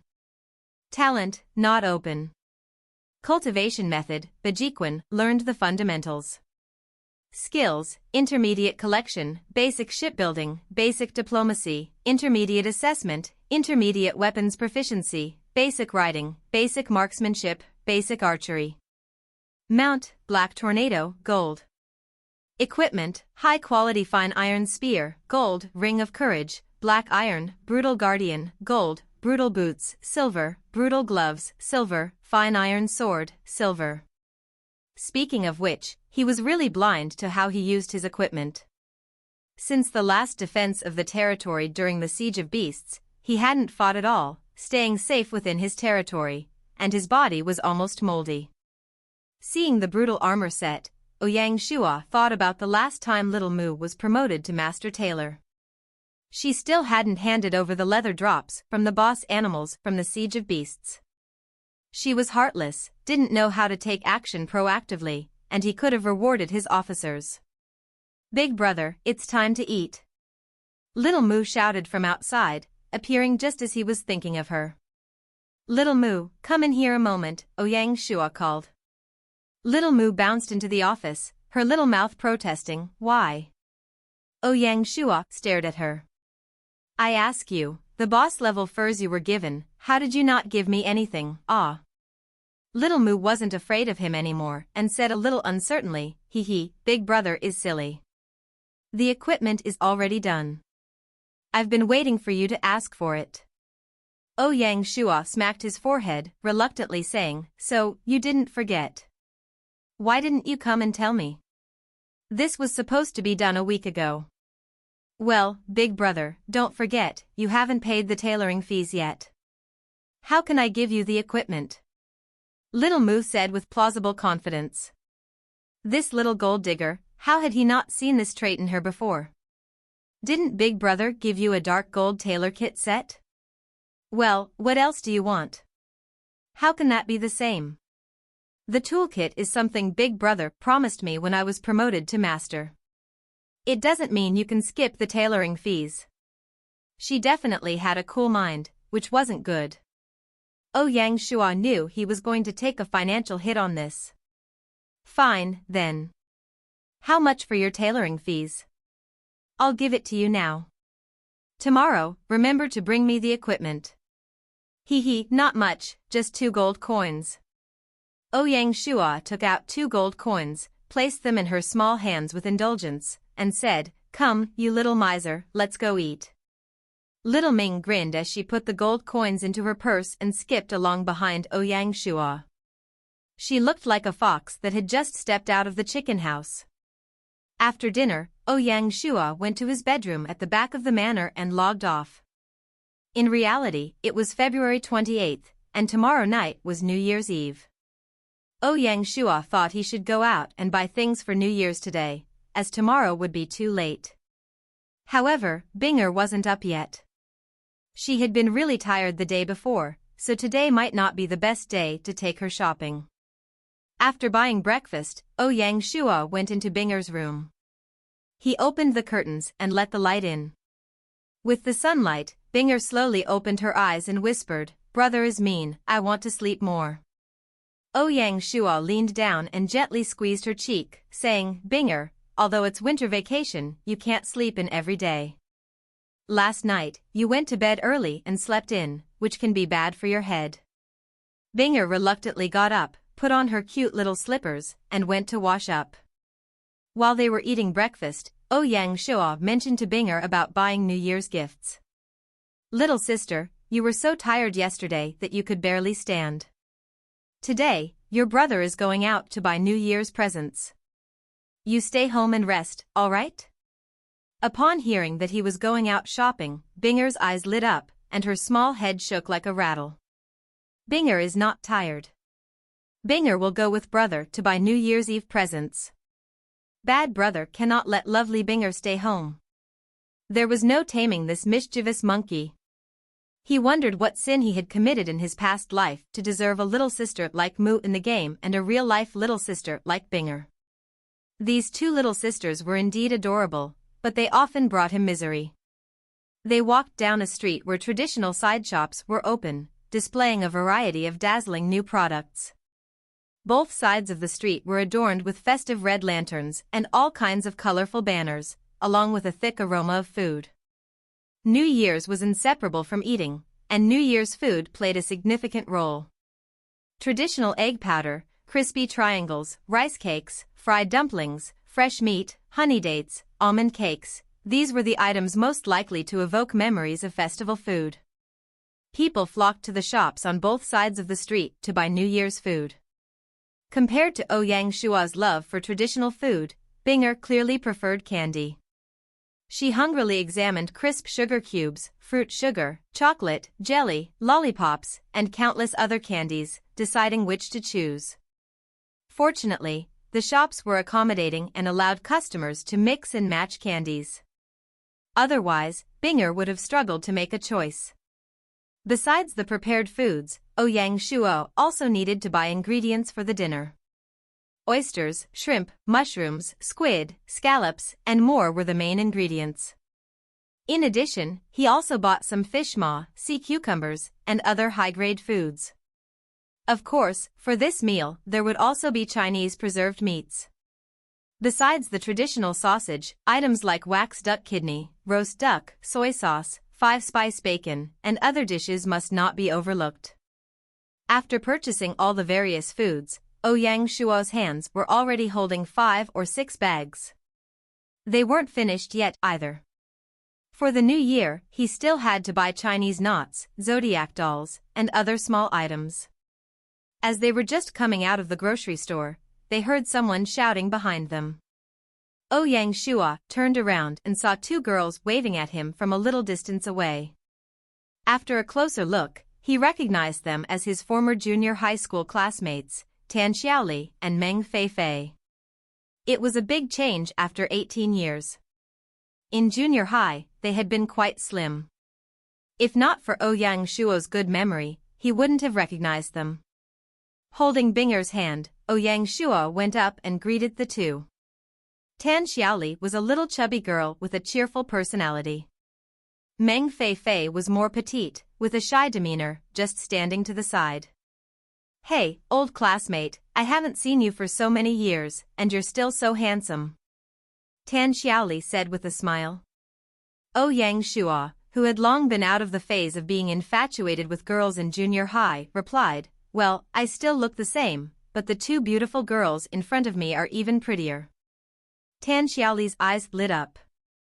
Oh, the once innocent boy now knows sweet words, daring to flirt with the older sister already. She looked at Binger and hesitated. This lovely little girl. Could she be your daughter? Ouyang Shuo coughed a bit. What? This is my sister, Ouyang Bing. He couldn't entirely blame her. When Binger was born, he was already in his 3rd year, and his fellow students were unaware of his sister. Thanks to modern medicine, women had much more freedom to choose their childbearing age. Having a second child at 34 was quite common. The class party is set for the 4th day of the 1st month. Will you be going? Tian Xiaoli asked him. I might go. I haven't seen everyone in a long time, so it would be nice to meet up.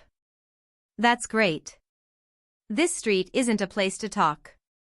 We'll meet at the gathering. Tian Xiaoli was a straightforward person. She took Meng Feifei and was ready to leave. Ouyang Shuo naturally wanted them to leave. He hadn't finished his New Year's shopping spree. He bid farewell to the two, and the brother and sister continued their annual shopping trip for goodies. Asterisk, Long Taos, side characters in Chinese operas who perform acrobatics and fight scenes. Asterisk, 12.47 to 13.07, don't ask me about the tree sap. By the time they finished procuring New Year's supplies, it was already 3 p.m. It was a large pile of big bags. If Ouyang Shuo hadn't been exercising recently, he doubted he would have been able to carry them back. Once home, Binger immediately opened a box of chocolate. She couldn't wait to put it in her mouth. Seeing this, Ouyang Shuo quipped, "Little sister, if you keep eating like that, you will turn yourself into a small fat girl." "Humph, bad brother. Lovely Binger won't become a little fat girl, because I have a good metabolism, get to put doesn't get me fat." She was just like a proud little peacock. Thunderstruck, Ouyang Shuo asked in astonishment, "Who taught you that? A high metabolism body that doesn't get fat?" Eh? Binger realized she had made the classic big mouth mistake and should not have said that. She hurriedly covered her mouth with her hand. Seeing Ouyang Shuo's stern eyes, she finally yielded to him and whispered, "Big sister Xiaya said that." Ouyang Shuo slapped his forehead in disbelief. These two girls were really unbelievable. How could Sun Xiaya tell such things to Binger, who was just a child? When she comes back after New Year's, he was going to have a talk with her. "You can only eat that one. If you eat more, no dinner," was Ouyang Shuo's only compromise. "Well, you are the world's most caring brother," she said, aware that he was really not really angry and not really angry, and she immediately to back to her normal mood, bouncing and running to his side, where she sat down obediently. With such a lovely sister, what could he do? He patted her head and asked, "So, what do you want to eat tonight?" "I want buffalo wings." "Then, let's have buffalo wings." Gaia, 1st year, 2nd month, 17th day, sunny. Today is the day to bury the dead and shift the coffin. It is advised to abstain from marrying and forming alliances. Yesterday afternoon, the cemetery was completed. Today is the auspicious day to open the burial ground. Thus, the ashes of the two soldiers who had passed away were brought forth by the administration department. Early in the morning, all of Shanghai's leaders, their arms wrapped in black cloth, gathered before the ancestral hall for the burial ceremony. The ancestral hall was set up beautifully. The woodshop had chosen the finest wood to build the coffins, which were placed in the center of the hall. The ashes of the deceased had been placed into the coffins by their fellow soldiers. Since the deceased soldiers had no living relatives, the army arranged for their burial ceremony. The Cavalry 1st Platoon 2nd Squad and Cavalry 2nd Platoon 3rd Squad were responsible for carrying the coffins. The funeral procession began at the ancestral hall, wound its way through the village, and then turned to the west side of town, where the cemetery was located. The cemetery was built at the edge of the territory, adhering to the principles of feng shui, and could be considered perfectly situated. Upon arriving at the cemetery, they reached the location of the graves. The Director of Administration, Mr. Fan, took out the prepared words of mourning and recited them with a suitably solemn expression. After the burial, the ceremony concluded. Although it was somewhat modest, it conveyed the territory's resolve and respect for their fallen soldiers, making those in attendance feel deeply appreciated. After returning from the funeral, Ouyang Shuo was naturally not in a high emotional state and went into his office. His subordinates, skilled at gauging his mood, naturally did not disturb him at that time. At 2 p.m., there was a sudden system announcement. System notice: on the 19th day of the 2nd month in Gaia, it is the traditional Chinese New Year's festival. In order to add a festive atmosphere, there will be spring festival activities held. System announcement: on New Year's Eve, a large number of wild animals will attack the players' territories. Each player's territory will face a brutal assault. Those who successfully expel the attacking beasts will receive a substantial reward. Lords, prepare yourselves. Ouyang Shuo had almost completely forgotten about this New Year's festival event. In his previous life, he was an adventurer and did not participate in the New Year event, so he had little impression of it. Adventurer players outside the city on New Year's Eve also had a chance to encounter the beasts. If they could kill the animals, they would be rewarded. However, you needed luck to encounter the beasts, unlike the Lord players. You also needed strength, as the bosses were at least level 30, making it very dangerous to face them alone. Therefore, to participate in the beast activity, you needed a powerful mercenary group. China had not officially ranked the top 10 mercenary groups. However, they were listed in the unofficial rankings on the forums, with each capital having at least one mercenary group. Notably, capital Jingdu had two. The Chinese regions held New Year's activities every year. The real excitement came when one of the lords, Pigman, did something extraordinarily crazy. On the third New Year's Eve in Gaia, this guy had a strange idea. When the time came, he did not kill them. Instead, he held up a contract scroll, whimsically deciding to try and take the beast. This world was so wonderful. The injured boss beast did not want to become a man's pet, but accidentally turned into a guardian of the territory. This made Lord Pigman happy, and he praised himself for his wild idea. During that period of beast activity, Pigman and his territory were definitely in the limelight. The next year, there were many jealous lords who wanted to follow what Lord Pigman had done. However, they received a system prompt stating that gaining a guardian beast for a territory was a unique event and could no longer be duplicated. Those who wanted to pick up a cheap defender could only gnash their teeth. Ouyang Shuo naturally did not want to miss this advantage. He rose immediately and headed towards the market, which had been upgraded to intermediate, and the auction platform was also unlocked. Unfortunately, the auction platform was not yet in official operation. He had to wait until the third month for it to enter service. Was still half a month away, yet to go. A basic contract scroll was priced at 100 gold coins, with a higher probability of binding level 30 or lower animals. An intermediate contract scroll cost 500 gold and could bind up to level 60 creatures.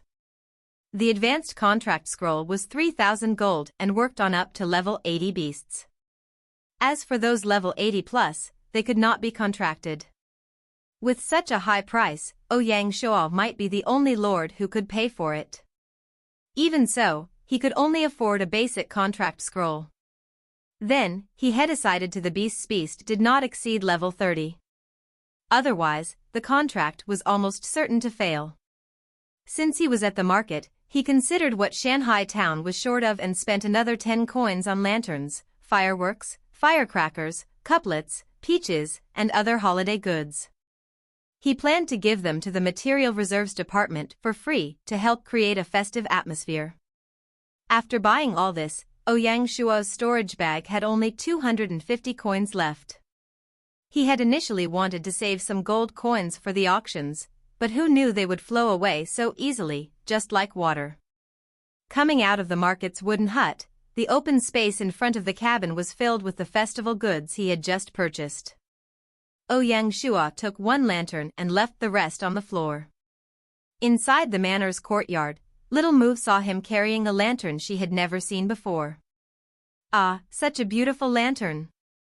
Big brother, where did you buy it? The store in town doesn't sell it, can you give it to me? Little Mu put on her spoiled act, her sweet voice soft and her big eyes gazing at Ouyang Shuo with a "I will cry if you don't do as I ask" look. Ouyang Shuo ignored her act and knocked her on the head. You want a lantern now? Yesterday, didn't you promise to bring me my equipment? Ow, it hurts. Well, big brother doesn't know how to care for me, I am a lady. Ow whoa, Little Mu pretended to be very hurt as she rubbed her head, then turned and said, of course, I brought back your things. But big brother didn't think to arrange people to help, so I had to get my apprentices to help, it was so heavy. Ouyang Shuo stared at her. You also know that you are a lady? You are acting like a child every day, nothing close to a lady. It seems I need to have a talk with you. She needs to instruct you on how to act like a lady and watch you grow up. As he said this, Ingyu had just walked out of the finance department. Hearing Ouyang Shuo's words, she smiled and said, Big brother, there's no need to be angry. Little Mu is still young, after all, and it's better to be young and naive rather than grow up too quickly. Finding her savior, Little Mu's fear of Ouyang Shuo dissipated, and she proudly ran behind Ingyu. He grimaced and said, yes, Sister Ingyu, you truly care for Little Mu. Ingyu pulled Little Mu out from behind her, nodding in agreement. She said, "You are really too naughty sometimes. No wonder Big Brother is angry. Go and apologize to him." She spoke firmly, her eyes saying, "Girl, you better not get Big Brother angry, or this will not be a good day for you."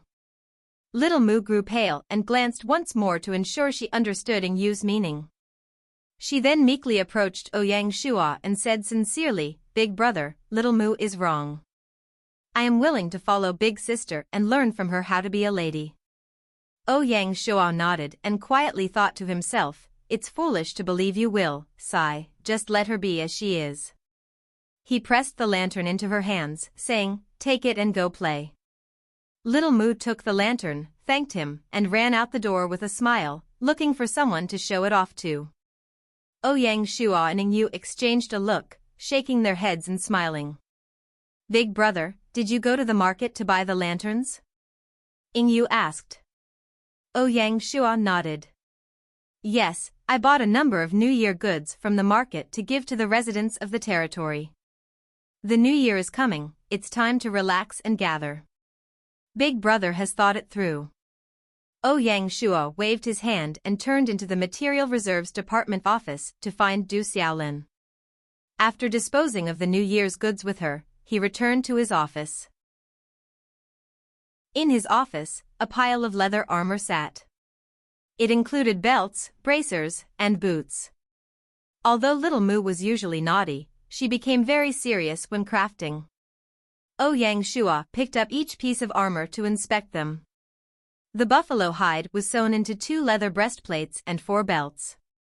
The wild boar boss's hide was used to create 4 sets of knee and wrist guards, while the wolf boss fur was used to make 4 pairs of boots. The wild dog boss's fur, having little value, was used by Mu Qing to make 4 quivers.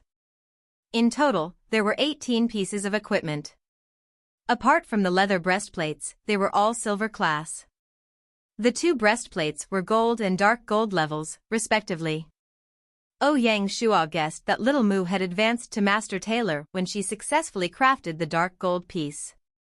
Name, Guardian Bull, dark gold. Type, leather. Weight, 3 kilograms. Defense, 60. Toughness, 65. Maker, Mu Qingxi, with equipment naming rights. Evaluation, made by Senior Tailor Mu Qingxi from Grade 9 Buffalo Boss Hide. Exquisite workmanship, reasonable design, excellent protection. At this stage, the average player had black iron equipment, with occasional pieces of silver equipment. As for gold equipment, Ouyang Shua estimated that only the leaders of the top 10 mercenary groups had 1 or 2 items, which they considered their top treasures. In the entire China region, there were probably no more than 5 pieces of dark gold equipment, almost all monopolized by lord players.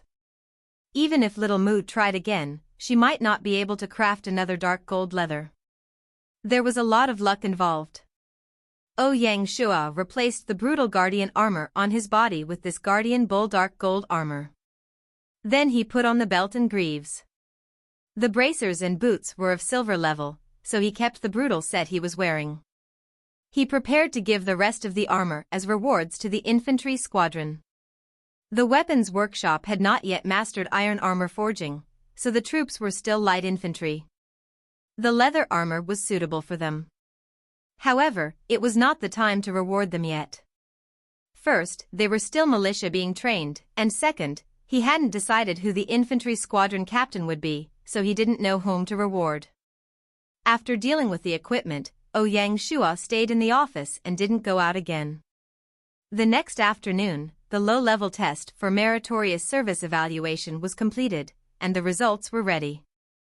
In the mayor's office, Mr. Fan, Tian Wenjing, and Cui Yu, the 3 secretaries, had gathered to listen to the end-of-year evaluation report.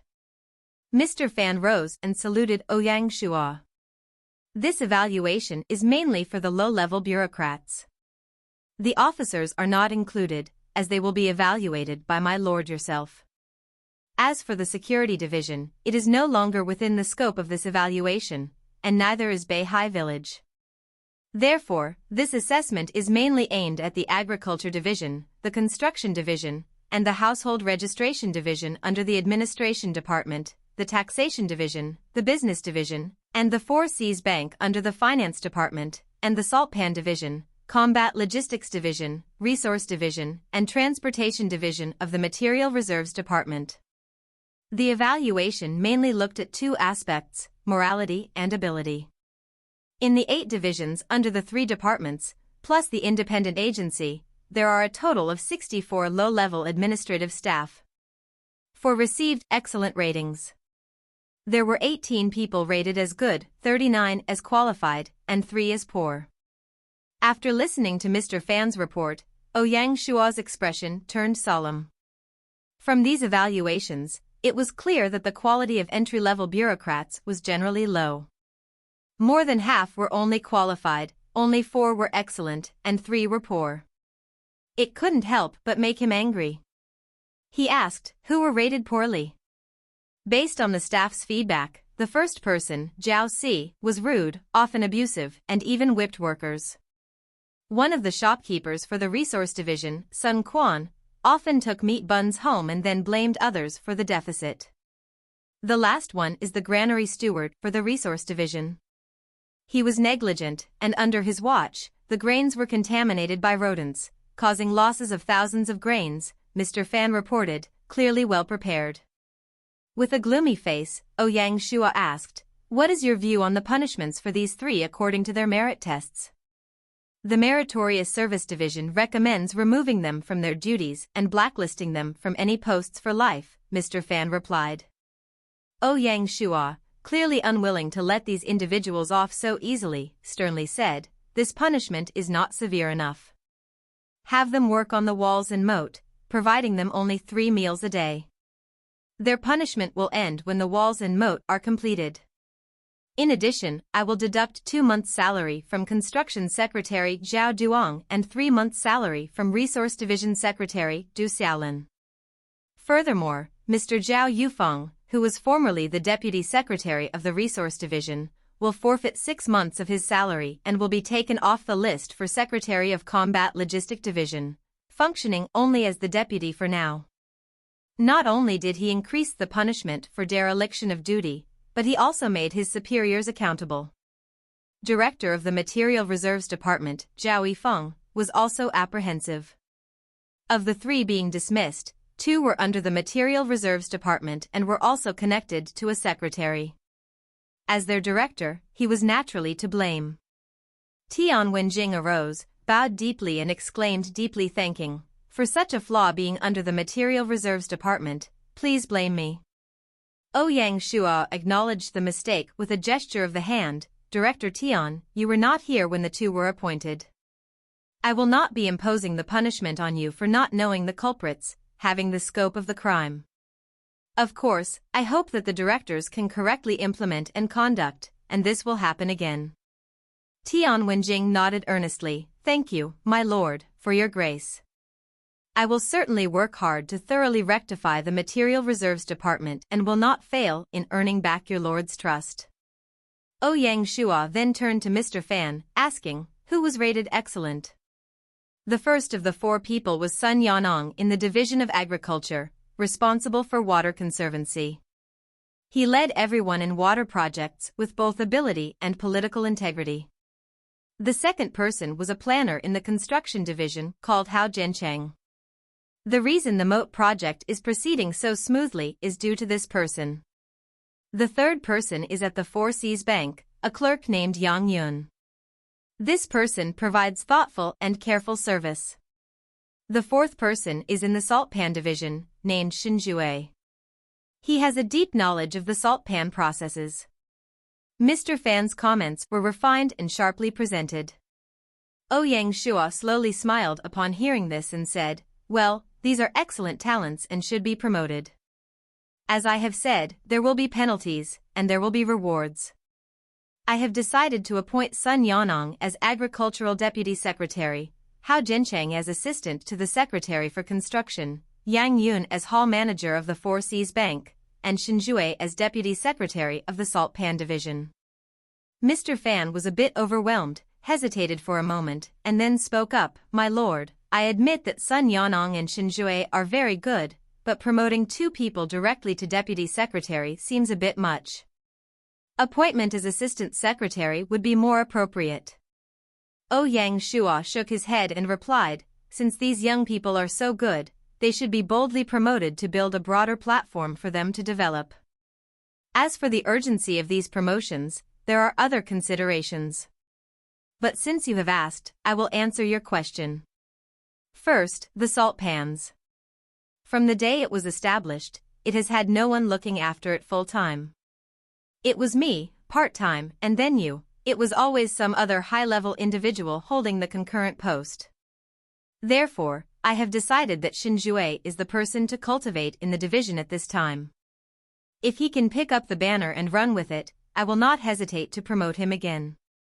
For the agricultural division, it is a major department in charge of numerous affairs.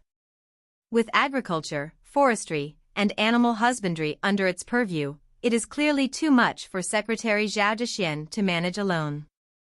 Therefore, appointing a deputy director is essential.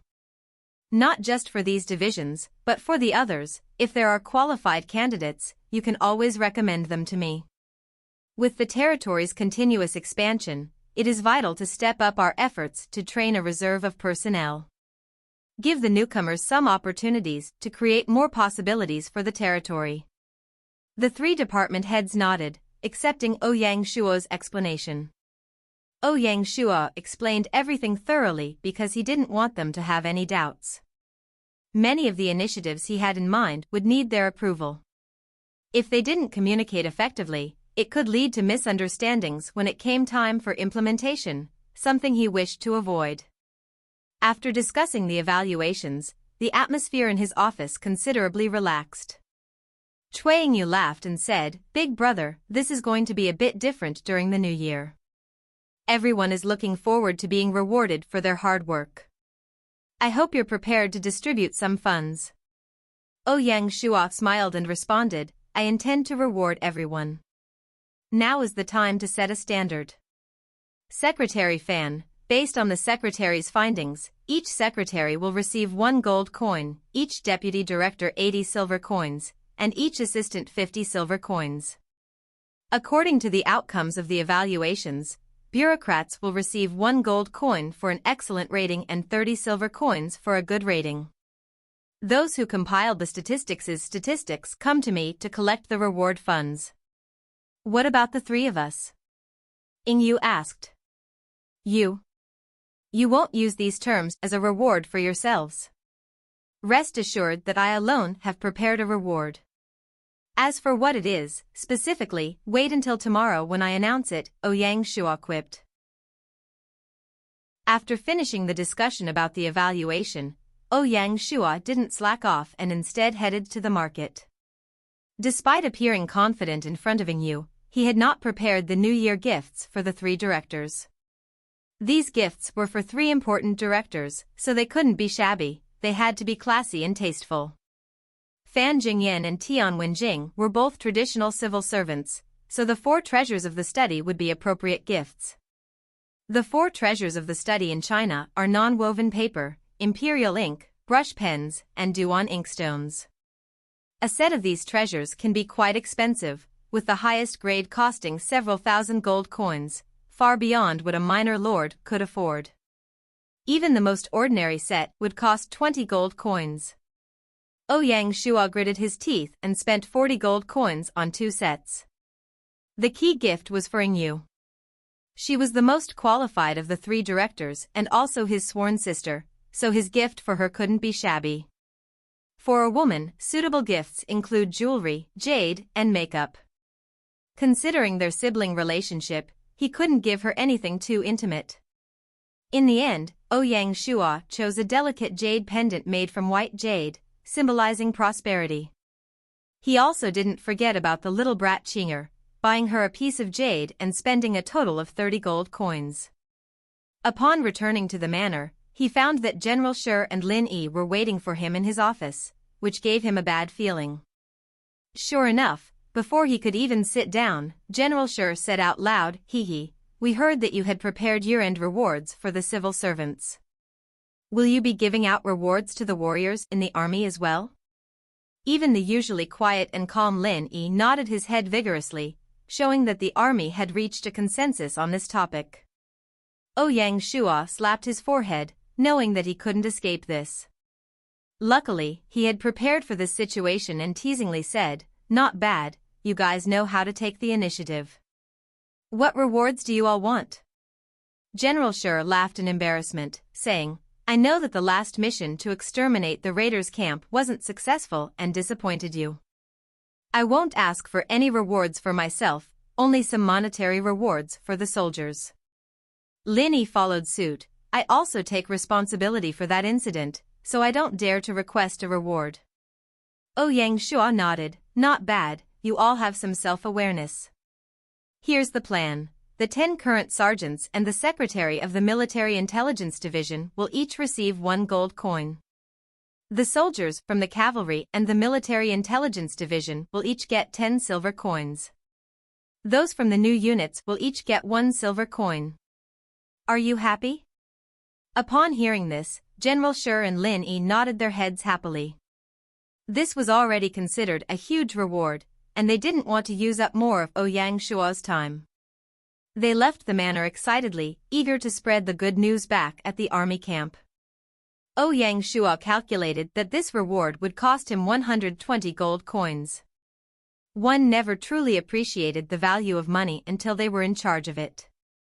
Being a good boss who paid decent salaries wasn't an easy thing. He went to the adjacent room and called Yu, passing her 50 gold coins and instructing her to give red envelopes according to the reward standards.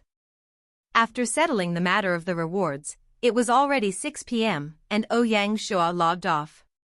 In real life, it was already New Year's Eve. Every house had started hanging lanterns and pasting couplets. The lazy bug, Bing Air, had also woken up early to bug her brother to hang the lanterns they had bought the day before. Every New Year, the siblings would have an enjoyable time. Together siblings time to have, on time celebrate and act would in siblings their every festivity there or their new enjoyable. By every new, watch down, years about Bing them, leave, even the siblings would have an unenjoyable time. According to Chinese customs, every festivity was to enhance relations and every New Year's Eve dinner was to represent family, the unity of a family. As New Year in comfort every saw leave by deep away, lantern by every gone leaves happen the weekends felt usually anything happened, the little had deep past become her, not the longingi had the past ere this grew less evident. It longing was becoming less and less. Hiding the feelings deep inside, over about the past 2 years, Bing the happiness, she started to act like other children and every year becoming dinner, Ouyang Shuo felt pleased with the little brat's behavior, improved by her brother's conditions her year. Not looking around, she had already this dishes. Seafood. It for dinner. She knew bride crib hang the lanterns and seemed that there were be helpful and Oue Shuo issues or trouble to advance he couple amount brothers set easier dishes and carrying's dinner seemed. Hemade. On assistance set up the dinner, on left celebrate and prepare dinner he had but facilitating the light coins or anything. Passing them to her other of BK heirs, after the dozens and couplets were put. After the party. Nostalgia and paste 6 New Year's Eve dinner, dozens of dishes, particularly the stewed, had in advance. Starting the preparation of being BB late. The evening without BBSH dinner he forgot. The afternoon. And checking there of those that it hanging lanterns and pasting couplets, to be early and but not be late. As many villagers began preparing for the feast soon as they finished preparing the preparations set meal Ouyang Shuo had no choice but to chase her out of the kitchen. He smiled and said, "Baby, New Year's Eve is coming soon. Go take a bath and change into the traditional dress we bought yesterday. You just dress up beautifully, the kitchen is in good hands." Only then did Binger reluctantly leave the kitchen, saying like a small adult, "Then I'll leave this to brother." At 6 p.m., dinner was served. Ouyang Shuo had prepared a table filled with dishes, including traditional braised carp, stewed chicken, seafood, and abalone. Although it seemed extravagant, it added to the festive atmosphere, making it well worth it. Before starting dinner, the siblings began by praying at their parents' altar. Looking at Binger, wearing a cute tang suit and kneeling in front of the altar, Yang Shua calmly said, "Dad and Mom, you can rest easy. Binger is growing healthily and becoming more sensible and cute." After the meal, Binger received a call from Sun Xiaya. She proudly showed off her new dress. Seeing the two girls deep in conversation, Yang Shua did not interrupt and instead walked into his room. As in previous years, he prepared the red envelope and new gifts for Binger. This year, he brought her a special gift. On the surface, it was a circular ball, like the Pokeball from Pokemon. In reality, it was a high-end AI pet that retailed for 1 million credits. Such an expensive pet could only be given by a brother like Yang Shua.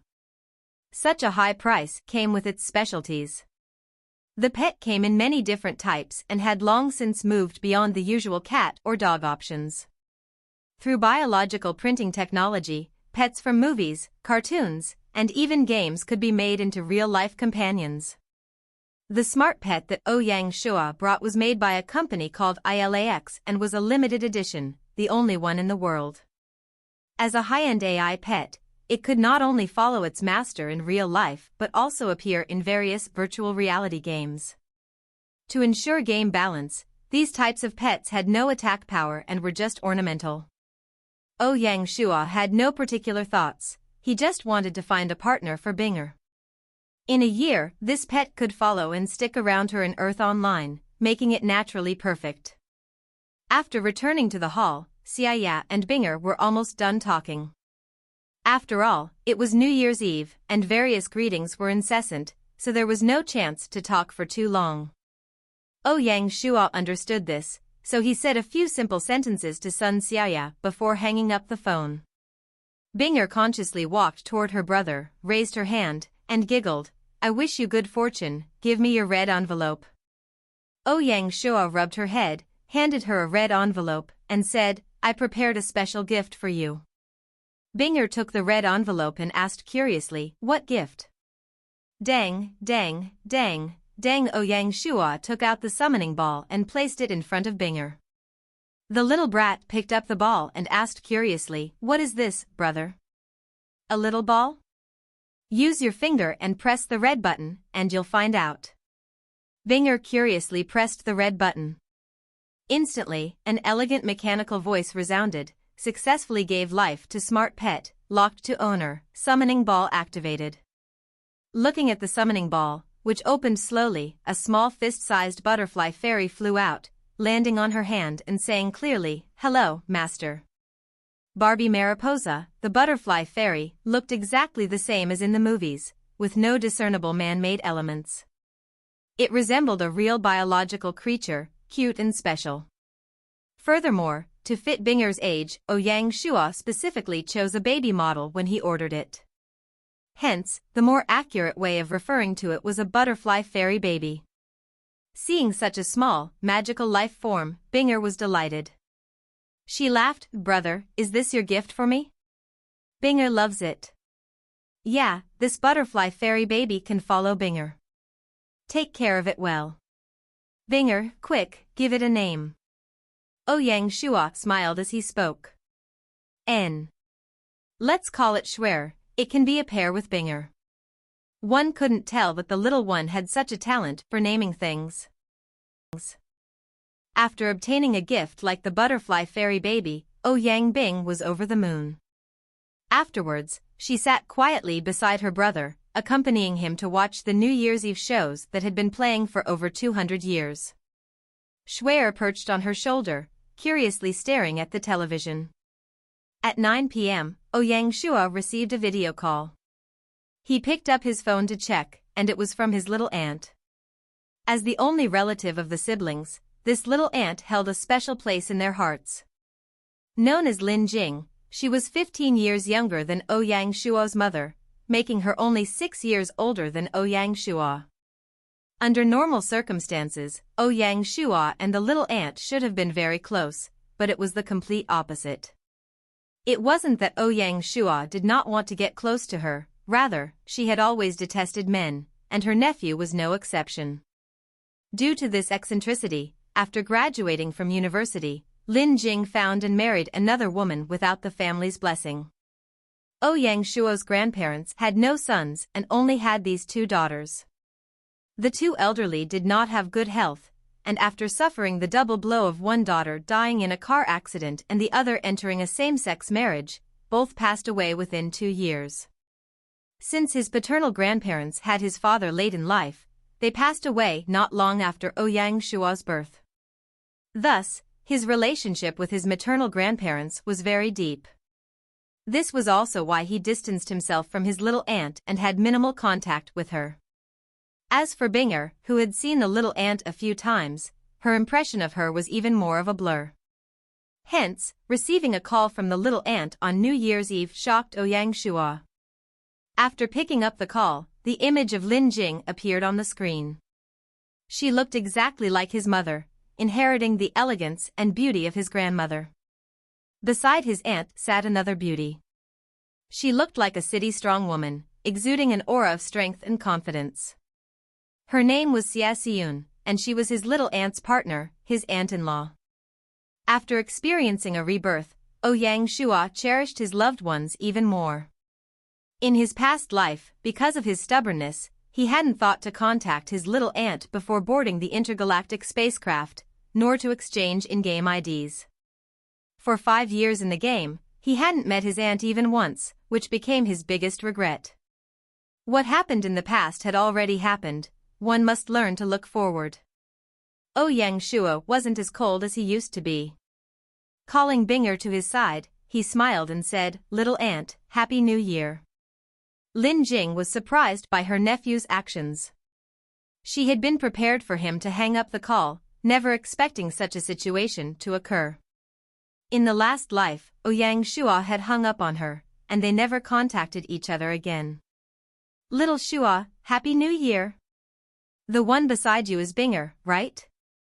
This little brat has grown so much, she looks so much like her mother," the little aunt smiled.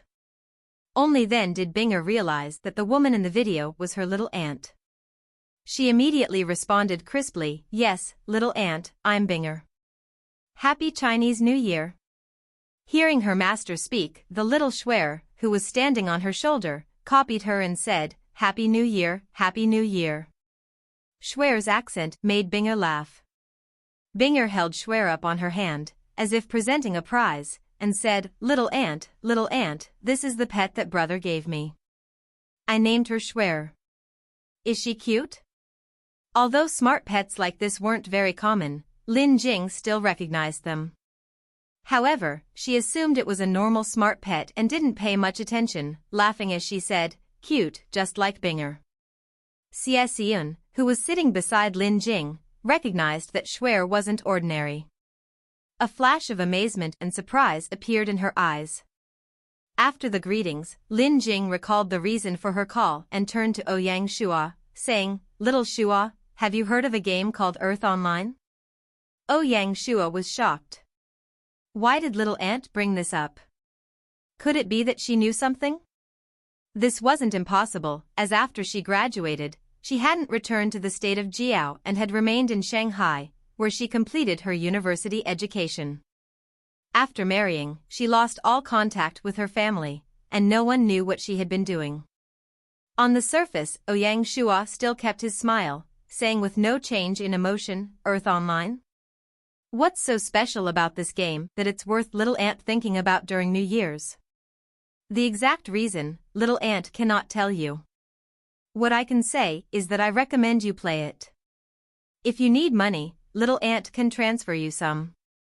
Wenjing added carefully. Ouyang Shuo nodded. He could practically confirm that little aunt knew some of the hidden details of the game from certain channels. He was hesitating about whether to tell her everything. After all, the attention and animosity from Tian weren't something he wanted to involve her in. If it got exposed, the outcome would be irreversible. Ouyang Shuo deliberately said in a relaxed tone, "No need, actually, I do play this game." "Oh. You've already started playing. That's great. What's your ID?" "Little aunt has some forces in the game, Lin Jing said with surprise. Yang Shua shook his head, there's no need. I'm used to playing alone. Why don't you tell me your ID? If there's a time when I can't survive, I'll depend on little Ant. Haha. If Yang Shua weren't her nephew, and if she didn't feel guilty about him, she would have already felt annoyed. This time, she just bore with it. All right, you're still so stubborn. Little Ant won't force you. But remember, little Ant's ID is Snow Rose. If you have any issues, you must come find me. Yang Shua was shocked when she spoke. Snow Rose mercenary group? Humph. It's good that you know. Let's end the conversation here. Bye. Lin Jing's patience was already used up, and she turned to Binger. Binger, say bye to Ant. If I'm free, I will go see you. Binger obediently nodded her head and said sweetly, bye, little Ant. After hanging up, Yang Shua couldn't calm himself down. He didn't expect that his little Ant would be the vice-captain of the second-ranked mercenary group. Then Xiaoxian must be the captain, War Rose. Fate really played a joke on him. If in his last life, he hadn't hung up on little Ant, he might have entered the game earlier. With War Rose's backing in the game, would he still need to wander around with Binger? Everything would have been very different. However, there were no ifs in life. This time, by chance, he received such help. What kind of effect would it have on him in the game? Everything was unknown. At the same time, an interesting conversation occurred between Lin Jing and Xiaoxian. Seeing that Lin Jing had already hung up, the silent Xiaoxian said, as if she were contemplating something, Jing, your nephew is not ordinary. That brat is so annoying. I originally wanted to help him, but he still dared to act cool, saying he liked to play alone. Lin Jing was enraged. Xiaoxian softly shook her head and smiled. You were bluffed by him and didn't know. Do you know how much your niece's smart pet costs? How expensive can it be?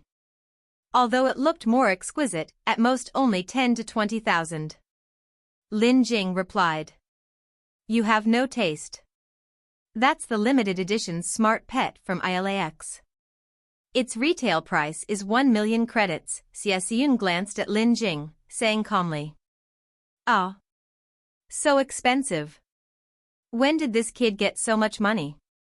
If I remember correctly, he just graduated this year. That's why I said he's not simple. Talking back to Earth Online, how would a university graduate pay attention to such a game and be willing to spend money on a game capsule? That in itself is not ordinary. I guess he is probably a beta player like us, Xiaoxian deduced. Yao, what you say makes sense. Hen, that brat even wants to lie to his aunt. I'm going to teach him a lesson. Lin Jing wanted to call him again. Xiaoxian immediately stopped her. Look at your nephew. He definitely isn't a clumsy person. When he found out you were the vice-captain of the Snow Rose mercenary group, he could stop himself from telling you his ID. It's obvious that he isn't as simple as a solo player.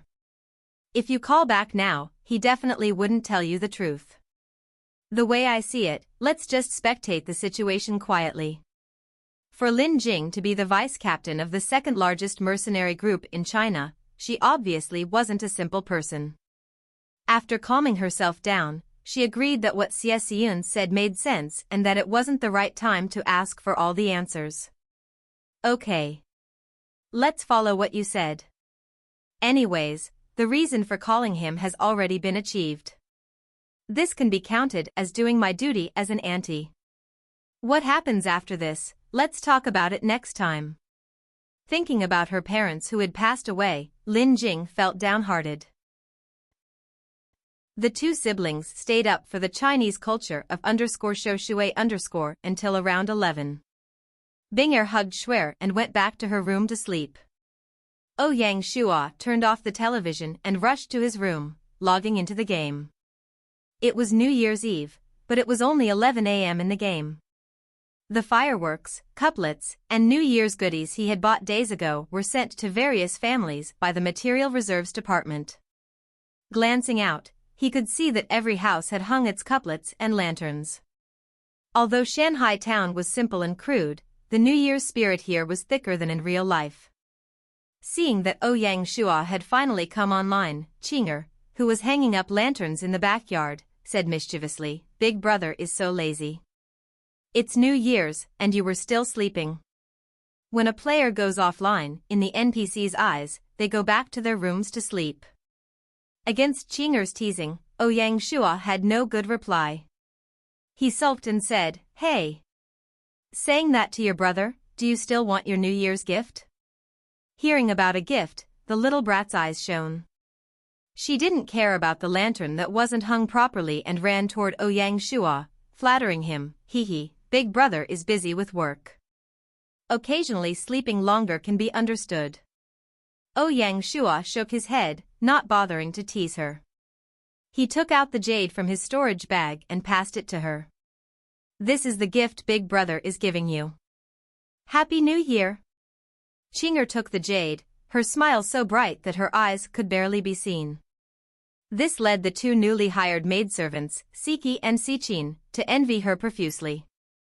Ouyang Shua looked at Yingyu's maidservant Sichin and asked, "Do you know where Yingyu is?" Sichin bowed immediately, saying respectfully, "She's in the front yard, distributing red envelopes." Ouyang Shua nodded and turned toward the front yard. As expected, the finance department was handing out red envelopes, and Yingyu was coordinating everything from the side. When she saw Ouyang Shua, Yingyu walked out and smiled, "Big brother is up so late today."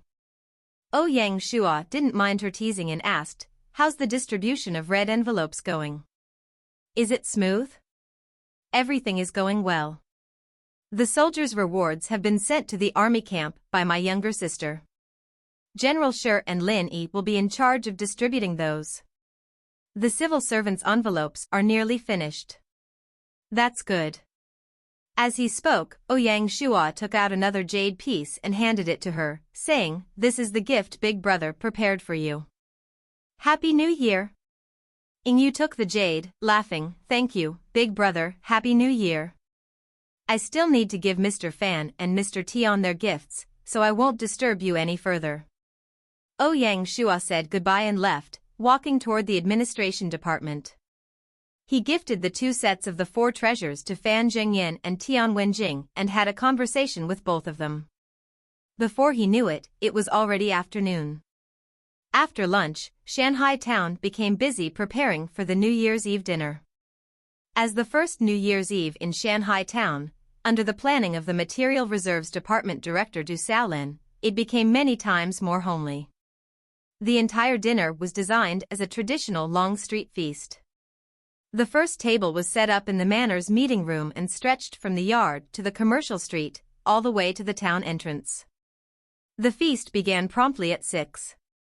At the head table sat Ouyang Shua, Fan Zhongyan, Tian Wenjing, General Shi, Chuang Yu, Mu Qingxi, Lin Yi, and Su Zai.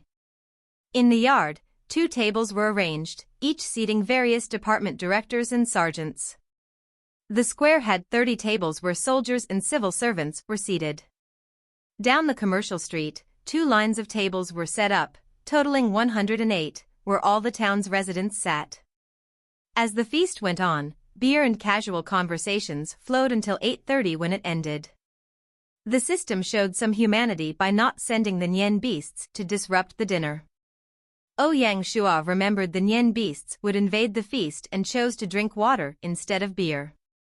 After hearing his orders, all military personnel abstained from alcohol. In his past life, there were careless lords who got drunk during the feast and, when the Nian beasts arrived, were unable to fight back, leading to the destruction of the entire village. What should have been a joyful occasion turned into a tragic event. System notification: on the 29th day of the second month in the first year of Gaia, at 9 p.m., Nian beasts will descend upon the wilderness. May all the lords get ready in advance. System notification *_ Gaia first year, second month, 29th day _ at 9 p.m., Nian beasts. System notification *_ Gaia first year, second month, 29th day _. According to usual cases, one territory will be assigned 1 to 2 Nian beasts. A Nian beast in the first year will be level 30 on average and will increase by 10 levels each subsequent year. Nian beasts will only attack the main base and not the secondary base. Therefore, if one makes preparations, it usually won't cause much damage to the base. Instead, one would often receive significant rewards. After all, it's New Year's Eve, and the system doesn't want to ruin the mood. Creating such an event is to enhance the festive spirit. Hearing the system notification, Ouyang Shua signaled General Shi and Lin Yi to bring the soldiers back to the army camp and await orders. He then turned around, went to his room to get his weapon, and led Black Tornado out of the stable, galloping out of the camp. As he entered the camp, the soldiers were all dressed and ready.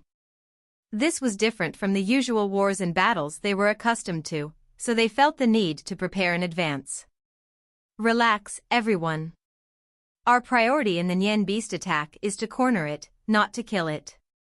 So, take care of yourselves, and I don't want anyone to get hurt.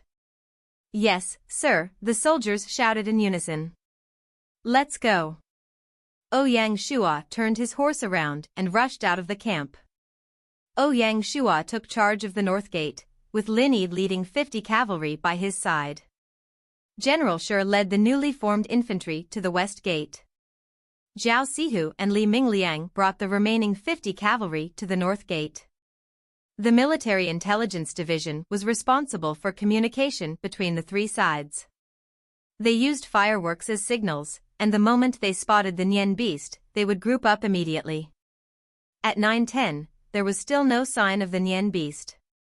Ouyang Shua told everyone to relax and be patient. 10 minutes later, 2 Nian beasts rushed toward the south gate. They saw that the Nian beasts were more than 10 feet long and covered in light green scales. Their necks and tails were adorned with a few golden fur patches, and their heads bore a horn. Their eyes were like bells, their teeth were sharp, and their murderous gaze made them seem terrifying. The 2 Nian beasts, one large and one small, galloped like the wind, roaring Nian from time to time. These 2 Nian beasts appeared to be a pair, with the larger one likely being the male and the smaller one the female. Ouyang Shua ordered Lin Yi to use the firework signal and to check the statistics of the Nian beast simultaneously. Name: Nian beast, spirit beast. Level: 40. Skills: Bloodthirst, increases killing value by 80%, Sprint, increases attack power by 60%. Combat power, 80. Evaluation: a legendary evil beast, the Nian beast is said to attack villages at the end of each year. Any village it occupies is subjected to a brutal massacre. The horns on its head are deadly weapons, and after slaughtering everyone, the Nian beast consumes their heads. He had really lucked out this time, as he not only caught 2 Nian beasts, but their levels also exceeded the average by 10. Ouyang Shua began to worry if the basic contract scroll would work. Following Lin Yi's instructions, the cavalry quickly formed a circle and ran in a clockwise direction, trapping the 2 Nian beasts in the middle. They would not engage in close combat until the infantry arrived. Trapped and surrounded, the 2 Nian beasts grew impatient, frequently attempting to charge and break free from the encirclement. Unfortunately, the troops were too experienced and had undergone too many battles. Every time the Nian beasts moved, the troops adjusted, keeping the 2 beasts in the center. To increase the chances of taming them, Ouyang Shua ordered the troops to shoot the beasts with arrows, taking care not to hit their eyes or other vital areas, to reduce their threat and aggression. After all, they were fierce beasts. After some time pressuring the beasts, the cavalry's horses began to tire and move more slowly, leading to several close calls where the beasts nearly escaped. Fortunately, at this moment, General Shi's troops from the West Gate and Zhao Sihu's men arrived as reinforcements after receiving the signal. In the subsequent battle, the infantry engaged the beasts from the front while the cavalry attacked from the rear. In about 10 minutes, both beasts had been defeated and fell to the ground. Ouyang Shua signaled for the troops to stop their attack and walked in front of the male beast. He took out the basic contract scroll and slowly opened it. The scroll transformed into a white light that enveloped the Nian beast. Shortly after, a resounding notification appeared in his mind. System notification: congratulations to player TWO Wui for taming the Nian beast. The Nian beast has become the protector beast of Shanghai town, and you have been awarded 500 fame points. Under the effect of the basic contract scroll, the male beast had been completely healed. It nodded toward Ouyang Shua, showing its allegiance. Then, it turned its head to the female beast lying beside it, looking at its owner with a plea in its eyes. Ouyang Shua understood its meaning and nodded, saying, "Relax, I will heal her." The Nian beast, a very intelligent creature, especially after the contract was set, understood every word its owner said. It nodded happily. Ouyang Shua instructed Lin Yi to arrange a stretcher to bring the female beast to the hospital. The rest of the men were to return to the camp. On the way back, he took the opportunity to check the male Nian beast's stats after it became the protector beast. Name: Nian beast, spirit beast. Allegiance: protector beast of Shanghai town. Level: 40. Skills: Bloodthirst, increases killing intent by 80%, Sprint, increases attack power by 60%. Combat power, 80. Specialties: Deterrence, enhances law and order in the territory by 20%, Protect, increases defense of the territory by 60%. Evaluation: a legendary evil beast, rumored to be the offspring of an evil dragon and an ink qilin. Fierce personality. As a protector beast, it can stimulate the qilin bloodline and has the potential to evolve. Ouyang Shua nodded approvingly. It was truly worthy of being a protector beast. Its two specialties were extremely useful, and most importantly, the super rare ability to evolve into a qilin. However, the evolution condition was something Pig Hero had not discovered in his previous life. In this life, he could only count on himself to figure it out. _1 Shosue, __ a cultural practice believed to add to one's parents' longevity, _*, Long Taos, side characters in Chinese operas who perform acrobatics and fight scenes. *, 12.47 to 13.07, don't ask me about the tree sap. It was already 10 a.m. when Dr. Song finished treating the injuries of the female Nian beast. Since Ouyang Shua had matters to attend to in real life, he didn't stay any longer. After temporarily housing the two Nian beasts in the stables, he went offline. In reality, it was already the first day of the new year.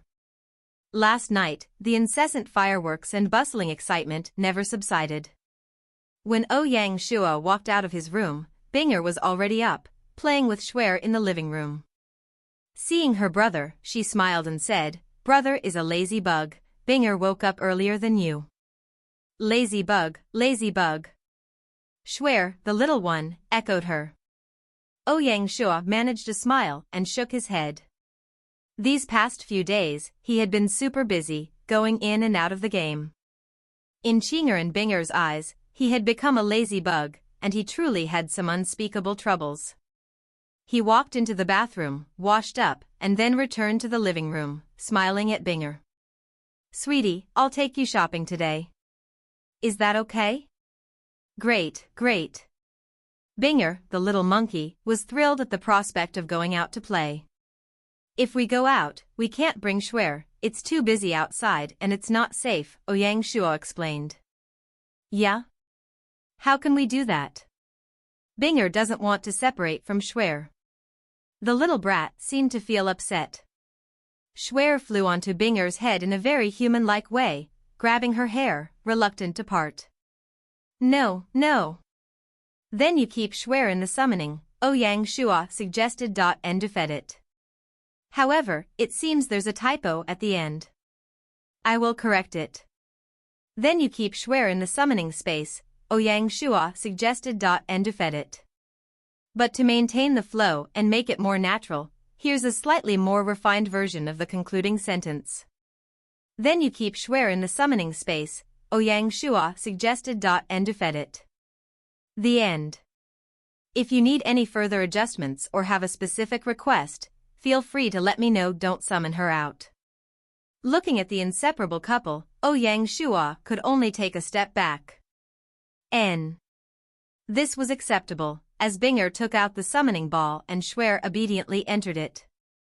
After leaving home, the siblings headed towards the bustling New Year Temple Fair. The New Year Temple Fair in the state of Jiao was held around Changhuang Temple, Zhongyou Square, Zhongshan Road, Fushua West Street, Beijing Road, Huifu East Road Food Street, Buddha Temple, and Wuxian. Each area featured its own cultural performances, exhibitions of cultural goods, and a variety of foods and activities. Visitors to the market could not only witness performances such as Chinese opera, acrobatics, magic, hard qigong, and other unique Chinese skills like Bai Mei Fist, Kai Li Fu Fist, Wing Chun boxing, and other martial arts. Other shows, including wood puppets, folk puppets, Wuhua line puppets, and various puppet performances, were also on display. The siblings strolled through the crowded temple fair, weaving in and out of the throngs of people. The temple fair was a vibrant showcase of the New Year festivities, a place where people could enjoy food, drinks, games, fun, shopping, and entertainment. In the end, what the two food lovers paid the most attention to was the food street. Beijing Sweet Hulu, Tianjin Gubuli, North Korean Dageo, Changsha Stinky Tofu, Tianjin 18th Street Mahua, Mongolian barbecued pork, Shanghai Xiaolongbo, Old Beijing fresh pear soup, Taiwanese preserved vegetable stinky tofu, and dishes from various countries could all be found here. Binger, that little brat, still had some heart. While shopping, she remembered to buy gifts for others. She used her pocket money to buy an opera mask and a clown mask for her brother. Of course, she also brought a gift for Schwer, a mini Beijing opera dress exquisitely made. Ouyang Shua carried the clown mask, shaking his head. That little brat just wanted to tease him. When they returned from the temple fair, it was already 6:30. Binger was so exhausted that she quickly showered, then carried Schwer and went back to sleep. Ouyang Shua was delighted that she went to sleep early, as he still had a super important event to participate in. When he hurried into his room and went online, it was just 7 in the morning. After waking in the game, he didn't wear his usual leather clothing but instead donned the woven scribe dress that Qinger had bought for him. The reason was that it was New Year's Day, and Shanghai town was about to hold its sacrificial ritual. Before 7 in the morning, all the people in the town gathered in the square in front of the ancestral hall. Even the villagers in Shanghai village woke up early and took a boat to come to the sacrificial ritual. The administration director, Fan Zhongyan, was the priest of the ritual, while the director of resources, Tian Wenjing, was in charge of the wine offerings. When Ouyang Shua arrived, the ritual officially began. The ancestral hall of Shanghai town paid respects to the Yellow Emperor. The entire ritual included 9 steps: welcoming the god, laying silk, entering, the first offer, the second offer, the final offer, withdrawal, sending off the god, and burning the offerings.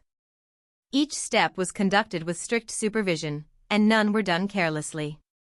After the entire process, it was already 9 in the morning. After praying to the Yellow Emperor, everyone moved to the Mazu temple and began a sacrificial ritual for Mazu. As the only recognized religion in Shanghai town, the ritual was grand and comparable to that for the Yellow Emperor. After the ritual, it was already 11. Seeing that there was still time, Ouyang Shua called Gu Xiuwen and Zhou Feng, who had rushed back from the rituals, into his office. After they sat down, he smiled and asked, "So, is everything going well in Beihai village?" "Thank you, sire, for your concern. Beihai village is on the right track. We managed to upgrade it to a grade 2 village before the new year. The planning for the village followed the original plans for Shanghai village. At the same time, to strengthen our connection with the territory, we built a harbor near the river mouth," Gu Xiuwen reported. Ouyang Shua nodded. "That's good, the speed is impressive. What do you plan to do now?" "For the next step, we intend to slow down a bit. We want to solidify our foundations and build a more robust structure," Gu Xiuwen said carefully. Ouyang Shua shook his head. No, that's too conservative. I plan to place the fishermen under Beihai Village's jurisdiction. Moreover, after the activation of the Baimusalt Pan's third phase expansion, Beihai Village's population will grow exponentially. Therefore, I need Beihai Village to reach a Grade 3 status. Additionally, when Shanghai Town reaches a Grade 2 status, Beihai Village should be a Grade 1 town by then. As the former household registration officer, Gu Xiuwen had a good understanding of Shanghai Town's population. Hearing Ouyang Shua's plans, he couldn't understand and asked, according to your arrangements, won't moving part of the population from Shanghai Town to Beihai Village slow down the growth of Shanghai Town? Shanghai Town is already leveling up fast enough. It's time to give our opponents a chance to rest. If we push them too hard, it might have a negative effect. It's better to use this time to strengthen our foundations. As they focus on their main town, no one will expect that our secondary town has already upgraded to a Grade 1 town, Ouyang Shua smiled as he explained. Additionally, I need you to consider this, Shanghai Town's refugee addition rate is 75 per day, while Beihai Village's is only 14 per day. Therefore, it's worth risking a little of Shanghai Town's growth speed to boost the level of Beihai Village. Overall, this will be highly beneficial to the growth of our territory, Ouyang Shua continued. This method of increasing the population was devised by players in the previous life who had upgraded to a Grade 1 city and wanted to develop their secondary bases as quickly as possible. Now, Ouyang Shua was using this strategy at just a Grade 1 town, which could be considered quite bold. Gu Xiuwen suddenly realized and said excitedly, "You've thought it through well, sir. I am full of respect. Since that's the case, when I return, I will gather the people and focus all our efforts on building the basic structures of a Grade 2 village. We will definitely upgrade to a Grade 3 village within a week. We won't let you down." Ouyang Shua smiled and said, "I will naturally be at ease when you handle things. How is the establishment of the garrison team in Beihai Village?" This question was directed at Zhou Feng, who had been quiet. Zhou Feng nodded and said loudly, "Sire, we followed your orders.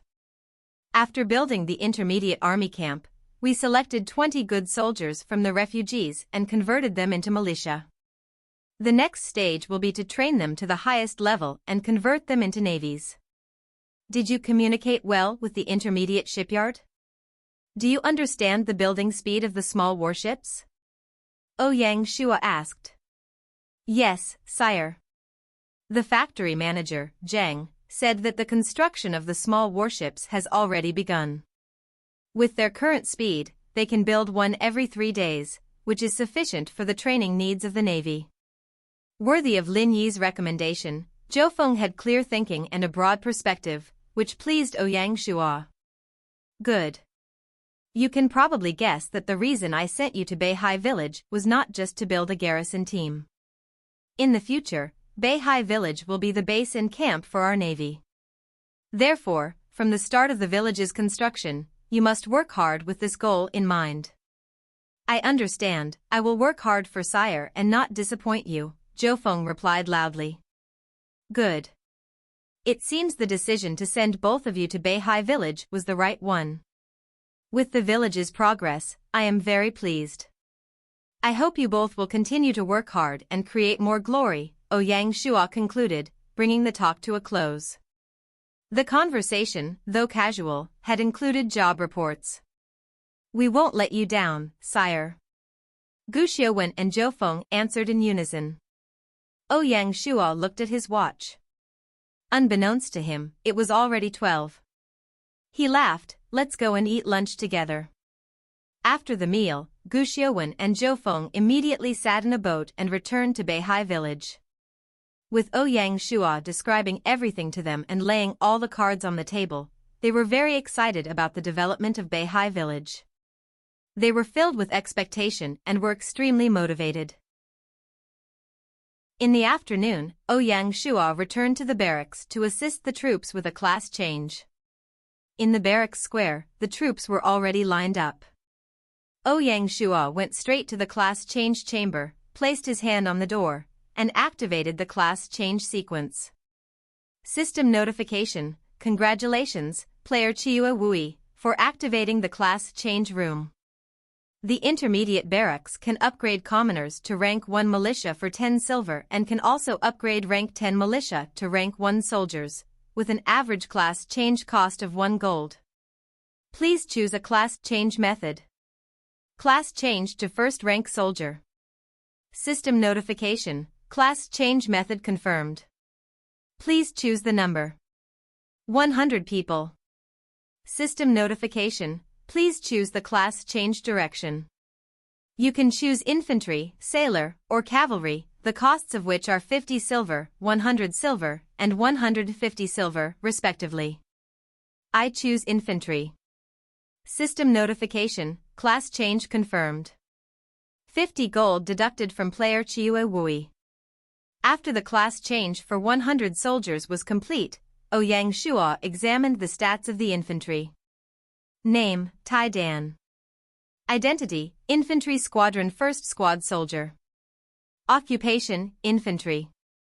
Level: Rank 1. Combat Power: 12. Consumption: 2 units of food/day. Skill: Basic/.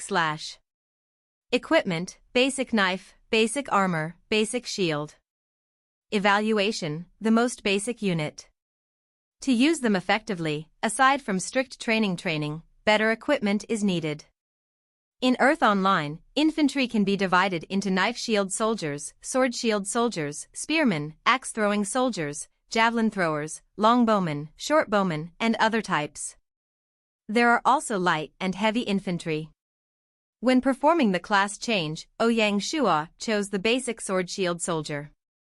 Compared to cavalry, the infantry's stats were weaker, so their class change cost was only a third. Their combat power was 3 times lower, primarily due to the difference in equipment. After paying for the class change, he had only 80 gold left, facing a financial dilemma. It seemed the right time to have his forces hunt bandits to earn some money.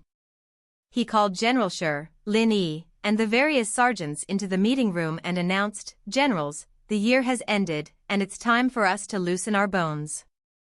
This time, our territory has expanded by 100 square miles, and there will definitely be new bandit camps. My order is to find them and destroy them. I am not afraid to tell you all that the territory is facing monetary issues, and whether we can resolve them depends on your performance." His words stirred their blood, especially the enthusiastic fighters, Zhang Daniu and Zhao Sihu. Both had recently advanced to rank 8 elite soldiers and were now just 1 step away from rank 9. The battles within the squadron had become stagnant, and they hoped this mission would help them break through their bottlenecks and rank up. Zhang Daniu and Zhao Sihu stepped forward together and declared loudly, "Sire, you can rest assured about the mission to destroy the bandit camps. We promise to complete it." Ouyang Shuo nodded and replied, "High spirits, that's good. From now on, you must expand your search area, inch by inch, find them, and report to me immediately. This time, I will lead you out myself." "Yes," the generals responded in unison. Walking out of the barracks and passing the commercial street, the various shops were open for business. After all, the game was different from real life, and there was no New Year's holiday. Just as Ouyang Shuo entered the manor, the Resource Division Secretary, Du Xiaolin, entered the office. She respectfully said, "Sire, I have something to report." Since the last test, Du Xiaolin had been punished by Ouyang Shuo for 3 months. This time, she seemed especially careful. "Sire, I counted the grains in the granary and found that we have only 2,000 units left. We have a problem and need your help." Ouyang Shuo patted his head. These few days, he had been so busy that he had forgotten about buying grain. If it weren't for the tens of thousands of grain units gained from the bandit camps, all the grain would have been used up, and the town would have faced a famine. "Relax, get some people and follow me to the market." Ouyang Shuo left the manor and went to the intermediate market. He opened the trading platform and spent 50 gold, buying 50,000 units of grain. This batch of grain wouldn't last long. When the town upgrades to a level 2 town, he would need to purchase more. Ever since the town's upgrade, grain shortages had started to surface. If it weren't for sufficient monetary resources, they would have faced a famine. After solving the problem, it was already 6 in the evening. Ouyang Shua didn't have time to see the 2 Nian beasts in the horse stables and logged off. In reality, it was already the second day of the new year. Ouyang Shua didn't visit any friends or family or stroll around. He had already spent a day at the temple fair and was very tired. It was best to rest today and spend some time with Schwerin Binger, watching cartoons. The next day, the newly appointed secretary of the Household Registration Division walked into the office. Ouyang Shua asked him to sit and said, "Is the work at the Household Registration Division going well?" "Thank you, sir, for your trust." "Everything is going well," Zhou Haichen said respectfully. "That's good. You came today because there is some good talent, right?" Zhou Haichen nodded and smiled. "That's right. In the recent population refresh, there was a scholar named Su Shude who had worked in education. I think he's unique, so I came to report it." "Scholar? This is definitely a rare talent. You've done well. Bring Mr. Fan and Su Shude to my office and tell them we have something to discuss." "Yes, sir." Zhou Haichen had some doubts but didn't ask, promptly going out to call them. In less than 5 minutes, Fan Zhongyin, Zhou Haichen, and Su Shude walked into the office. The one walking at the back must be Su Shude. Ouyang Shua checked his stats. Name, Su Shude of Gold. Identity, Shanghai Town Commoner. Occupation, Civil Servant, Jinshe. Loyalty, 75. Command, 20. Force, 18. Intelligence, 45. Politics, 60. Specialty, Education, raise education progress by 15%, Enlightenment, raise quality by 10%. Evaluation, a scholar strong in education. Careful personality, deep knowledge, and good character. After looking at Su Shuda's stats, Ouyang Shua was delighted. This was a typical educational talent, with very practical specialties. For his upcoming decisions, he felt more confident. After saying some nice words, Ouyang Shua dove right into the topic. As our population increases, improvements have been made to facilities such as the private school, Ancestral Hall, Mazu Temple, and Lianzhou College. Culture and education in the territory have been thriving. For a long time, I've wanted to establish a division dedicated solely to culture and education, but I could not find a suitable secretary. It wasn't until today that I met Mr. Su. Therefore, I have decided to set up the Culture and Education Division under the Administration Department, with Mr. Su as the secretary. Su Shude did not expect to be given such an important role so soon after coming to town. "Thank you, sire. I shall not let you down." System notification, congratulations, player Chiue Wui. Su Shude has been given an important role, and his loyalty has increased by 5. Fan Zhongyin nodded approvingly. "Congratulations, sire. You have acquired such a great talent. While we're on this topic, I would like to request that you relieve me of my position as the president of Lianzhou College." "Oh? Why is that? Have I done something wrong?" No, it's nothing like that. Education is crucial to the future of our territory and should be managed by someone who excels in it. My duties as the secretary of the administration department consume a significant amount of my time, making it difficult for me to keep up with the demands of the college. Therefore, I recommend Su Shude to take over the position." Ouyang Shua understood the implications and turned to Su Shude. "Very well. Since this is the case, I will entrust you with more responsibilities. I hope that, together with Professor Suja, you can develop a strong teaching faculty and transform our college into a well-structured entity." Su Shude nodded his head solemnly and said, "Thank you, sire. I will do my best. To be honest, the addition of the Culture and Education Division bolstered the power of the Administration Department. In the ancient governing system, the 5 divisions under the Administration Department, including the military, were once the 6 most important divisions. Now that the Culture and Education Division is under the Administration Department, the balance between the 3 departments has been disrupted. This, however, was part of Ouyang Shua's plan. He did not want the future government structure to mirror the ancient one.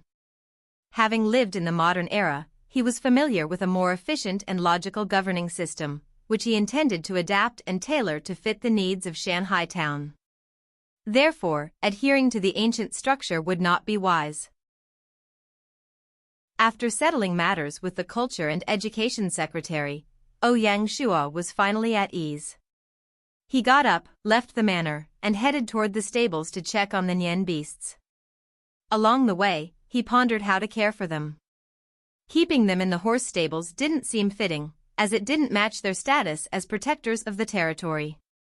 Since becoming protector beasts, the Nian beasts had lost some of their fierceness and now exuded a more auspicious aura. The Qilin bloodline within them was also beginning to manifest. When it saw Ouyang Shua, the male beast let out a gentle groan as a greeting. Black Tornado, in the neighboring stable, was not as relaxed. It trembled and huddled in the corner, its eyes showing a human-like, wronged expression, clearly terrified by the Nian beasts. As Ouyang Shua touched the horns of the Nian beast, he smiled. "I'll find a place for you to live, I won't neglect you." He then moved to Black Tornado, petted his head, and soothed his mount. After returning from the stables, Ouyang Shua found the Construction Division Secretary, Zhao Duong, to discuss building a special resting place for the Nian beasts. "Zhao Duong, where do you think we should put this?" "Based on your thoughts, sir, what are your requirements for their home?" "Let me think. It needs to have a large space and a good view. They shouldn't be kept in a confined area, it would be better to set them free. It must also be private so they aren't disturbed. It must also be safe and can't be too far away." Zhao Duong nodded, saying, "Based on your requirements, I can think of a place that fits the criteria." "Where?" "Behind the manor, there is a small mountain with some small, short trees. It's spacious and mysterious. Since it's near the manor, safety is guaranteed," Zhao Duong said confidently. Ouyang Shua nodded and said, "That's good. Let's set it there. Get some men to secure the mountain. As their resting place, it's best to add some wild rabbits and small beasts for food." "I understand and will do accordingly." This small task wasn't too hard for him.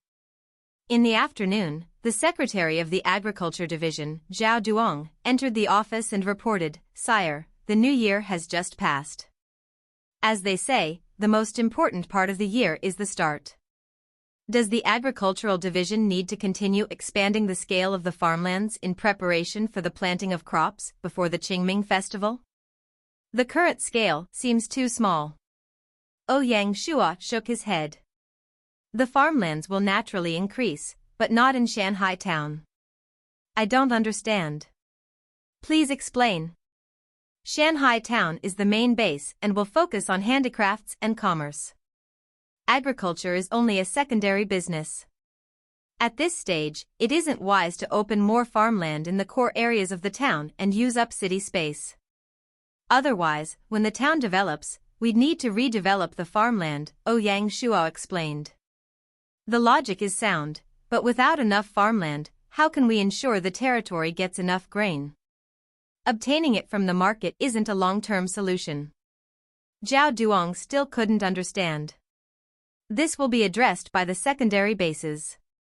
When the population reaches 2,000, we could establish a secondary village, and this second village will serve as the center of agriculture. After setting up this village and developing large-scale farmlands, it won't be too late," Ouyang Shua said calmly, having already thought it through. Zhao Zhixian respectfully replied, "Sire has thought it through, I envy you." He continued, "Since you have considered it, then it is fine. During this time, there have been no new additions to the farming population, and all new arrivals have been assigned to the town wall or river moat projects. Once these projects are completed, all these individuals can be transferred to the agriculture division and into the new village. Concerning the arrangements for the new villagers, the household registration division had worked under Ouyang Shuo's orders. On the surface, it might seem unfair to the agriculture division. Seizing the opportunity, Ouyang Shuo felt it was right to explain it to the secretary so that he could understand.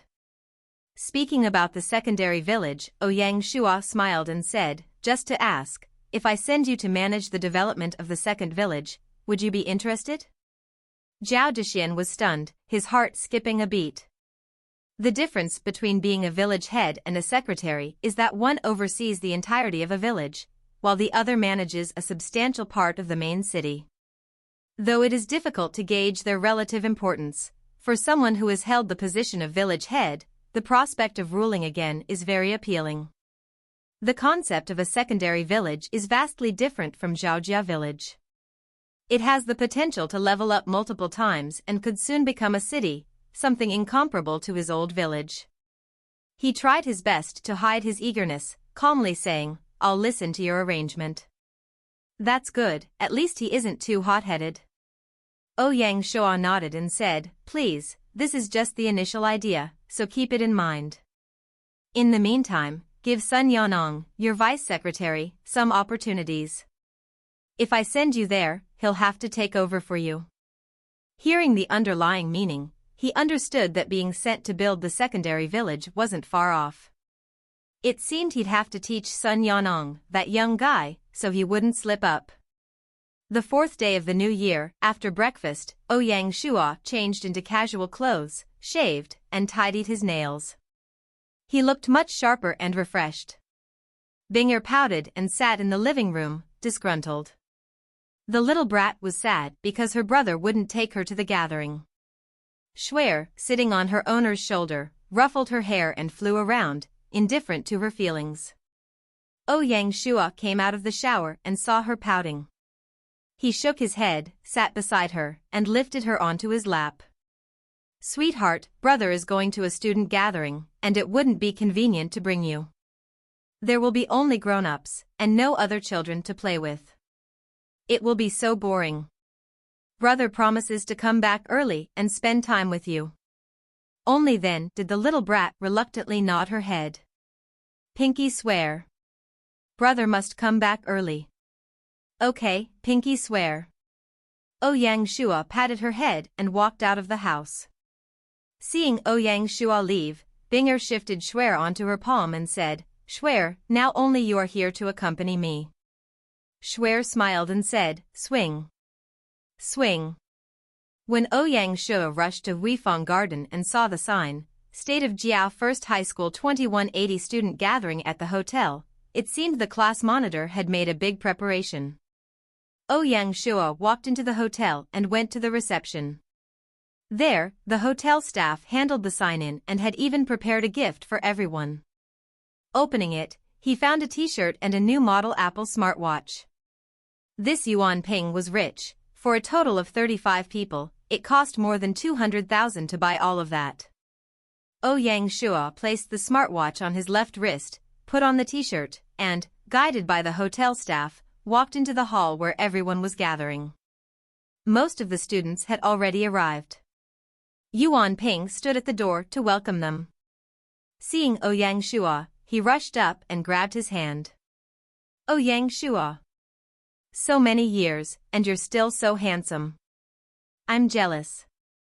Ouyang Shuo smiled, "Compared to your wealth, I am nothing." He shook his left hand and said, "Thanks for this." Yuan Ping's eyes gleamed. The confidence and magnanimity Ouyang Shuo displayed shocked him. Such gatherings, especially when everyone had entered the real world, were not so pure and full of warmth. Some people felt bad about taking the gift and didn't want others to see them with it, while others would keep it and utter words of jealousy. Until this date, only Ouyang Shuo wore it confidently and even thanked him for it. Yuan Ping could feel that Ouyang Shuo was honest and not mocking or faking it. This showed that he was confident enough to openly accept all of the gifts. Amazed, Yuan Ping laughed and said, "Let's go meet our old classmates. There are surely many people you won't recognize." Ouyang Shuo laughed and followed him into the hall.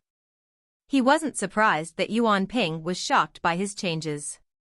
After being reborn and serving as a lord for 2 months, his aura had lost its pure and naive nature and now carried more of a leader's authority. The students in the hall were shocked to see Yuan Ping bringing Ouyang Shuo into the hall with such enthusiasm. Apart from him, the only other person who had received such treatment was the class beauty, Song Jia. In the large hall, there were 4 tables. Yuan Ping led Ouyang Shuo to the first table and said with a smile, "Our handsome Ouyang Shuo, everyone can still recognize him, right?" At the first table, besides the class beauty, sat Meng Feifei and Tan Xiaoli, whom he had met while shopping for New Year's goodies. Upon seeing him, they smiled and greeted him. After Yuan Ping left, Ouyang Shuo began chatting with the other classmates. In this world, there are always people who make others envious. At the same table was Zhao Qinglin, one such person. After graduation, with his parents' help, he became an assistant to the manager at Bingfeng Corporation, the most famous real estate company in the state of Jiao. Among all the students, he could be considered a successful person. Toward Yuan Ping's background, Zhao Qinglin felt truly envious. He had especially rushed to join the gathering, but didn't expect that Yuan Ping would place him at the first table and then leave. Instead, Yuan Ping treated Ouyang Shuo with such warmth, which made Zhao Qinglin jealous. He said coldly to Ouyang Shuo, "Old classmate, you're so impatient. Wearing the watch so soon, can't you afford to buy such electronics?" Upon hearing his words, the entire table fell silent. 2 of the top students, who were doing just okay now, were embarrassed and quickly hid their watches. Ouyang Shuo, however, laughed. He wasn't the goody two-shoes he used to be in school. When challenged, he replied, "Yeah, I can't afford it. Since your family background is so rich, why not follow Yuan Ping's example and lend us a hand?" The students at the table laughed, the earlier awkwardness gone. They all looked at Zhao Qinglin to see how he would respond. Zhao Qinglin didn't expect Ouyang Shuo to be so shameless, admitting to being at a disadvantage. Although it was true he had a good family background, it only compared favorably to these students. Otherwise, he wouldn't need to rush here to get close to Yuan Ping. Asking him to spend 200,000 credits on gifts was out of the question. Ouyang Shuo paid little attention to Zhao Qinglin's embarrassed face, picking up his teacup and sipping casually. Tan Xiaoli, sitting to his left, gave him a thumbs up and praised him, "Wow. Is this the quiet and studious Ouyang Shuo? You've really changed our impression. If I didn't have a boyfriend, I'd go after you." Cough, cough. Ouyang Shuo choked on his tea. Are all girls nowadays so open, bringing up such bold topics? What's with your expression? Don't tell me you think I don't fit with you? Although you are very handsome, I'm not bad either, in looks and body. Seeing Ouyang Shuo's expression, Tan Xiaoli feigned disappointment. Ouyang Shuo raised his hands in surrender, "Student Tan, beautiful Tan, I'm wrong. Let me off this time." I'll count it as you knowing the truth. Tan Xiaoli rolled her eyes, walking to his side. "Io, you don't have a girlfriend, right? Let me introduce you to Fei Fei." Ouyang Shuo hadn't said much, but Fei Fei, who stood beside him, had already blushed red and grumbled, "I'm going to rip your throat out." Seeing the 2 women bickering on the side, Ouyang Shuo helplessly shook his head. His eyes landed on Song Jia, who was sitting opposite him. He paused for a moment before nodding his head in greeting. Song Jia, like Yuan Ping, came from a distinguished family. The Song family ranked second in Lingnan, and Song Jia herself was a beauty with a refined personality, making her hard to approach. Yuan Ping had been pursuing her since high school, but with no success. At this student gathering, maintaining friendships was secondary. His primary goal was to woo Song Jia. Ouyang Shuo admired Yuan Ping's persistence, who had not given up after 10 years. Song Jia wore a white bead high-waist dress, exuding a goddess-like aura. Noticing Ouyang Shua's greeting, she raised her teacup. Ouyang Shua raised his own, and they clinked cups, as if sharing a silent understanding. This scene drove Yuan Ping's friend, Yanglin, nearly mad with jealousy. The goddess didn't even glance his way, deepening his resentment toward Ouyang Shua. Not long after, all the classmates arrived, and the gathering officially began.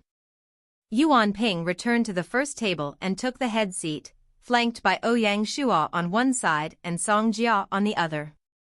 A student gathering, of course, couldn't do without sharing in conversation. Acquaintances or not, soon everyone was drinking together and reminiscing about the past, giving a feeling of old friends reuniting. Thanks to Yuan Ping, many classmates came over to drink with Ouyang Shua. Some had good intentions, while others had bad. Ouyang Shua wasn't afraid of them, because when it came to alcohol tolerance, there was no one he feared. Of course, the brightest star was Yuan Ping, and people who sought him out were endless, pulling him around to drink at different tables. "Old classmates, let's have a drink together." A sweet voice sounded in his ear. He turned to see Song Jia, raising a glass of red wine to him. Ouyang Shua nodded and poured some red wine for himself. "Sure, I'll drink a glass with our goddess." Ouyang Shua gulped down the entire glass of wine. He didn't expect her to finish it too, her cheeks flushing red instantly. Ouyang Shua remembered that when she had a toast with Yuan Ping, she had only taken small sips. He didn't expect her to favor him. To be honest, during high school, they didn't interact much. One came from a wealthy family and had a cold personality, the other was ordinary and an introvert who didn't talk much with others. He didn't understand it, but he didn't mind. Taking the opportunity, he started chatting with Song Jia.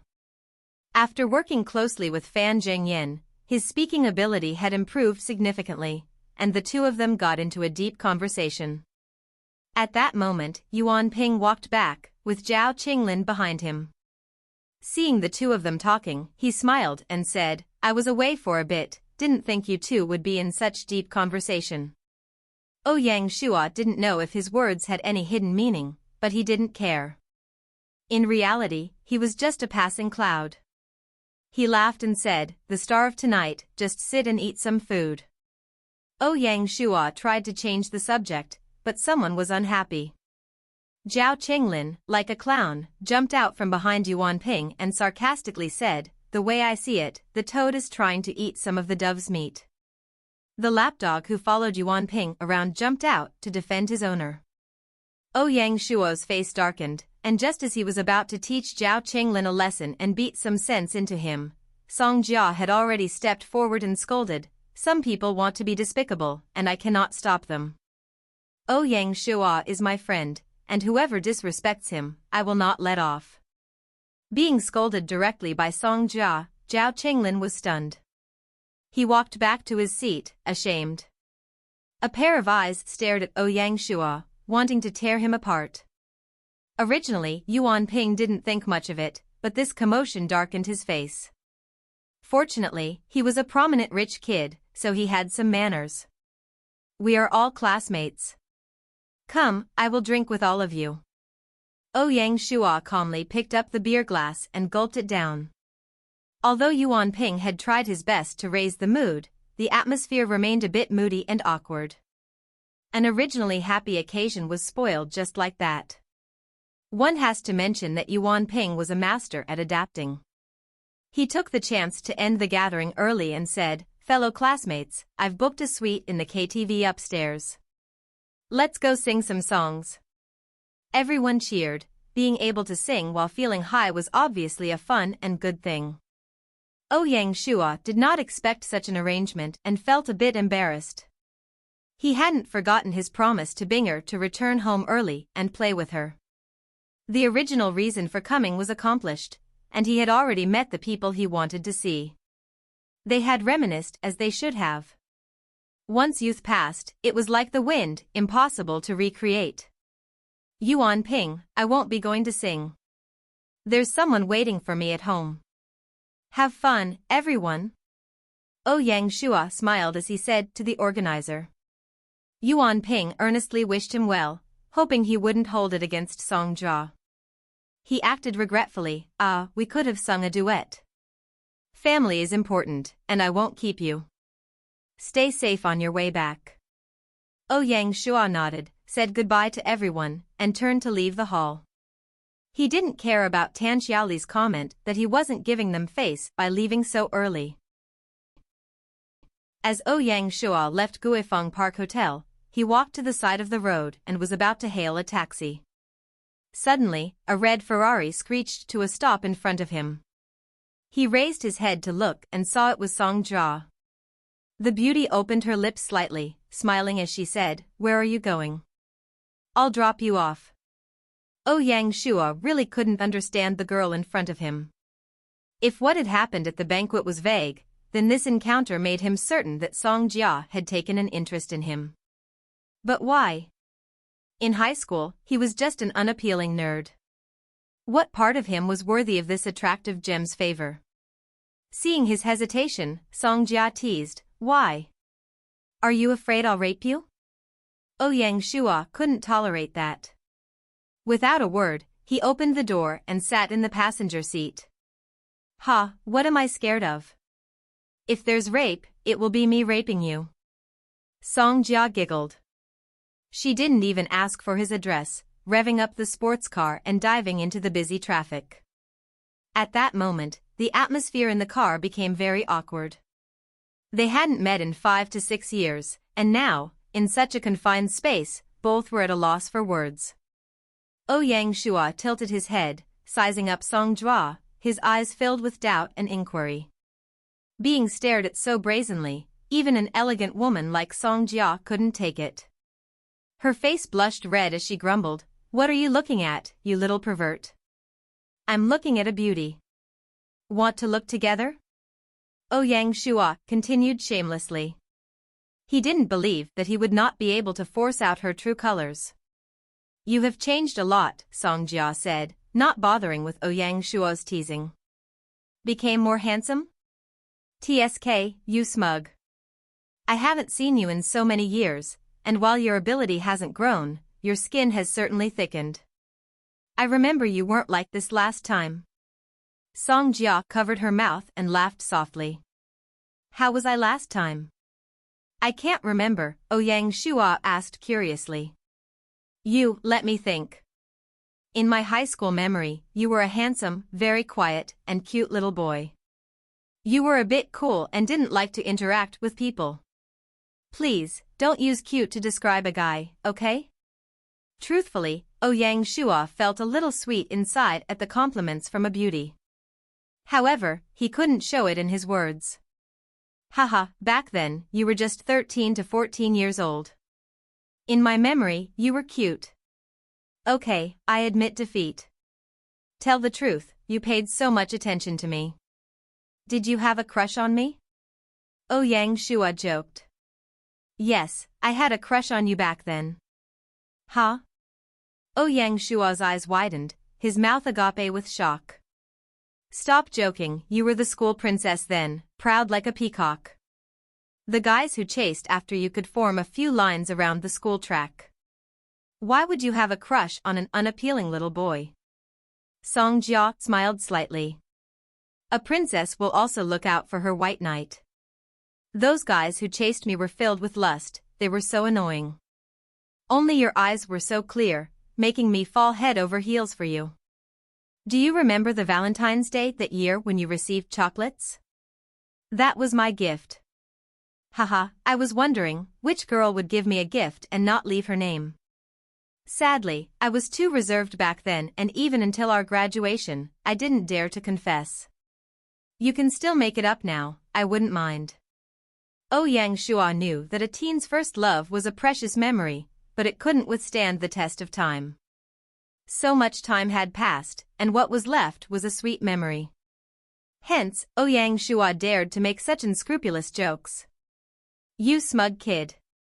I won't like a slippery-tongued little pervert," Song Jia laughed. Ouyang Shuo exaggeratedly grabbed his heart with both hands, imitating Stephen Chow's accent and saying sadly, in the past, I had a pure love right in front of my eyes, but I didn't cherish it. Only when I lost it did I start to regret. This is the most painful thing in the world. Song Jia played along, saying emotionally, if the heavens could give you another chance, what would you say to the girl? Ouyang Shuo turned his head and looked into Song Jia's eyes, purposely saying with deep emotion, if the heavens gave me another chance, I would tell the girl I love you, and if I were to add an expiration date to our love, I wish it to be 10,000 years. Being looked at with such deep emotion, Song Jia's face blushed red.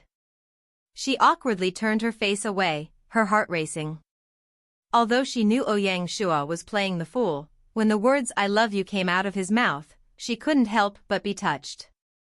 After all, why would people say that the first love is the sweetest?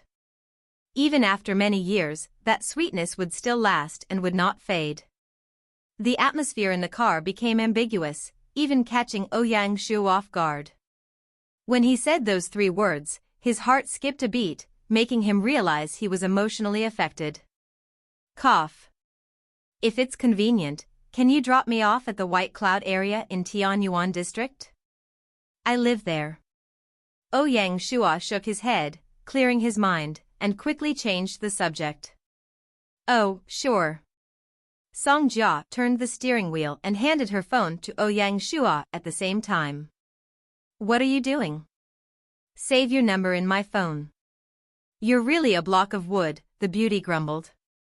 Oh, sure. Ouyang Shuo took the phone and unintentionally touched Song Jia's tender fingertips. It felt like an electric shock, and he quickly withdrew his hand. After fumblingly saving his number, he returned the phone to her. Their fingers naturally touched again, but this time it seemed more natural. In less than half an hour, the sports car was parked at the entrance of Tianyuan district. This was the first time Ouyang Shuo felt a grudge against sports cars. Why did they have to travel so fast? I've arrived. Oh. You're not inviting me up? Huh? Let's forget it. Why? Are you hiding a mistress in your golden house? How could I? Ha ha ha. I'm just joking. Stay in touch. Bye, bye. Wait, that's not right. Did she just tease me? Shouldn't I be the one saying those words? As he gazed at the disappearing sports car, Ouyang Shuo's heart was unsettled, unable to calm down. When he finally reached home, Binger ran over happily and handed him his slippers. Ouyang Shuo smiled and said, Baby, I wasn't home today. Were you well behaved? Binger was very well behaved, she replied. That's good. Come here. Let brother reward you. Ouyang Shuo removed the smartwatch from his wrist and helped Binger wear it. In his eyes, the smartwatch was only suitable as a toy for Binger. At 9 p.m., after coaxing Binger to sleep, Ouyang Shuo returned to his room and logged into the game. After logging on, he routinely practiced an hour of spearmanship on the dummies. Following that, he practiced the Bajiquan he had recently learned. Now in Shanghai village, everything was very orderly, and there were few things that required his attention. Taking advantage of these carefree times, Ouyang Shuo spent more time practicing martial arts. Even though he appeared as a civil officer, setting up the base and managing its operations, he still had martial arts in his bones. In his past life, he wouldn't have chosen the officer class otherwise. To be honest, which men weren't hot-blooded and yearned to conquer the battlefield? Even if they did fall in battle and die, they would have no regrets. His current strength, compared to the basic level of Lin Yi, was insufficient and did not match his identity as the general of the entire army. Therefore, he planned to use this time to train and improve. At noon, Ouyang Shuo visited the back mountains to check on the 2 Nian beasts that had made it their home. According to legend, Nian beasts spend their lives at the bottom of the ocean, emerging on New Year's Eve to claim the lives of animals and humans. Ouyang Shuo was unsure if the legend was true, but it was clear that the Nian beasts enjoyed eating ocean fish. As a result, the Resource Division had to prepare 50 units of fresh ocean fish daily for the two Nian beasts. Fortunately, the village was close to the ocean, otherwise, feeding the beasts would have been a significant challenge. Returning from the back mountains, Ouyang Shuo rode Black Tornado, his bow in hand, as he galloped out of town. The winter wilderness presented a solemn scene, with the wild grass a withered yellow blending into the vast landscape. As Ouyang Shuo rode his horse, he felt a sense of relaxation and freedom, as if the world held nothing but him. While riding, Ouyang Shuo's thoughts turned to Song Jua, her youthful smile and charm stirring his heart. Yet, for some reason, Sun Xiaoye's image also appeared, leaving him feeling troubled. Since when had that young woman left such an impression on him? It was all so chaotic. If there were a second person there, they would have easily seen that Ouyang Shuo was experiencing the pangs of spring. In his past life, over the course of 5 years, Ouyang Shuo had not had a proper relationship due to Binger. It wasn't that no girls chased after him, he had simply rejected them. How could someone who wandered from place to place even think about falling in love? In this life, the development of Shanghai town had been smooth. Unexpectedly, a few pretty girls also entered his life, stirring his calm heart. He couldn't remember if during the student gathering in his past life, he had such a conversation with Song Jua. The past him was a weary man. Even if he had met Song Jua, he wouldn't have had the courage to joke around. He only remembered that after that gathering, he did not keep in touch with any classmates, including Song Jua. The events of the past rushed into his mind, but this did not diminish his resolve, as he was not one to worry needlessly. Different experiences had warned him that an emperor's dominance left no room for slacking. The country belonged to him, the beauties, too, belonged to him. Daya, first year, second month, 24th day, also the 5th day of the first lunar month. Cloudy. System notification. Congratulations to Di Chen on the successful establishment of the second town in China. Special reward of 1,000 merit points. System notification. Congratulations to Di Chen. System notification. Congratulations. A burst of system announcements occurred just after Ouyang Shuo logged in. 10 days after Shanghai town's upgrade, the second town was established. Di Chen once again proved his strength, defending his name and honor as the lead position among the 6 tyrants of Handan, even though their reign had long since ended. Without the constraints of index requirements, there would be no more obstacles for Handan town to reach grade 2. If Di Chen were more aggressive, he could definitely catch up to Ouyang Shuo and his Shanghai town, upgrading Handan town to a grade 2 town even faster than Ouyang Shuo. Of course, Ouyang Shuo would not allow Di Chen to disrupt his plans for Shanghai town. He continued his training in spearmanship and Bajiquan as usual. At 3 p.m., the Military Intelligence Secretary, San Guzi, entered the manor to report his findings to Ouyang Shuo. He spoke with an excited tone, "Sire, we have finally found the raiders' camp." "Perfect.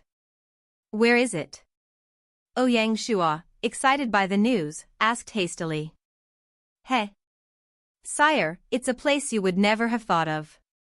This time, the raiders' camp is located on the coast upstream of the Friendship River. It took us great effort to locate the camp's position." Ouyang Shuo's eyes shone. "That said, they are a bunch of water bandits. How many are there?" "According to my intelligence, the camp covers about 1 square kilometer. As for their numbers, I've sent men to investigate. They should return with detailed information in 2 days or so," San Guzi answered in a low tone, ashamed by the imperfection of his intelligence division. Reporting incomplete intelligence to a superior is one of the biggest taboos in the Military Intelligence Division. San Guzi's report made Ouyang Shuo frown. Without the details, he couldn't analyze the situation. Based on the area the bandits occupied, the camp likely had around 1,000 men. In the worst case, it could be a high-level stronghold. What puzzled him most was why such a large group of bandits had not invaded Shanghai town. With their numbers, the tide of war would be in their favor if they intended to invade. The Military Intelligence Division has been derelict in its duties. When it was first established, I said that the utmost responsibility of the Military Intelligence Division is to ascertain threats and their sources, prevent them from happening, and prepare for what is to come. Yet none of you detected such a significant threat until now. I am very disappointed, Ouyang Shua said in a serious tone. It is all my fault, sir. Please punish me. There will be punishments, but not now. The bandits are numerous, and the threat they pose to the town is significant. Therefore, I need to eliminate them as soon as possible. However, the navy of Beihai village is not ready yet. A battle on the water is unfavorable to us. This is the time for your division to shine. Get me every detail about the bandits. I want to know why they did not invade us before. Otherwise, a lack of information could lead to our unnecessary deaths. Ouyang Shua knew what was more important at this moment. In this crisis, the help of military intelligence was crucial, and it was not yet time for punishment. Sanguzi nodded vigorously, answering aloud, "Thank you, sire, for giving me and the Military Intelligence Division a chance to atone for our sins. I promise with my life, if the results are unsatisfactory, I will bring my head to you. I will be waiting for your good news. Now, go. Remember, you only have 3 days." Ouyang Shua gave them 3 days to complete the task. The previous investigation might have already alerted the bandits. If they had more time to prepare, it would make the battle even harder. He could not afford to take that risk. "Yes, sire." After Sanguzi left, Ouyang Shua summoned the 3 directors to his manor and announced that Shanghai town was entering a level 1 alert state. All activities and movements outside the town were to be reduced, and a curfew would be imposed at night. On the 26th day of the 2nd month, intelligence about the stronghold began to flow onto Ouyang Shua's table. Informants risked their lives to traverse the Friendship River and gather first-hand information. The stronghold housed over 900 bandits, with 500 of them being combatants, enough to form a battalion. Of the 500, 400 were level 25 ordinary bandits, and 100 were level 30 elite bandits. There were 3 leaders, Black Dragon, the head, Water Snake, the second in command, and Pei Donglai, the third leader. Among the 3, Pei Donglai was the most notable. It is said that he was a navy general who was saved by Black Dragon and brought back to the stronghold. Proficient in army training, he soon became the third leader of the bandits. The intelligence revealed that the bandits had taken no action due to an internal conflict. The infighting arose from Water Snake's unhappiness with Pei Donglai's rapid promotion, which had affected his interests and benefits. He gathered the original cadre, claiming that Pei was an officer, and demanded that Black Dragon get rid of Pei. However, Pei had his own supporters. Almost half of the bandits, impressed and subdued by Pei's army training skills, stood firmly by his side. The 2 sides fought and condemned each other like fire and ice, cats and dogs. Black Dragon tried his best to reconcile the conflict and restore harmony, but it did not work. As tensions escalated quickly, a war between the 2 factions seemed inevitable. What thoughts could he have in Shanghai town? With these detailed pieces of information in hand, Ouyang Shua was excited. He immediately promoted the brave informant to the position of Military Intelligence Deputy Secretary and rewarded him with 5 golds. He knew that the key to eradicating the bandits lay with Pei. But how? This was another problem he needed to figure out. At this moment, he realized the importance and the need for a strategist. Without any second thought, he summoned Fan to his manor. He wanted to hear Fan's opinion. After all, Fan had led an army to war before. Briefly, he told Fan about the stronghold and the information they had. "Do you have any good plans in mind, Director Fan?" Ouyang Shua asked. Fan pondered for a moment. Pei comes from a military background, so it's not surprising that he and the bandits don't get along. Shanghai Town is an official territory recognized by the government, aligned with the Navy. If I were Pei, I would choose Shanghai over the Bandits. Therefore, my lord could send someone to Pei, showing him that we are the only righteous path. Have him inspire a defection from within, and we will attack from the outside. The bandits will be eradicated in no time. Ouyang Shua shook his head. I'm afraid it won't be that easy. Black Dragon saved Pei's life, so he won't easily betray his savior. From the infighting, it's clear that Pei's position is due to Black Dragon's support. Thus, it won't be easy to turn him against his savior, at least not in the near future. Fan gave a mysterious smile and said confidently, My lord speaks the truth, but what if the letters between Pei and us fell into Black Dragon's hands? His suspicious nature would ensure he no longer trusts Pei. That way, we achieve our goal. Pei would only have a chance to live if he joined us. Honestly, Fan's plan really tempted Ouyang Shua for a moment. However, as soon as he thought about it, he had to give it up. Indeed, it is a brilliant plan, but if we follow it, Pei may be forced to stand on our side. However, he will never be one of us if he is unwilling to. This is definitely not something I am happy to see. I am sure you know the importance of a Navy general to Shanghai Town. Fan smiled and said, My lord thinks ahead of us.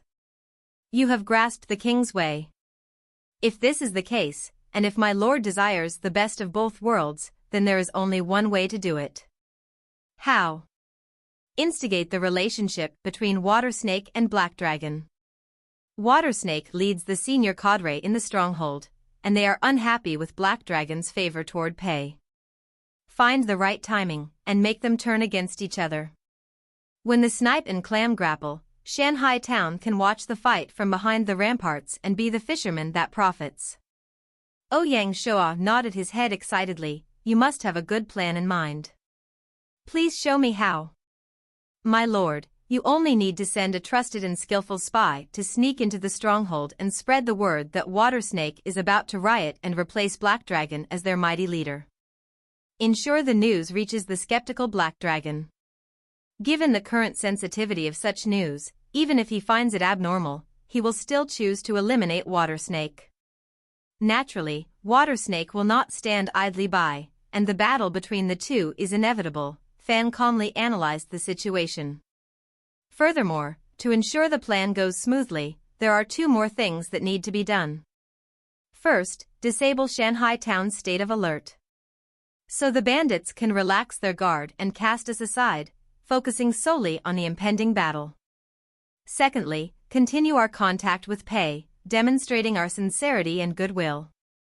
This way, he will most likely stay out of the conflict, thereby weakening Black Dragon's strength and maintaining the balance between Water Snake and Black Dragon. Fan then outlined two additional measures, one internal and one external, ensuring the plan was flawless. Shou clapped his hands, praising Fan for his excellent strategy. Your plan is ingenious. The stronghold will be eliminated in no time. There is another task I need you to undertake, the letter to solicit Pei's support. It is my duty to write it, Fan responded. After Fan left the manor, Ouyang Shua summoned San Guzi and the new deputy secretary, Lang Tian. He briefed them on the plan. The success of this plan hinges on the military intelligence division. The selection of the spy must be meticulous, reliable and resourceful. San Guzi and Long Qian exchanged glances and nodded. Lang Qian then stood and said, I will personally infiltrate and will not let you down, my lord. Then, I have no worries, Ouyang Shua nodded. On February 27, Lang Qian, carrying the letter to solicit Pei, sneaked into the stronghold. Walking down the street, Lang Qian randomly pulled a bandit aside, ready to spread the rumors. Brother, have you heard about it? He asked the bandit mysteriously. Heard about what? The bandit replied, puzzled by the sudden question. About what? Haven't you heard yet? My cousin's fourth aunt's nephew works under the second leader, and he told me a big secret. Our second leader, Water Snake, is about to do something big. Lang Qian acted as though the bandit had no clue. What is it? Tell me quickly, brother, what is the second leader planning to do? As expected, humans are naturally gossipy, regardless of time, gender, or age. I can tell you secretly, but don't spread it around, keep it to yourself. My cousin's fourth aunt's nephew will be punished if this gets out. Lang Qian continued his act. Rare and undisclosed news is more easily trusted. All right, I promise. I won't tell anyone else. Now tell me quickly. Long Qian looked around to make sure no one was eavesdropping. He lowered his voice and said, I'll tell you, the second leader is tired of the great leader protecting the third leader. Water Snake is planning an insurrection and will become the great leader himself. Ah. Is it true? Does he have the guts to do it? Ha, believe it or not, it's your choice. Our second leader is fearless, so what does he have to fear? You remember last year when he led the attack on the armies? Clearly, Lang Qian had done his homework, otherwise, he wouldn't know about the event. You are right. If that is the case, pawns like us will have to suffer again. Sigh, what else can we do? I'm only telling you this because I don't find you annoying. We should prepare ourselves. Otherwise, we might be sacrificed unknowingly. Lang Qian answered in a hurried tone. Yes, indeed. Thank you, brother, for telling me. I promise I won't tell anyone. Good, remember. Don't tell anyone. Lang Qian emphasized again, stressing the importance of keeping the secret. Just as Lang Qian left his sight, he immediately told his second uncle's third son. After finishing his story, he stressed the importance of keeping the words a secret. Then, his uncle's third son continued to tell the secret to his neighbor, Uncle Wang's second son, and so the so-called secret spread throughout the whole camp within half a day.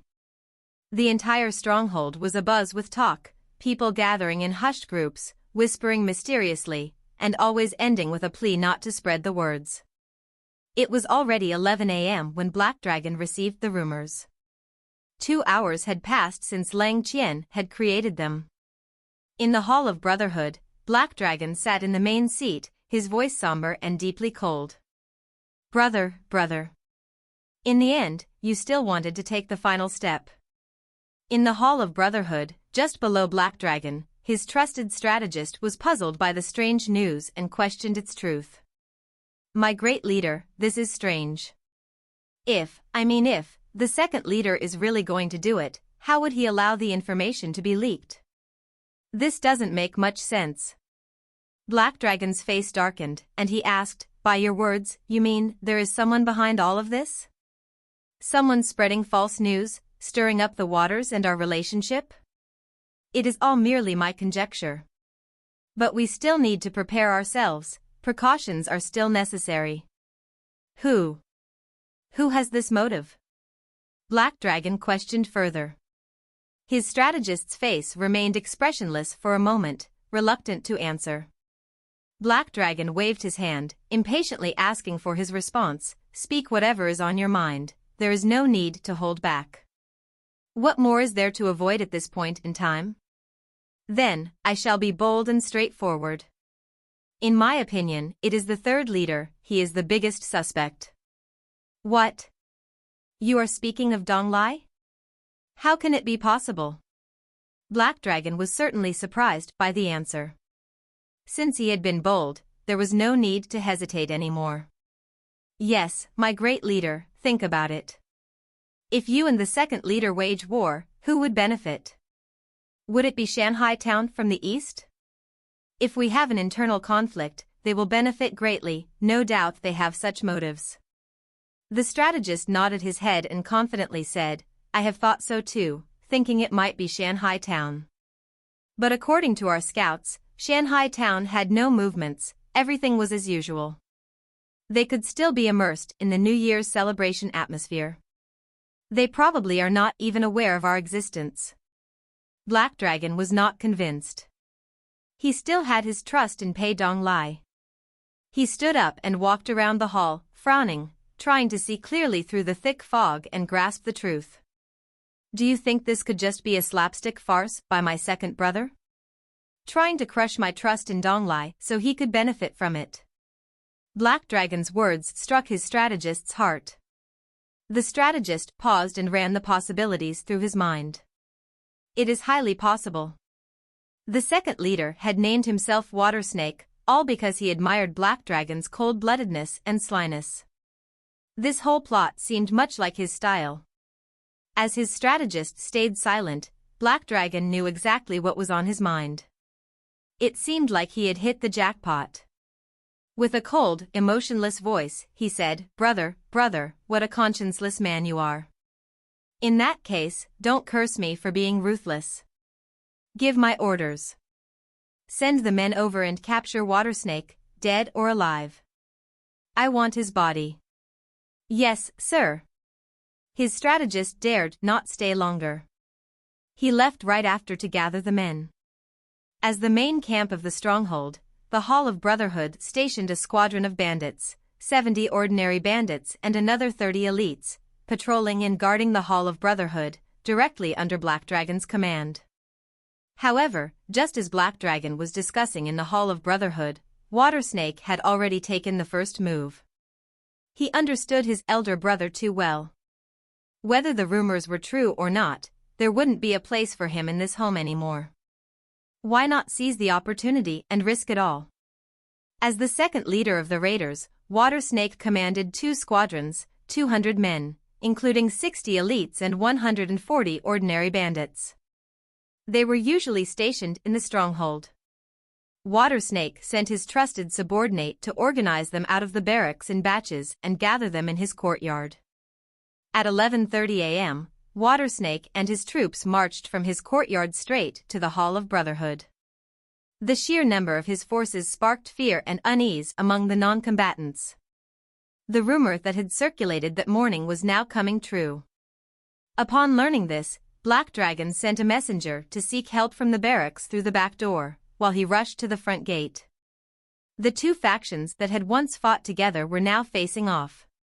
With a mixture of a sneer and a smile, Black Dragon said, "Brother, it seems you really intended to replace me. Why the rush to take my place?" Water Snake mimicked the same facial expressions. "Aren't you the same, brother?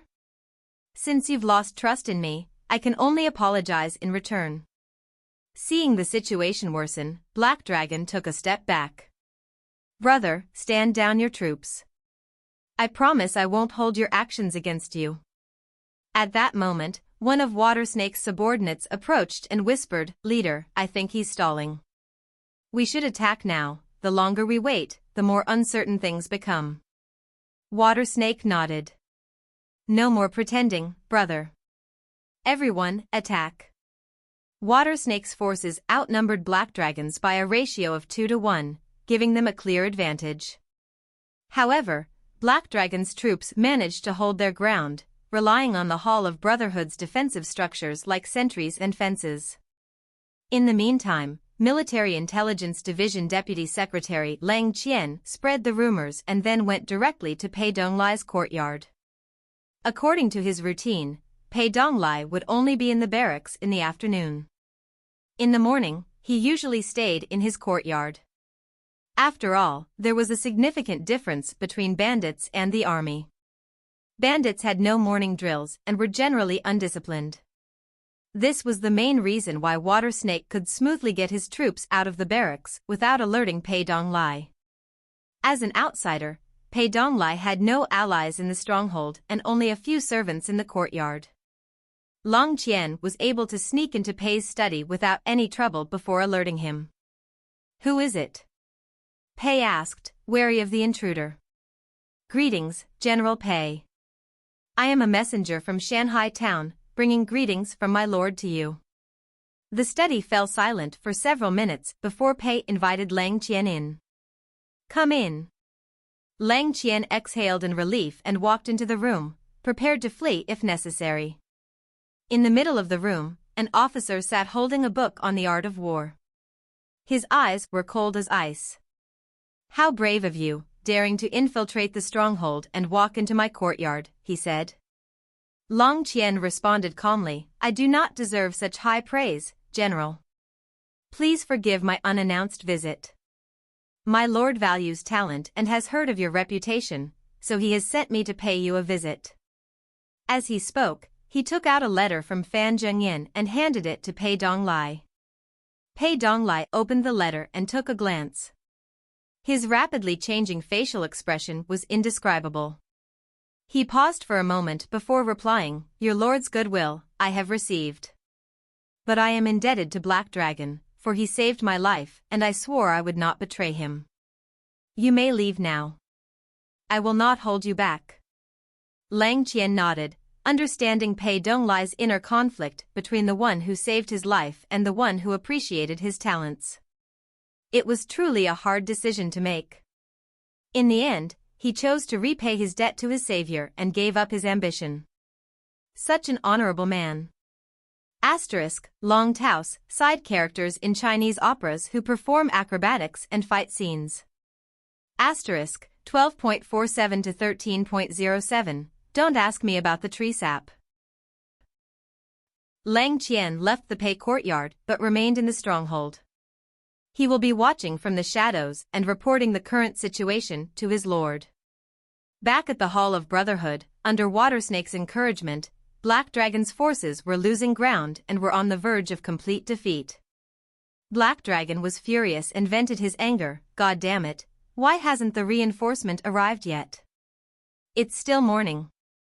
The third leader won't be at the barracks yet. We have to wait, his strategist cautiously said from the side. Shit, if we keep waiting, they will only arrive to collect our dead bodies. And just as Black Dragon had feared, before his reinforcements could arrive, Watersnake had already broken through into the Hall of Brotherhood.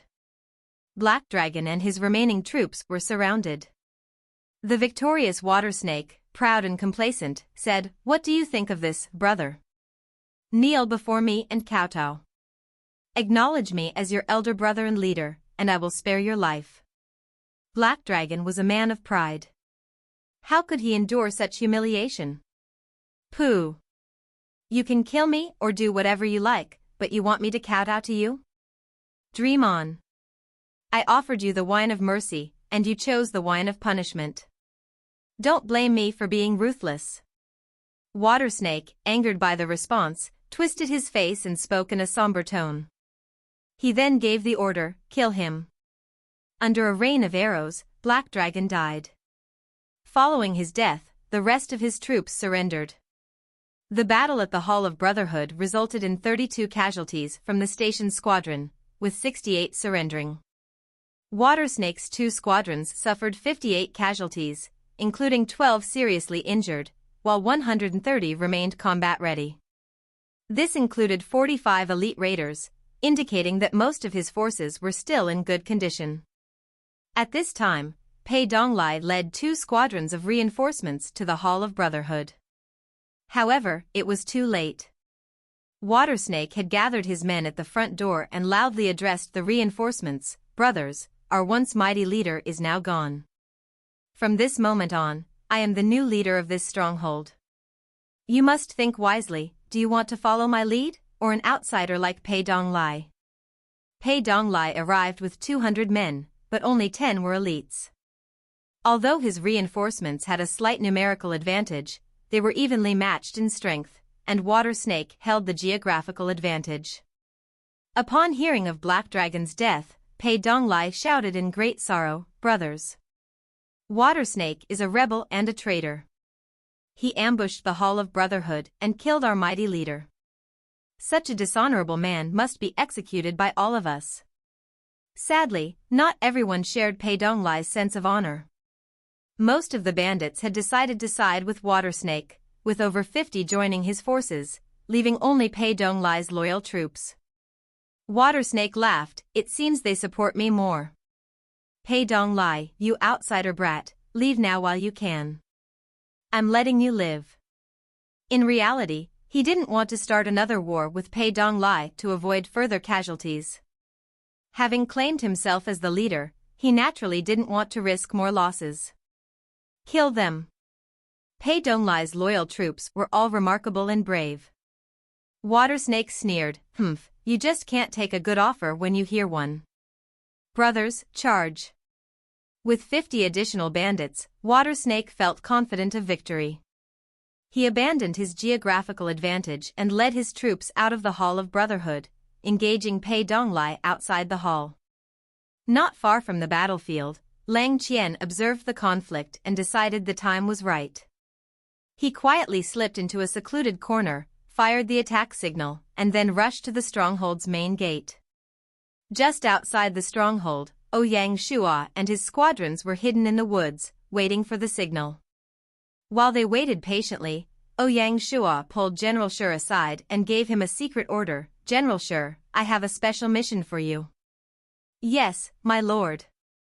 When we attack, no matter what the situation, your first priority is to eliminate their powerful leader. Black Dragon is a dangerous man, but he saved Pei Donglai before. To avoid any unforeseen events, it's best to take him out quickly. Rest assured, my lord. I promise he won't see tomorrow. Ouyang Shua nodded and returned to the command post. Unbeknownst to him, the black dragon he was concerned about was already dead, killed by Water Snake's hands. Just within 10 minutes, he saw Tian's signal. Ouyang Shua was startled and immediately mounted his horse. In a low, deep tone, he said, "Depart." The infantry squadron led the way, with the cavalry following behind, as they moved toward the stronghold. The stationed guards and patrols were stunned as the vast and mighty armies appeared before their eyes. With only a few guards on the post and most combatants caught in the battle of the three leaders, how could they possibly hold off the Shanghai military? It took some effort to capture the main gate. Tian rushed over from the side and said excitedly, "Greetings, my lord."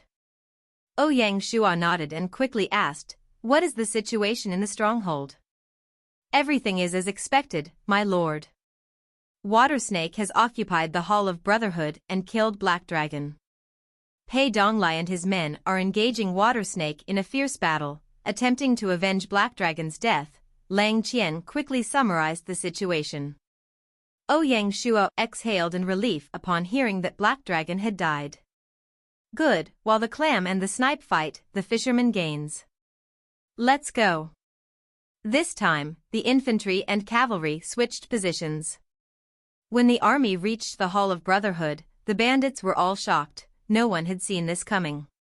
Water Snake, realizing the situation was worsening, decisively shouted, "Brothers, enemies have invaded us.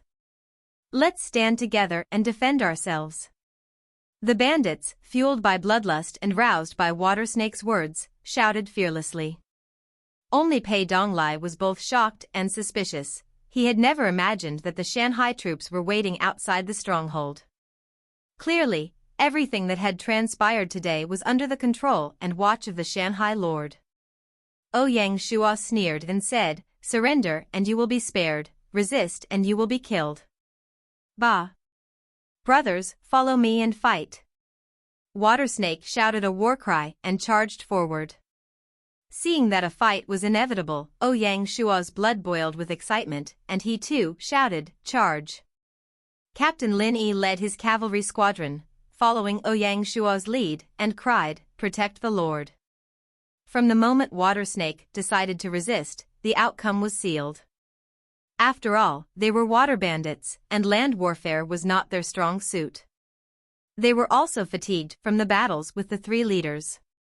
The Shanghai military, on the other hand, was energetic and trained for land combat. How could the bandits match them? Ouyang Shua and Lin Yi fought at the front, leading the charge, and the entire cavalry squadron cut through the bandits like a sharp knife, dividing them in two. Behind them, the sword-shield infantry butchered the bandits with ease. The bandits' formation was shattered, and fear swept through their ranks. Ouyang Shua seized the moment and shouted again, "Surrender and you will live, resist and you will die." "Surrender and you will live, resist and you will die," his troops echoed. Clang! Finally, someone couldn't bear the pressure, dropped their weapon, and surrendered. Like a contagious disease, once the first one surrendered, the others followed. As for the once mighty leader, Water Snake, He had already been felled by General Shi's arrow. With Black Dragon dead and now Water Snake fallen, General Shi believed he had fulfilled his lord's secret mission. Ha ha ha, I am now a rank 9 elite, wahahaha, and inappropriate laughter echoed from the cavalry squadron. Ouyang Shua turned his head to see the cavalry sergeant, Zhao Sihu, laughing out loud, while Zhang Daniu, standing nearby, looked at him with envy. Who knew that Zhao Sihu had managed to level up faster than Zhang Daniu, reaching rank 9 first? Ouyang Shua summoned the two and said with a laugh, "Great, finally some results." Zhao Sihu. Yes. I hereby appoint you as the acting captain of the infantry squadron. You will officially become the captain after your class change. Thank you, my lord. I will not disappoint you. Zhang Daniu. Yes. I hereby appoint you as the vice captain of the infantry squadron and lieutenant of the first platoon. Thank you, my lord. I will not let you down. Lin Yi stood aside, gave a wry smile, and asked, "My lord, you just took away the cavalry squadron's 2 best sergeants. What am I supposed to do now?" What to do? Cold mix. After a little joke, Shua said earnestly, "We need to focus on the next generation, uncover more new talents, and promote them to the right positions." Understood. After this interlude, Ouyang Shua arranged for the cleanup of the battle's aftermath. Li Mingliang. Yes, my lord. Lead a team and bring the non-combative bandits to the front square of the Hall of Brotherhood. Understood. Li Mingliang rode off with the cavalry squadron's first platoon. Liao Kai. Sire. With your platoon, stay on guard and watch over the captives. Yes, my lord. Zhao Sihu. Yes, my lord. Bring your men, seal off the storehouses, arsenal, and the stronghold's main gate. Exterminate anyone who goes near it. Yes, sire. Zhao Sihu then led infantry squadron 2nd platoon to the storehouses, arsenal, and main gate. Zhang Daniu. My lord. Lead infantry squadron 1st platoon, coordinate on guarding and watching the captives. No mistakes are allowed. Yes, my lord. After Ouyang Shua finished giving his orders, he then had the time to pay Pei Donglai a visit. I have long heard of General Pei's ability and talent. It is a pleasure to see you in person. Pei Donglai held a grim face and said in a deep voice, "A general of the defeated, how can I be praised?" Sigh. This battle's loss was not your fault. You didn't have to blame yourself for it. Water Snake is now dead. You have avenged your savior and repaid your debt. You have done everything you could. A man of honor like you serves the battlefield, earns meritorious deeds, not spending the rest of your life in this small stronghold. I intend to recruit you as Shanghai Town's Navy Commander, with the title of General. I hope you will consider and accept my offer. Shua took a deep bow as he finished his sincere speech. Pei Donglai was touched. He quickly sidestepped, avoiding Ouyang Shua's bow, and knelt down with one knee on the ground, exclaiming with delight, "My lord is so benevolent, I shall pledge my loyalty to you." Ouyang Shua helped him up, a bright smile on his face, and said, "Having you by my side is worth more than 1,000 armies." Underscore cold mix, a Mandarin pun, underscore. Underscore what to do, underscore. Underscore cold mix, underscore. Asterisk note, this is a play on words in Mandarin, where both terms end with the sound ban. Asterisk, Long Taos, supporting characters in Chinese operas known for acrobatics and fight scenes. Asterisk, 12.47 to 13.07, don't ask me about the tree sap. After persuading Pei Donglai to join him, Ouyang Shua took a look at his stats. Name, Pei Donglai, Gold. Identity, Shanghai Navy Commander. Occupation, Intermediate General. Loyalty, 80. Command, 65. Force, 45. Intelligence, 40. Politics, 35. Specialty, wave treading, increases troops' movement speed on water by 10%. Shark capture, when activated, raises combat power by 20% for 20 minutes. Cultivation method, Songlong sword technique, 18 stances. Equipment, ring grip blade. Evaluation, originally a general, now a water bandit. Expert in naval warfare, skilled in training troops. From Pei Donglai's stats, his command stat was as high as 65, while his force was only 45. This indicated that he was more of a command-type figure. As a naval commander, this was actually a good thing. After all, in naval warfare, the chances of close combat were minimal, and what mattered more was leading troops. By the time Ouyang Shua had received Pei Donglai, post-war work had already begun. The non-combatants from the water stronghold had rushed into the square in front of the Hall of Brotherhood, all of them shaking in fear. The rounding up of the prisoners had been completed and handed over to Ouyang Shua. The after-battle report included the prisoners of war who had stayed to defend the Hall of Brotherhood. The water stronghold had a total of 308 water bandits, of which 48 were elite and the rest were regular water bandits. Ouyang Shua laughed and said to Pei Donglai, "General Pei, what recommendations do you have for the treatment of these prisoners?" "Everything can be decided by you, sire," Pei Donglai replied. Being new, he was very cautious and did not want to express his views, especially on matters like dealing with prisoners. "Io, General, there's no need to be too careful. How about this? I'll set a rule. For this batch of prisoners, we will use 3 methods. The evildoers will be executed. Those with bad morals will be sent to the quarry for a year, and those who behave well will be given the identity of Shanghai town citizens. The rest will be sent to the Shanghai town navy and trained by you. Additionally, your descendants are all good people and can be directly enlisted into the Shanghai town navy. I believe you have a clearer idea of the morals and behavior of this batch of prisoners. Therefore, I give you full authority to handle them." Seeing Ouyang Shua's trust, Pei Donglai was touched. "Thank you, sire, for your trust. I won't let you down." After handing over the responsibility for dealing with the prisoners of war to Pei Donglai, Ouyang Shua began to address the regular citizens gathered in the square. According to the report, the water stronghold had 435 regular citizens, mostly fishermen, sailors, old or weak men, women, or skilled talents. Ouyang Shua treated these people generously. Apart from the families of Water Snake and the other leaders, whom he regarded as slaves, the rest were given the identity of Shanghai town citizens.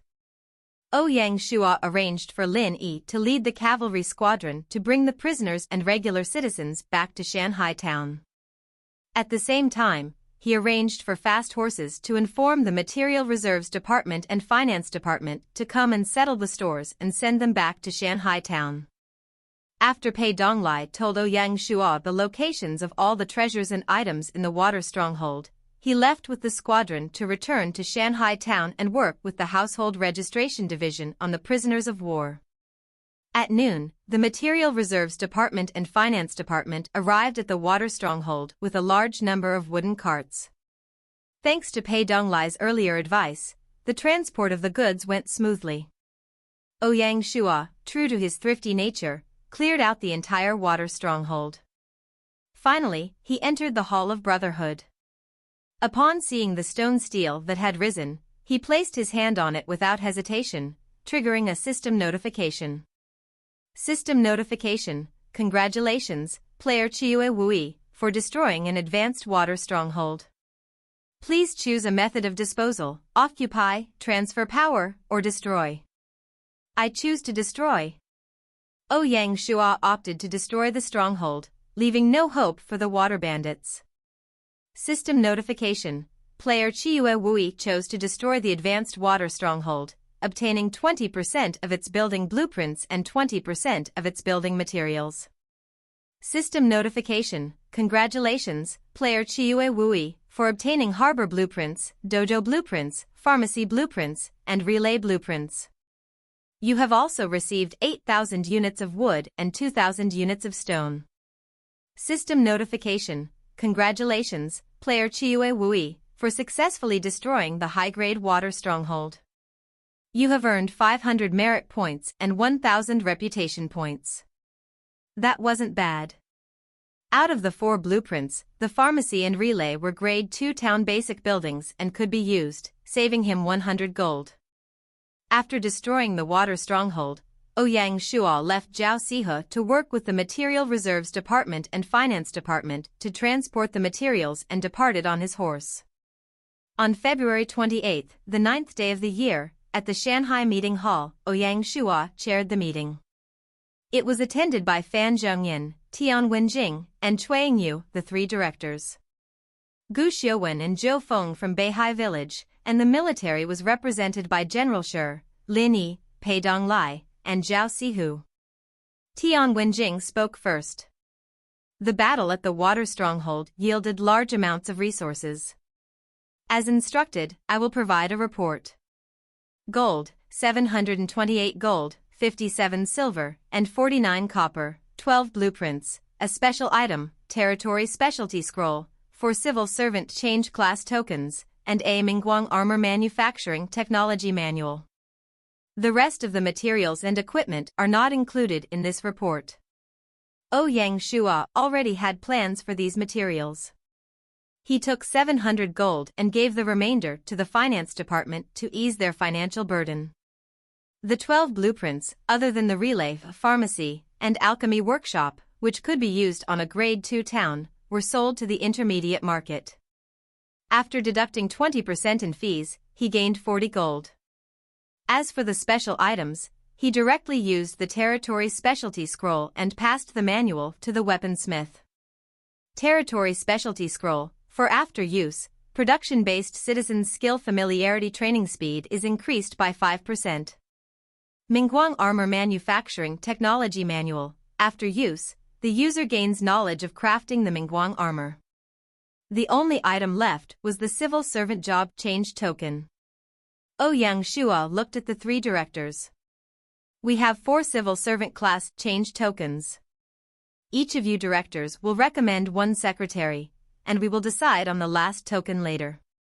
Fan Zhongyan had an easy choice, as out of the 5 secretaries, only the construction division secretary, Zhao Duong, was not a civil servant, so he could only recommend him. Between Chuangyu's taxation division secretary, Qian Lifei, and 4C's bank manager, Yang Yun, she chose Qian Lifei, as he was an actual secretary.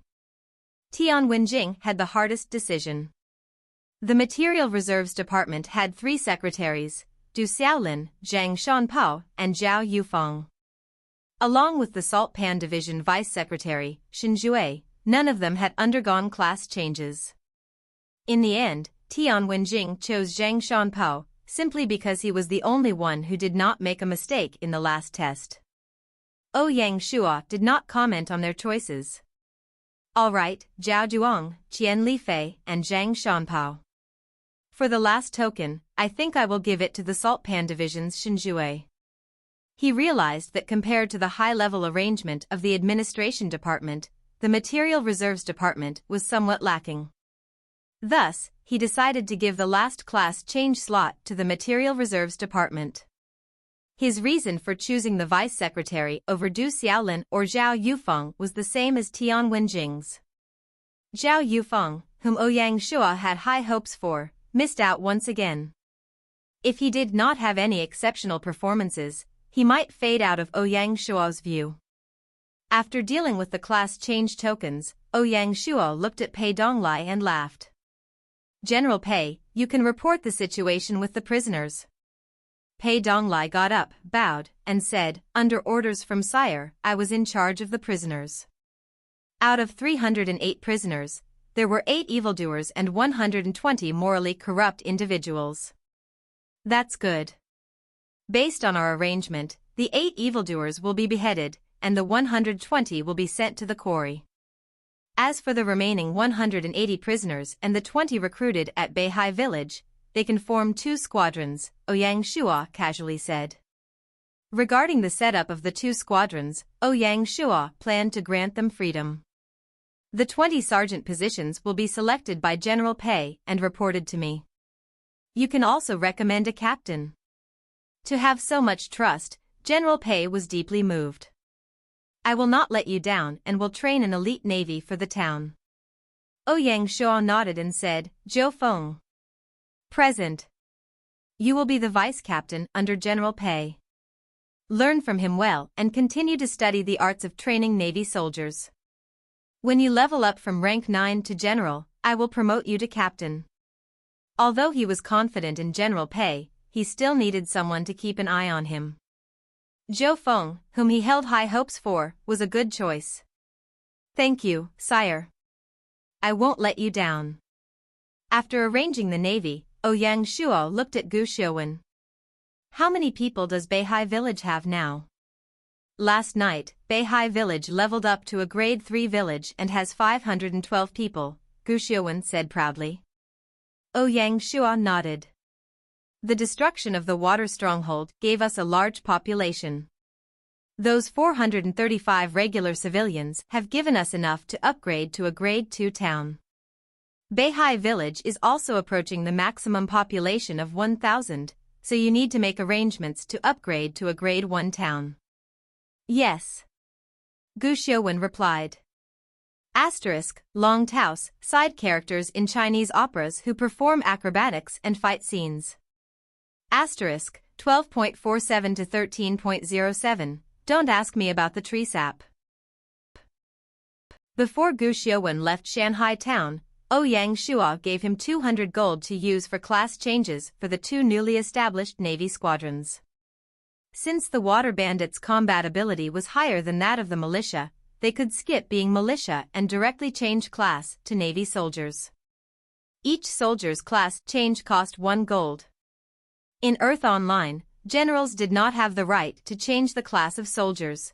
This permission rested with the lord and the heads of subordinate territories. This acted as a restriction, preventing generals from expanding the army on their own. After the meeting, Ouyang Shuo went to the intermediate market and sold the 8 building blueprints he couldn't use for 40 gold. He then spent 200 gold to buy an advanced barracks building blueprint. Since setting up a proper army, his military expenses had been increasing.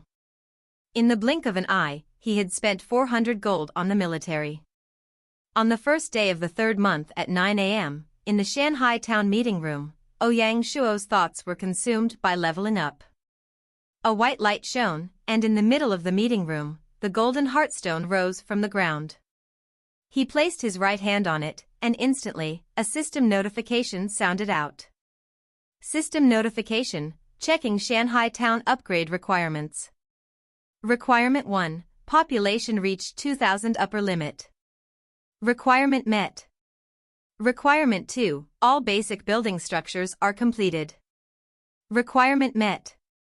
Requirement 3, Lord is at least a second-class Viscount. Requirement met. System notification, congratulations, player Chiue Wui's Shanghai town has met all requirements. Would you like to level up? Yes. On the Heartstone, a golden light burst forth into the air, exploded midair, and turned into a golden luster that spread in all directions, stretching to the corners of the territory before disappearing. System notification, congratulations, player Chiue Wui, for becoming the first player in China to rise from a grade 1 town to a grade 2 town. Rewarded 1,100 merit points. System notification, congratulations, player Chiue Wui. System notification, congratulations. 5 days after Di Chen's Handan City rose to a grade 1 town, Shanghai town had become a grade 2 town. The leader of the Chinese region gave the impression that he would not be easily outdone. System notification, congratulations, player Chiue Wui, for rising to a grade 2 town. The Lord's Mansion has been upgraded. Randomly chosen are 3 grade 2 town basic buildings. Player can choose 1 building. System notification, random selection completed. Vegetable farm, textile mill, pharmacy. Please choose. I choose textile mill. System notification, building is automatically constructed. Request player to view it. A white line shown, and the golden heartstone slowly sank back into the ground. Ouyang Shua checked out the stats of Shanghai Town. Territory, Shanghai Town, Grade 2 Town. Lord, Chue Wui, 3rd Class Duke. Title, The World's First Town, increases town fame by 20%. People sentiment, 90. Security, 90. Territory population, 2,000/5,000. Flow rate of immigrants, 50*, 1 plus 50% equals 75/day. Territory area, 500 square kilometers. Territorial characteristics. 50% increase in attracting migrants. 20% increase in attracting special talents. 50% increase in crop production. 25% increase in production capacity of residents. 20% increase in military promotion. 10% increase in talent breakthroughs. Affiliated village, Beihai Village, Grade 3 Village. Treasury, foresees bank. Territorial resources, basic logging camp, intermediate quarry, basic mining field. Territorial army, cavalry squadron, infantry squadron, navy squadron. Territorial industry properties, northern saltfields, 2000 mu. Political index, 45/100, determines administrative efficiency and relationship with the people. Economic index, 40/100, determines trade prosperity and ability to pay taxes. Cultural index, 35/100, represents the degree of educational development and quality of life of residents. Military index, 45/100, indicates military strength and morale. Infrastructure, Lord's Manor, residential small homes, public bathrooms, village granaries, cemetery. Agricultural construction, simple farmland, pigsty, cattle pen, goat pen, mill, mulberry field, orchard. Commercial buildings, intermediate market, intermediate blacksmith, basic grocery shop, advanced wood shop, advanced hospital, advanced martial arts dojo, special tailor shop, basic pottery kiln works, wine workshop, food shop, meat shop, cloth shop, advanced kiln. Cultural buildings, village ancestral hall, village private school, Lianzhou College. Military buildings, intermediate barracks, stone outposts, stables, weapon workshop, arsenal. Special buildings, ferry, wharf, intermediate shipyard. Secret buildings, Mazu Temple, sealed, recruitment hall. List of basic construction buildings. Relay station, provides a place for visiting officials or messengers to stay, replenish items, and change horses. Construction requirements, basic stableman, relay station building blueprints, 1500 wood, 800 stone. Construction time, 3 days. Vegetable field, grows crops. Construction requirements, seeds, 400 wood, 200 stone. Construction time, 2 days. Medicine garden, grows medicinal ingredients. Construction requirements, herbs, 400 wood, 200 stone. Construction time, 2 days.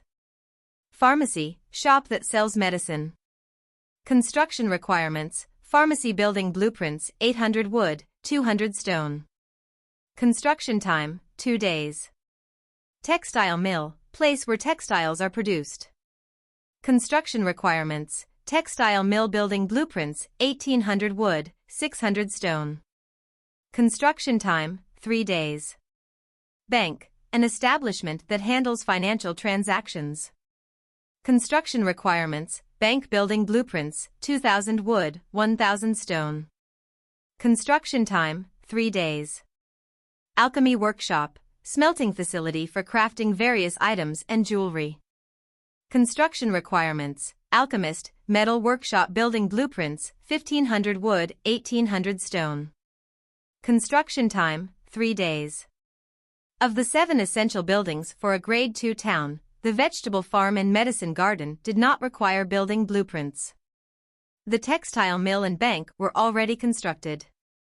The remaining relay station, pharmacy, and alchemy workshop blueprints had been acquired during the raid on the water stronghold, so Ouyang Shua did not have to purchase any additional blueprints. Among the 7, the alchemy workshop was the most challenging. Alchemists were a rare profession in China, typically undertaken by priests, making it difficult to find a professional alchemist. In his previous life, a territory was stalled at the Grade 2 town level for 3 months because the Lord could not find a professional alchemist. Shua hoped that with Shanghai Town's specialty, he would have a chance to secure a professional alchemist. Of course, the system was not so cruel. If all other upgrade criteria were met except for one special talent, it would usually provide the needed alchemist within a month. That unlucky person in their previous life had utilized the lowest-tier village construction token and managed an immigration rate of 50 per day, taking nearly 2 months to reach the full population of 5,000. It took another month to acquire an alchemist. Even a town like Shanghai, which had an impressively high immigration rate, required 40 days to reach maximum population, a considerable duration. Upon Shanghai's upgrade, his 2 allies, Baihua from Consonance Village and Mulan Yue from Mulan Village, both extended their congratulations and good wishes. Since forming the alliance, Ouyang Shua had maintained contact with them, discussing territory management strategies and the progress of their respective areas. He knew that ever since he taught them the method to elevate a village to a town, Consonance Village was nearly ready to upgrade and would do so in just 2 days. However, Mulan Village, with weaker fundamentals, fewer connections, and resources, had a slower progression and still needed about half a month to upgrade. In truth, this upgrade, apart from raising the population cap and expanding the land area, did not significantly impact the town. The administrative structure was already in place, and various businesses were beginning to open. What was required was patience and time.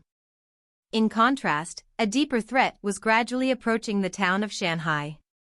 As the territory advanced, the demand for gold and resources would increase. Initially, Shanghai Village could easily survive with the 100 gold from the beginner quest.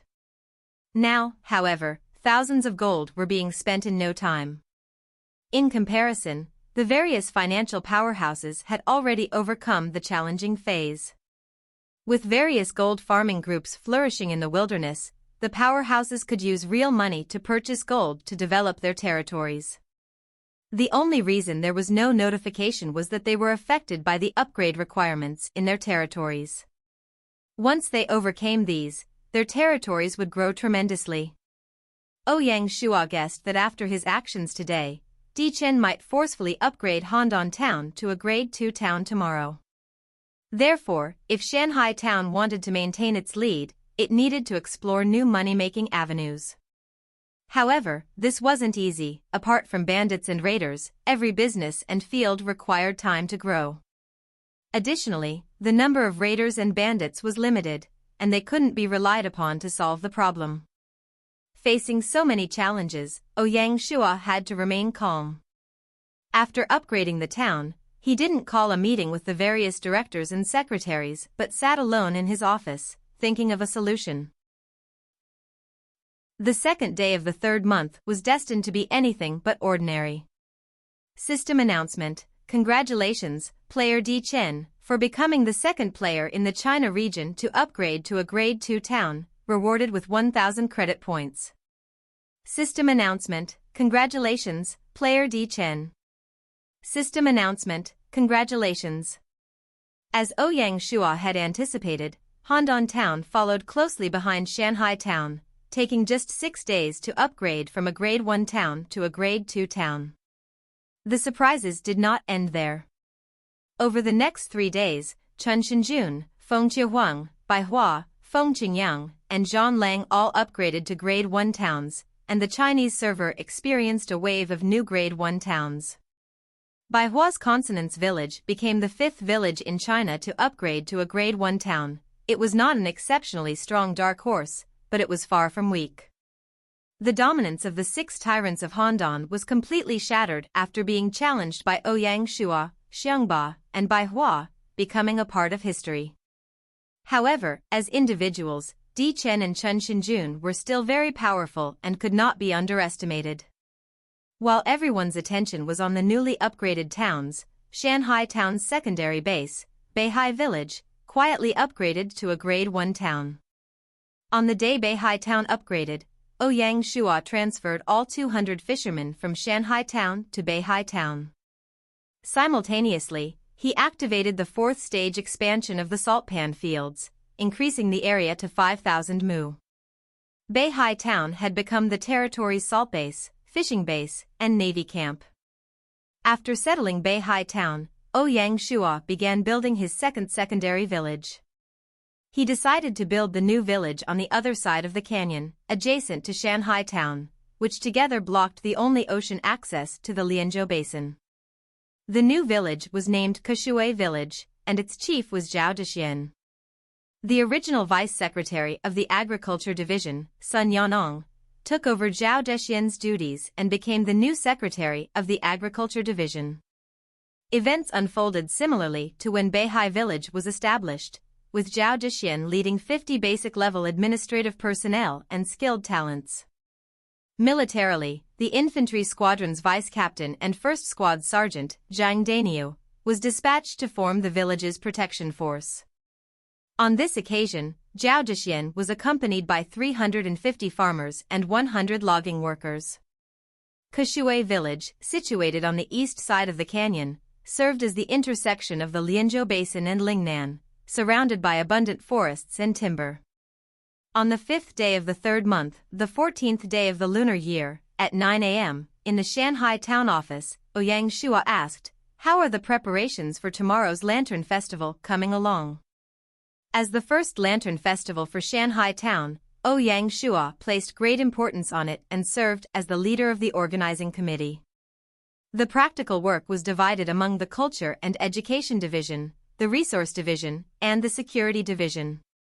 The Culture and Education Division focused on the lantern riddles, the Resource Division handled the lanterns and prizes, and the Security Division maintained law and order. Replying to Sir, all preparations are going well. The one who answered was the vice leader of the preparation committee, Su Shuda. When Ouyang Shua and Binger visited the Jiao State Temple Festival earlier, Su Shuda had the idea to organize one in Shanhai Town.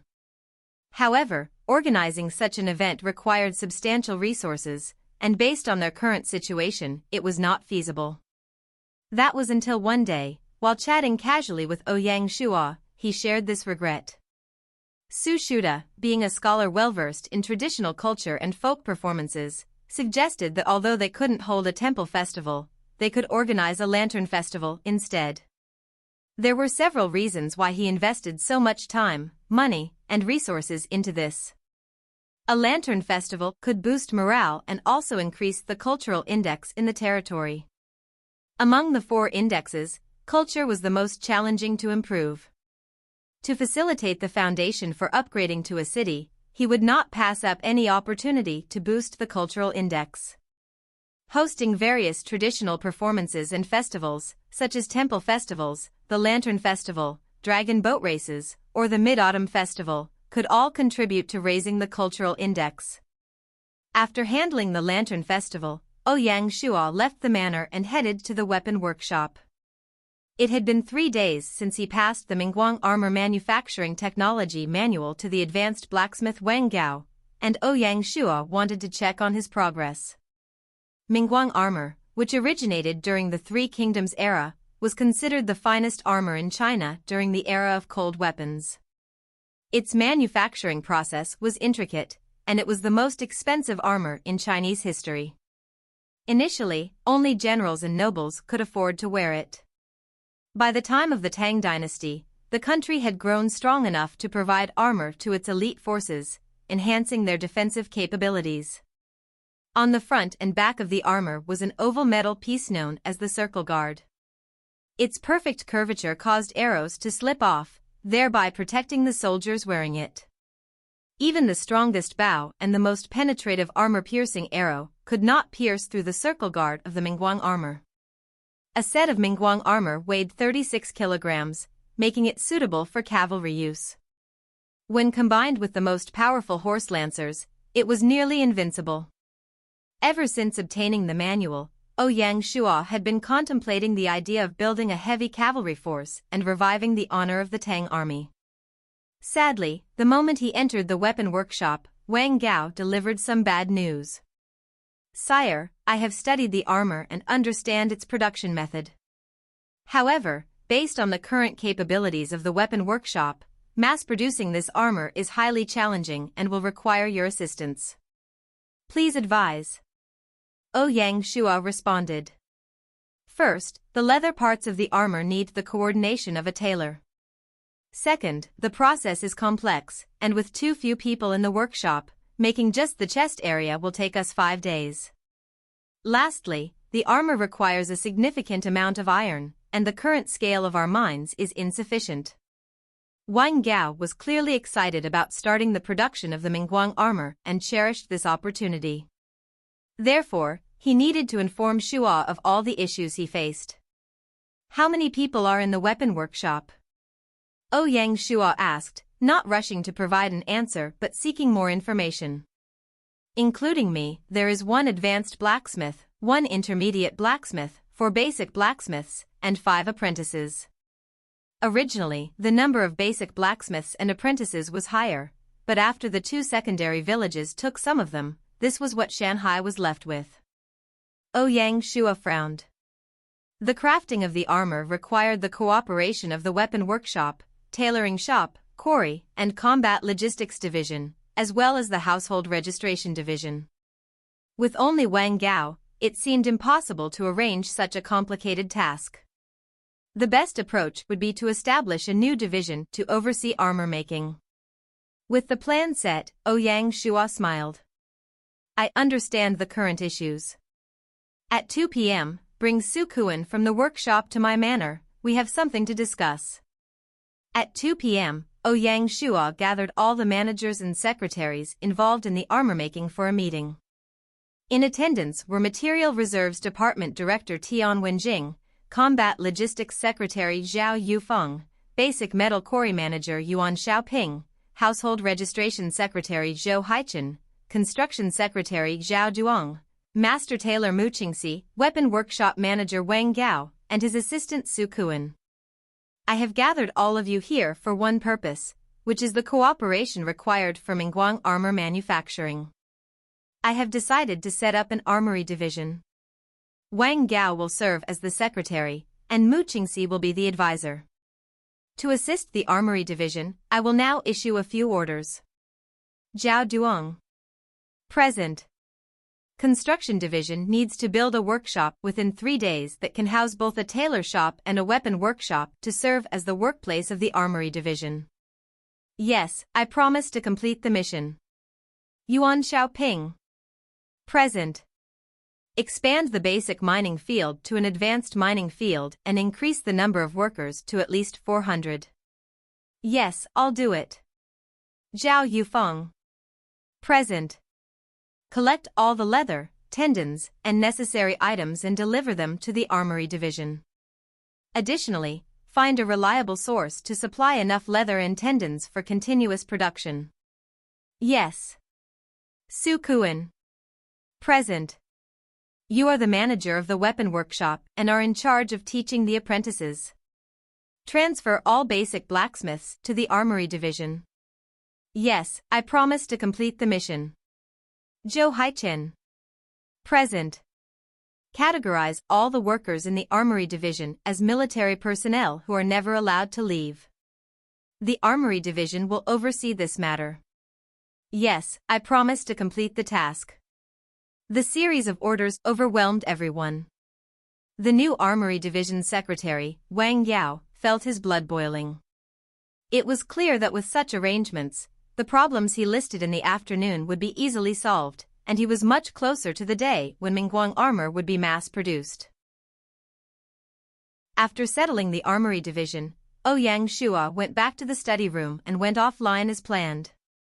In reality, it was already the 15th day of the new year, and the New Year's holiday was about to end. The working class had already started working on the 8th, starting tomorrow, schools would also resume. During the holidays, Binger would sleep in and eat a lot, causing her face to become fat, and she looked extremely adorable. Yesterday, Sun Xiaya called and said she would return to Jiaozhou today to spend the Lantern Festival with them. Ouyang Shua went to the market to buy several ingredients to cook a big meal for dinner. At 3 p.m., Sun Xiaya arrived on time and brought many specialties from her hometown. After not seeing her for a long time, they naturally greeted each other. Binger, that little brat, was overly reliant on Sun Xiaya and gave her the gift she bought at the temple fair, then introduced Shuer. When Sun Xiaya saw Shuer, she was shocked. She recognized the smart pet and knew it was expensive. She turned and looked at Ouyang Shua, not expecting this brother to be so good to his sister, buying such an expensive gift all of a sudden.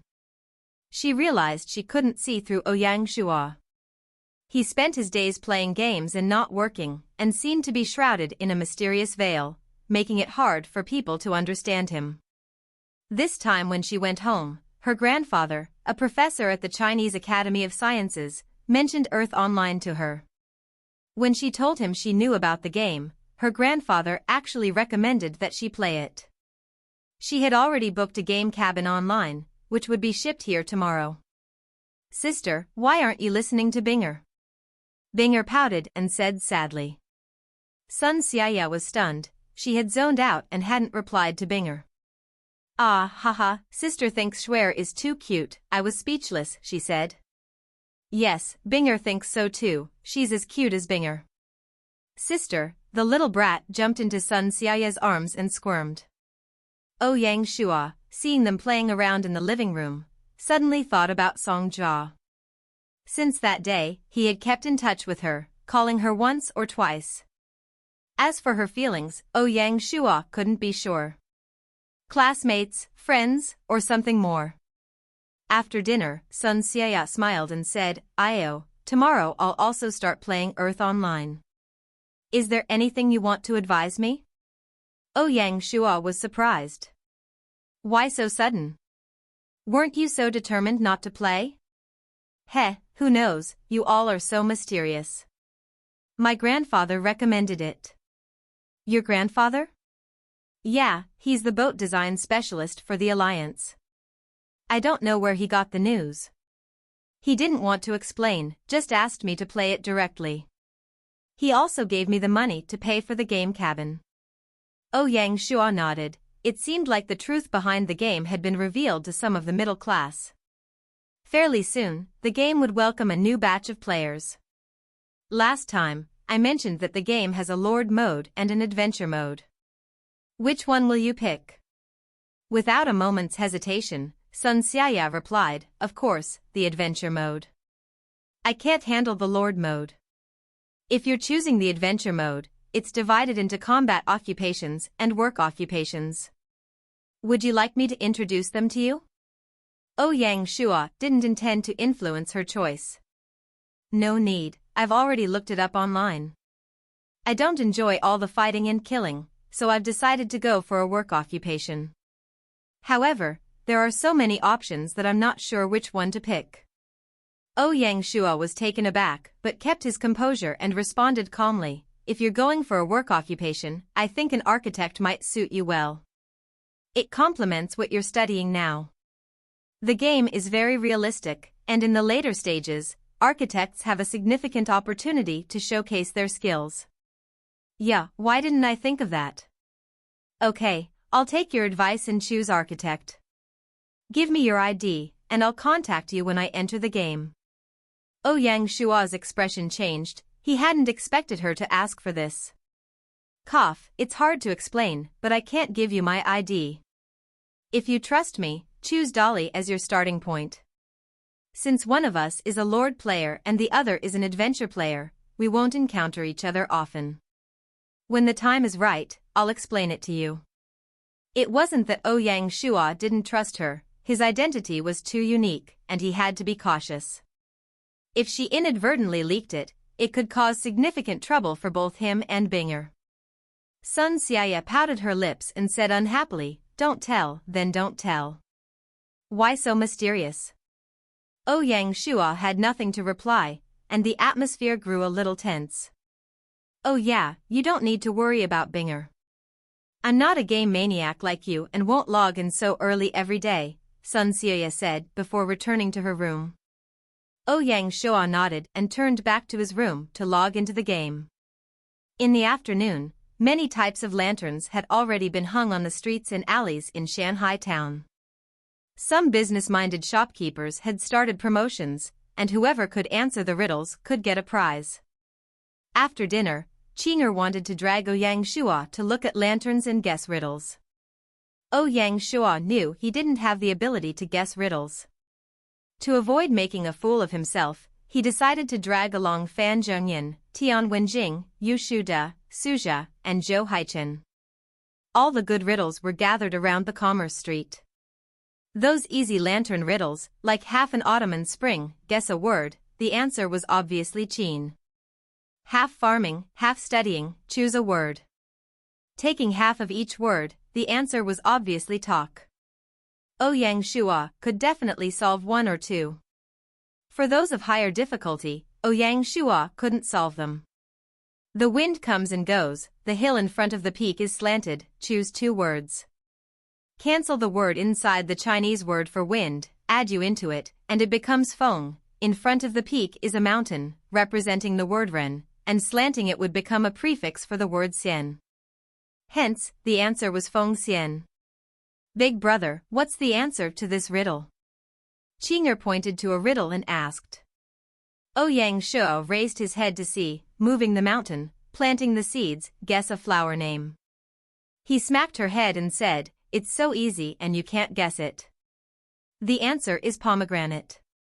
Qinger touched her head and said sadly, "I just can't guess it." She pointed to another riddle and asked, "What about this one?" The one she pointed to was more difficult, and Ouyang Shua couldn't guess it. He passed it on to Mr. Suzha, who easily solved it.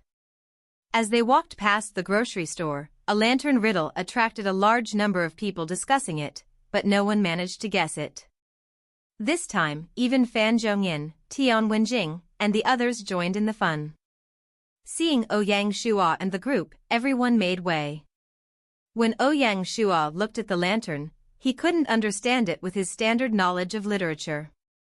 Unsurprisingly, Fan Zhongyan and Yu Shuda looked at each other and laughed, obviously guessing the answer. "Why don't you two write the answers and see if they're the same?" Ouyang Shua suggested to make it more interesting. The two of them nodded, took some scrap paper and pens, and wrote down their answers. They both wrote the same answer. Following this, Yu Shuda took the initiative to explain the riddle to everyone, causing everyone to cheer. The prize from the grocery stall was an exquisite shadow lamp. The two men obviously wouldn't carry a flower lamp and walk on the streets, so it landed in Chinger's hands. Walking past the dojo, Tian Wenjing managed to guess another riddle. The hardest riddle of the night was prepared by Yu Shuda and hung in the square in front of the Lord's manor. In the end, Fan Zhongyan solved it, laughing as he did so. After admiring all the lanterns and guessing all the riddles, it was already 8 p.m., and Ouyang Shua quickly logged off. Today was Binger's first day of school. After hanging up, Ouyang Shua quickly washed up and took Binger downstairs for breakfast.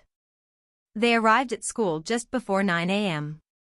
Soon after returning from school, the game cabin ordered by Sun Xiaoya arrived and was installed in her bedroom. Ouyang Shua logged into the game again at 8 p.m. He practiced spearmanship and Bajiquan for 2 hours, as usual. When he passed the general store last night during the Lantern Festival, he suddenly realized he had never walked into it since it was built. This was quite intriguing. The general store was one of several basic shops he hadn't visited much. The shopkeeper, Basic Merchant Li Fugue, was a middle-aged man who was startled to see Ouyang Shua. Sire's arrival makes the small store shine. "Please come in," the shopkeeper said, somewhat incoherently. The store sold daily essentials such as oil, salt, sauce, vinegar, and tea. None of these could be produced in the territory except for salt. The magic goods shelf on the back of the salesman was what made the general store seem to conjure these items out of thin air. The shelves, similar to markets in function, supported remote business and transfers. The shelf would upgrade as the trading volume reached a certain scale, and salesmen and the general stores could also be upgraded. Faced with Ouyang Shua's visit, Fugue couldn't help but share the secrets of the general store. "My lord, the general store actually has a hidden function," Fugue said mysteriously. "Oh? What is it?" "In the general store, you can only buy, not sell. The only exception is local products. If one's goods were adopted as a local product, they could be sold through the general store, with a transaction tax of only 10%. Local product? Ouyang Shua frowned, unsure if the Guilin 3-flower tea belonged to the Shanghai Township. There was no Guilin department in the 9 dynasties. It seemed he would have to find time to see how the 3-flower tea was made in the workshop. Just giving it a try wouldn't hurt. Right. Well, I understand. I'll keep an ear out for this. Ouyang Shua nodded.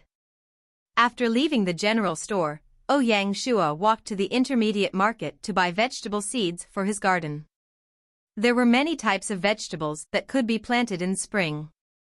He didn't just buy one type, he bought dozens of varieties, including garlic, cabbage, cucumber, eggplant, spinach, lettuce, carrots, peppers, pumpkin, kidney beans, tomatoes, and zucchini, among others. He also purchased seeds for common medicinal plants to prepare for the herbal garden. Since many medicines had to be transplanted from the wild, building the herbal garden would be more challenging than the vegetable garden. During his visit to the general store, he noticed that such goods were insufficiently supplied in the territory. Seizing the opportunity, he spent 30 gold coins to buy the mature vinegar-making technical manual and the sauce-making technical manual. Upon returning from the market, Ouyang Shua gathered Sun Yanong, Du Xiaolin, and Zhao Duong in his office to explain his vegetable basket plan. The vegetables will be planted in concentrated areas, so the agriculture division should reclaim 200 mu of farmland for all sorts of vegetables. The resource division should prepare vegetable stands. The construction division should collaborate with the resource division to build a vinegar-making workshop, a sauce-making workshop, and a tofu-making workshop to enrich residents' spices in side dishes. The 3 secretaries agreed without any objections. "My lord, once the 3 workshops are operational, will we set up shops for selling?" Du Xiaolin asked. Xiaolin's question sparked an instant idea in Ouyang Shua, who excitedly replied, "No need to set up new shops for new goods. Since these items are always in abundance, building new shops wouldn't be reasonable. In my opinion, we should construct a large-scale farmers' market. This way, we can sell agricultural products such as vegetables, fruits, fish, eggs, spices, side dishes, and more, essentially, everything found in a farming market." Xiaolin got excited and said, "My lord, this is indeed a brilliant idea. This way, it will be convenient for the residents, and they can buy everything in one place. The resource division can manage the market more easily and reduce the number of dispatched personnel." Ouyang Shua shook his head. "It's more than that. It will also be convenient for the taxation division to levy taxes more efficiently. Most importantly, the farmers' market will provide a selling platform for individual households, which will further stimulate the local economy. People who raise chickens and ducks and can't consume all of their produce can sell the excess in the farmers' market to earn extra income. When they see the benefits, they will expand their breeding operations on their own. This will allow us to relax restrictions on agricultural products like vegetables, fruits, and tofu for individual households, supporting their development." The 3 secretaries nodded, convinced by their lord's insight. "The reason we require intensive planting is not to compete with the villagers. For comprehensive planning, if we don't control it, vegetable fields will be scattered everywhere. That is not good for the city plan.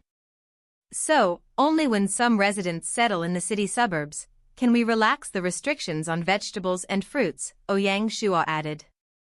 Sun Yanshua nodded, his doubts dissipating. Just leave the task of constructing the farmer's market to the construction division. Although I know that the rampart and moat projects are entering a critical period, we still have to transfer craftsmen to build the farming market, including the 3 workshops mentioned before, Ouyang Shua said to Duong at last. My lord, take it easy. I guarantee that I will fulfill the mission, Duong replied loudly. Well, go ahead. Ouyang Shua ended the conversation. At 2 p.m., Ouyang Shua was reading a report from the administration department when the gatekeeper came to report. My lord, the manager of the dojo is requesting an interview. Send him in, Ouyang Shua replied. He was very polite to this boxing master. Pouring tea personally, he smiled and said, This is a new tea for this year. Please taste it. Lin Yu picked up the cup and took a sip. Good tea, he said, placing the cup down gently. To tell you the truth, my lord, I came here for one thing that I need your help with. You are welcome, Mr. Lin. Anything that doesn't go against my principles, I will not decline.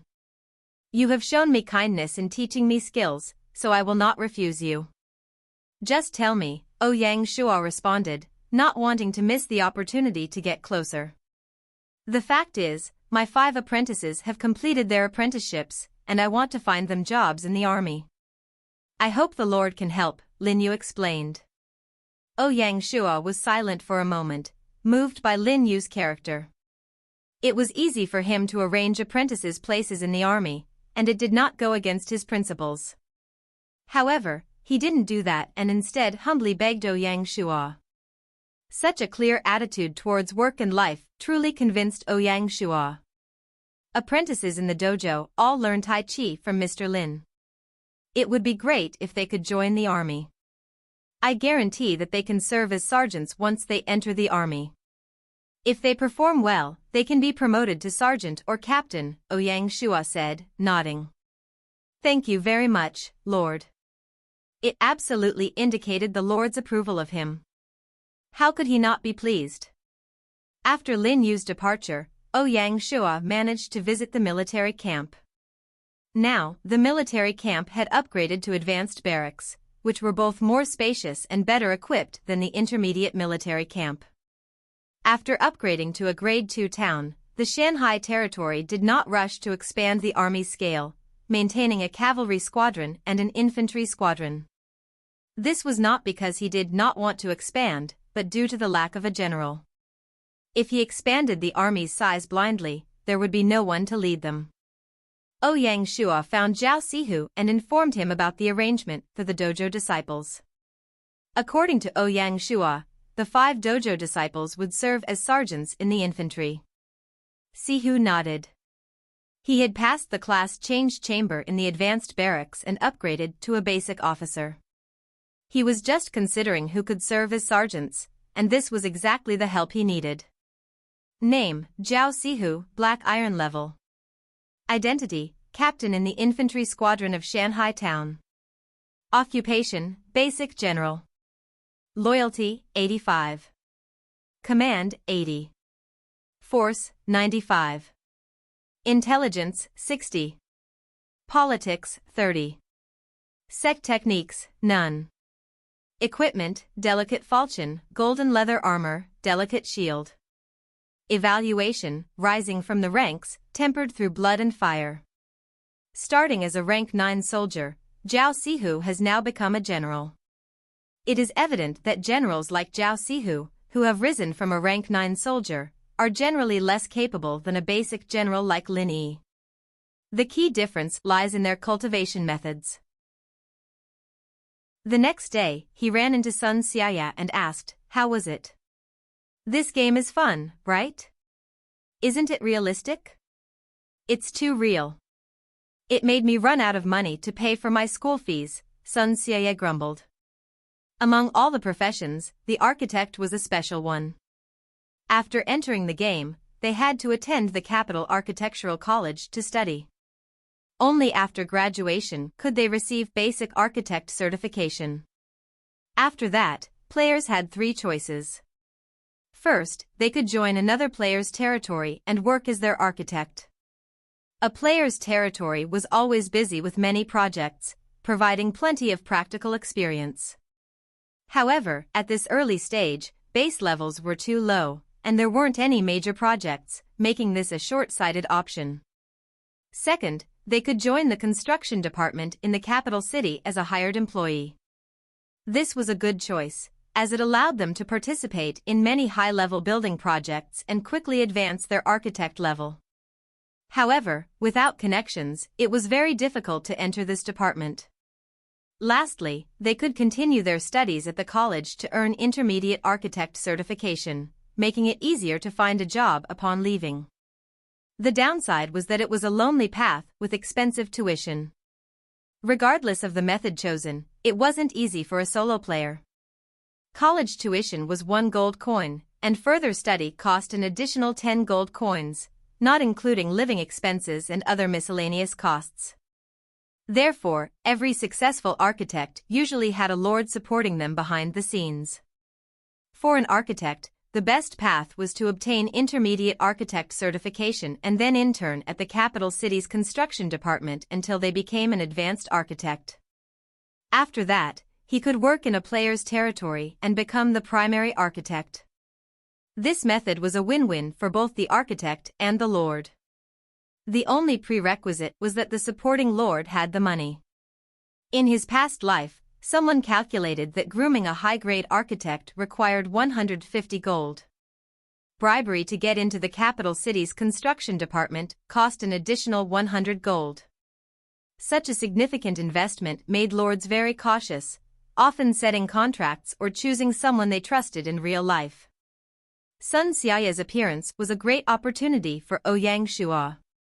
Therefore, when he learned that she wanted to play a working occupation, he strongly recommended the architect class. Ouyang Shua didn't hide anything and shared all he knew about architects, waiting patiently for her decision. The foundation of mutual cooperation was trust, and the basis of trust was the sharing of information. Sun Xiaoya was very receptive and smiled. Lord Ouyang Shua, great teamwork. Great teamwork. Now, give me your ID, and I will send 50 gold over to you. When you graduate, let me know, and I will prepare more gold, Ouyang Shua said, heaving a sigh of relief. The reason he didn't send 150 gold immediately was twofold. First, it wasn't necessary. Even someone with building knowledge like Sun Xiaoya would take 2 to 3 months to graduate from the college. Second, he didn't want to reveal his financial capabilities, as at this stage of the game, few could come up with that much money quickly. Sun Xiaoya was smart and would certainly guess. Even so, Sun Xiaoya was still surprised. Although she had only spent a short day in the game, she recognized the rarity of gold. Based on her calculations, if Ouyang Shua could take out 10 gold, it would be amazing. She did not expect him to take out 50 gold without even blinking. Sun Xiaoya stared at Ouyang Shua like she was looking at a monster, her eyes filled with doubt. Oi, speak the truth. Are you a famous lord in the game? If not, why won't you tell me your ID? You can take out so much gold without batting an eye. Cough, you're thinking too much. To fund you, I'm already bankrupt. You better train hard. Otherwise, I would have wasted all my money. Sun Xiaoya looked unconvinced. Hey. As if I believe you. Every day, you are so mysterious. Fine, if you don't want to tell me, I won't ask. My game ID is Xiaoya. I only changed one word, remember it. Ouyang Shua nodded. This brat was really lazy when choosing her name. After Sun Xiaoya went to school, Ouyang Shua did not slack off. He went to search the forums to understand all the major developments in the game and the new technological advancements. Then, he trained his Bajiquan. It had been some time since he started training, so he had developed some muscle memory and could now practice it in real life. In reality, it was most suitable to go to a dojo to train martial arts. As martial arts regained popularity, every place had its own professional dojo with various sparring tools and high-tech gadgets to test strength, stamina, explosiveness, and body readings. Unfortunately, to ensure the safety of the practitioners, these dojos were equipped with CCTV cameras. Unless it was a high-class VIP hall, all secrets would be revealed. Ouyang Shua was training in Bajiquan, a style distinct from its real-world counterpart. Gaia had modified it to be more potent. Clearly, he did not dare visit a dojo, for fear of exposing himself. Such was the helplessness of the weak. If he wielded the same power in reality, he could do as he pleased without such concerns. His efforts in the game were aimed at securing a different future. Shaking off his thoughts, Ouyang Shua immersed himself in Bajiquan. The deeper he focused, the more vigorous his movements became. This was the essence of the fist, indicating he had grasped a sliver of Bajiquan's true nature. After stopping, he was drenched in sweat, yet felt an overwhelming sense of relief. Physical training not only brought joy but, with continuous practice, could boost one's confidence and presence. To restore his energy, Ouyang Shua prepared a large pot of chicken for dinner, adding copious amounts of expensive herbs. He no longer hesitated to spend credits, knowing they would soon be obsolete. After the meal, Ouyang Shua ignored Sun Xiaya and returned to his room. He anonymously transferred 50 gold to Sun Xiaya before stepping out of his bedroom in the game. Sichin and Siki were grooming Yu and Chinger, who acknowledged Ouyang Shua with a bow as he passed. He nodded in return and began practicing his spearmanship. Chinger waited until Ouyang Shua finished before inquiring, "Big brother, why did you make me the advisor to the Armory division?" Now, Chinger doesn't have the energy to manage the tailor shop. Furthermore, there are so many new people every day, the orders are getting too much to handle. You're too greedy. I sent you to the Armory division for your own good. Participating in armor production can improve your tailoring skills. Sewing clothes for commoners will take you so long to level up. Actually, with Chinger's master tailor identity, she had more rights to be the secretary of the Armory division. But this little one isn't a leader type and is too casual, so I only gave her an advisor position. Chinger knows brother wants what's best for me, but I can't keep up. The little one acted cute. That's why I said you're too greedy. You want to improve your skills but don't want to give up your shop. To this little money grubber, Ouyang Shua was helpless. How about this? I've come up with an idea to solve both. What idea? Tell me. You're the manager of the tailor shop and deal with the administration department. If you take out some profits to hire more tailors, won't you solve the problem? Hiring tailors and creating a garment workshop. Only then can the tailor shop focus on more high-end products, and you also can find more time to work in the Armory division and improve your skills. Partner together, expand shares in production, allowing one to pass on the low-profit jobs and take on the high-profit ones. Such thinking and methods could only be thought of by Ouyang Shua. Not only Chinger, but even Yu was amazed by his words, exclaiming, "Big brother's idea is just too good. The business department can use this idea to change the major shops." Ouyang Shua laughed and nodded his head. Just as Ouyang Shua was about to discuss some matters with Yu concerning the business division, the door suddenly opened. "Sire, a messenger from Chirshui village has arrived with a report." Ouyang Shua was taken aback, sensing that something significant had occurred. He hurried through the front yard into his office and gestured for the messenger to enter. The messenger, a teenager dressed in simple attire, bowed upon seeing Ouyang Shua and said, "Sire, I bring urgent news from Chirshui village." Ouyang Shua accepted the message and opened it, his face darkening at once. The letter was from the chief of Chirshui village, Zhao Dexian, which stated, yesterday, while the farmers were working on some farmland at the base of the mountain, they encountered a stranger who appeared to be surveying the area with ill intent. The farmers sent someone back to report and attempted to apprehend the suspicious individual, but they were no match for him. A confrontation ensued, resulting in injuries to the farmers. Strangely, these people did not kill any of them. When Zhang Dainyu and his team arrived for support, the intruders had already fled into the mountains, disappearing without a trace. Given the lateness of the hour and the village protection squad's unfamiliarity with the terrain, they did not pursue the intruders immediately. Instead, they dispatched an elite soldier to track their movements. This morning, Zhang Daniel led the squad in pursuit through the mountains. Zhao Dexian felt that the situation was not right, so he sent someone to report the incident. According to the farmers' descriptions, the intruders had their heads wrapped in black cloth, war robes, and wielded simple, rusty spears.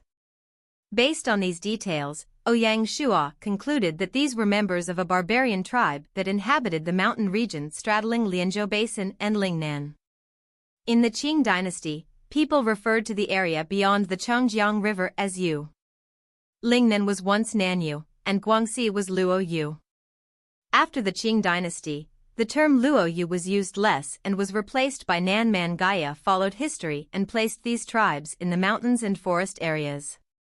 The mountains where Lingnan and Guangxi met were home to large numbers of these tribes. They were divided into smaller groups and spread throughout the mountains. Each of them was strong, muscular, and continually reproducing. Due to the harsh environment, food scarcity, and frequent starvation, they often raided villages to obtain grain and food. The Qiushui village that Zhao Dexian was instructed to build had already caught the interest of the tribes, who sent scouts to investigate. Ouyang Shua decided to take a softer approach with these tribes. Although they were not adept at production, they were exceptional soldiers and well-suited to be heavy armored infantry. If he could persuade them to settle in Shanhai town, it would greatly benefit his cause. The tribes living near the Lianzhou Basin were descendants of the Luoyu. That year, the Qin emperor easily invaded other lands but faced significant challenges when trying to conquer Luoyu. Despite deploying 300,000 troops against 10,000 Luoyu soldiers, he couldn't secure a victory. In his previous life, one of Lianzhou's 3 tyrants, Ba Dao, used heavy armored infantry composed of these tribes to attack cities and dominate the Lianzhou Basin. In this life, Ouyang Shua didn't want Ba Dao to gain the upper hand. Who knows, his appearance might deprive Ba Dao of a crucial part of his army. The thought of this possibility was exhilarating. When he thought of Daniel, who had brought troops into the mountains, he started to worry that they might have gotten into a conflict with the barbarians, which could affect his plan. Hence, he decided to personally visit Qiushui village. He informed his itinerary to the 3 directors and assured them not to worry. Then, he rode Black Tornado to the barracks. For safety, he wanted to bring the infantry squadron and the military intelligence division. The cavalry squadron, however, was not useful in jungle warfare. The group rushed to the harbor and boarded boats to head to the opposite harbor.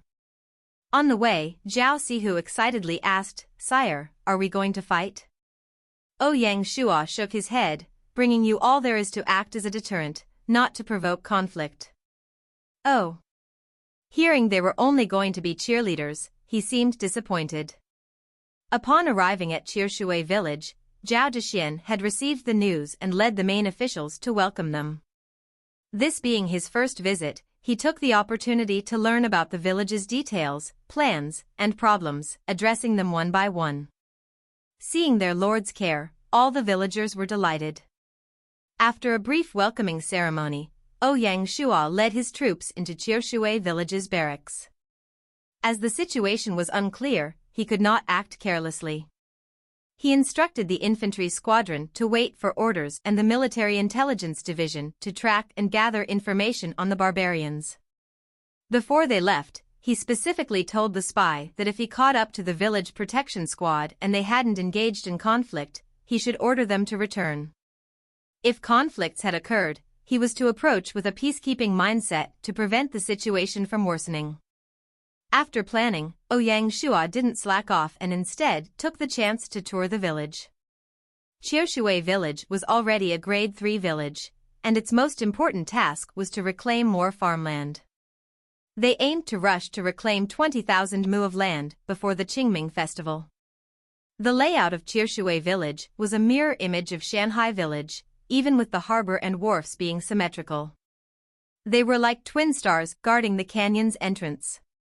Of course, it relied on the population from Shanghai town to boost its growth quickly. Similar to the earlier Shanghai village, its infrastructure was still lacking. Even Beihai village, which had upgraded to a Grade 1 town, faced the same issues. The quality of the villagers wasn't sufficient to place them in important roles.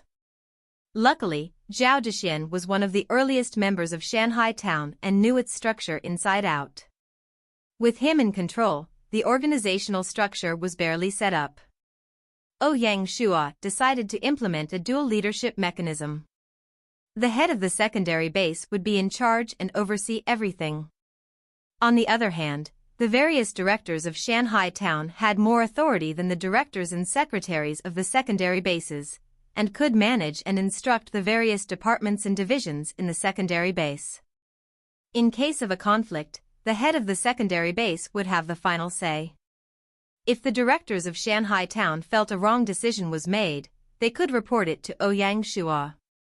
To strengthen his control over the secondary base, Ouyang Shua prepared two methods. The first was that every major decision had to be reported to him for approval.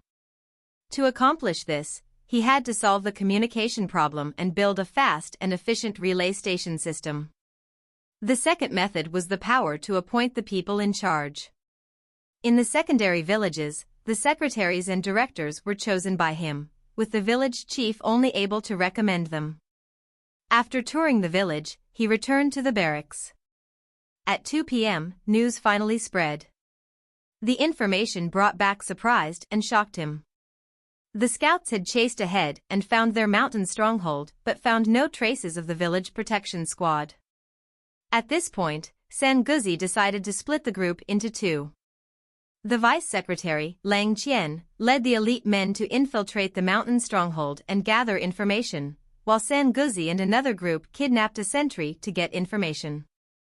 After interrogating the sentry, San Guzi felt a mix of happiness and shock.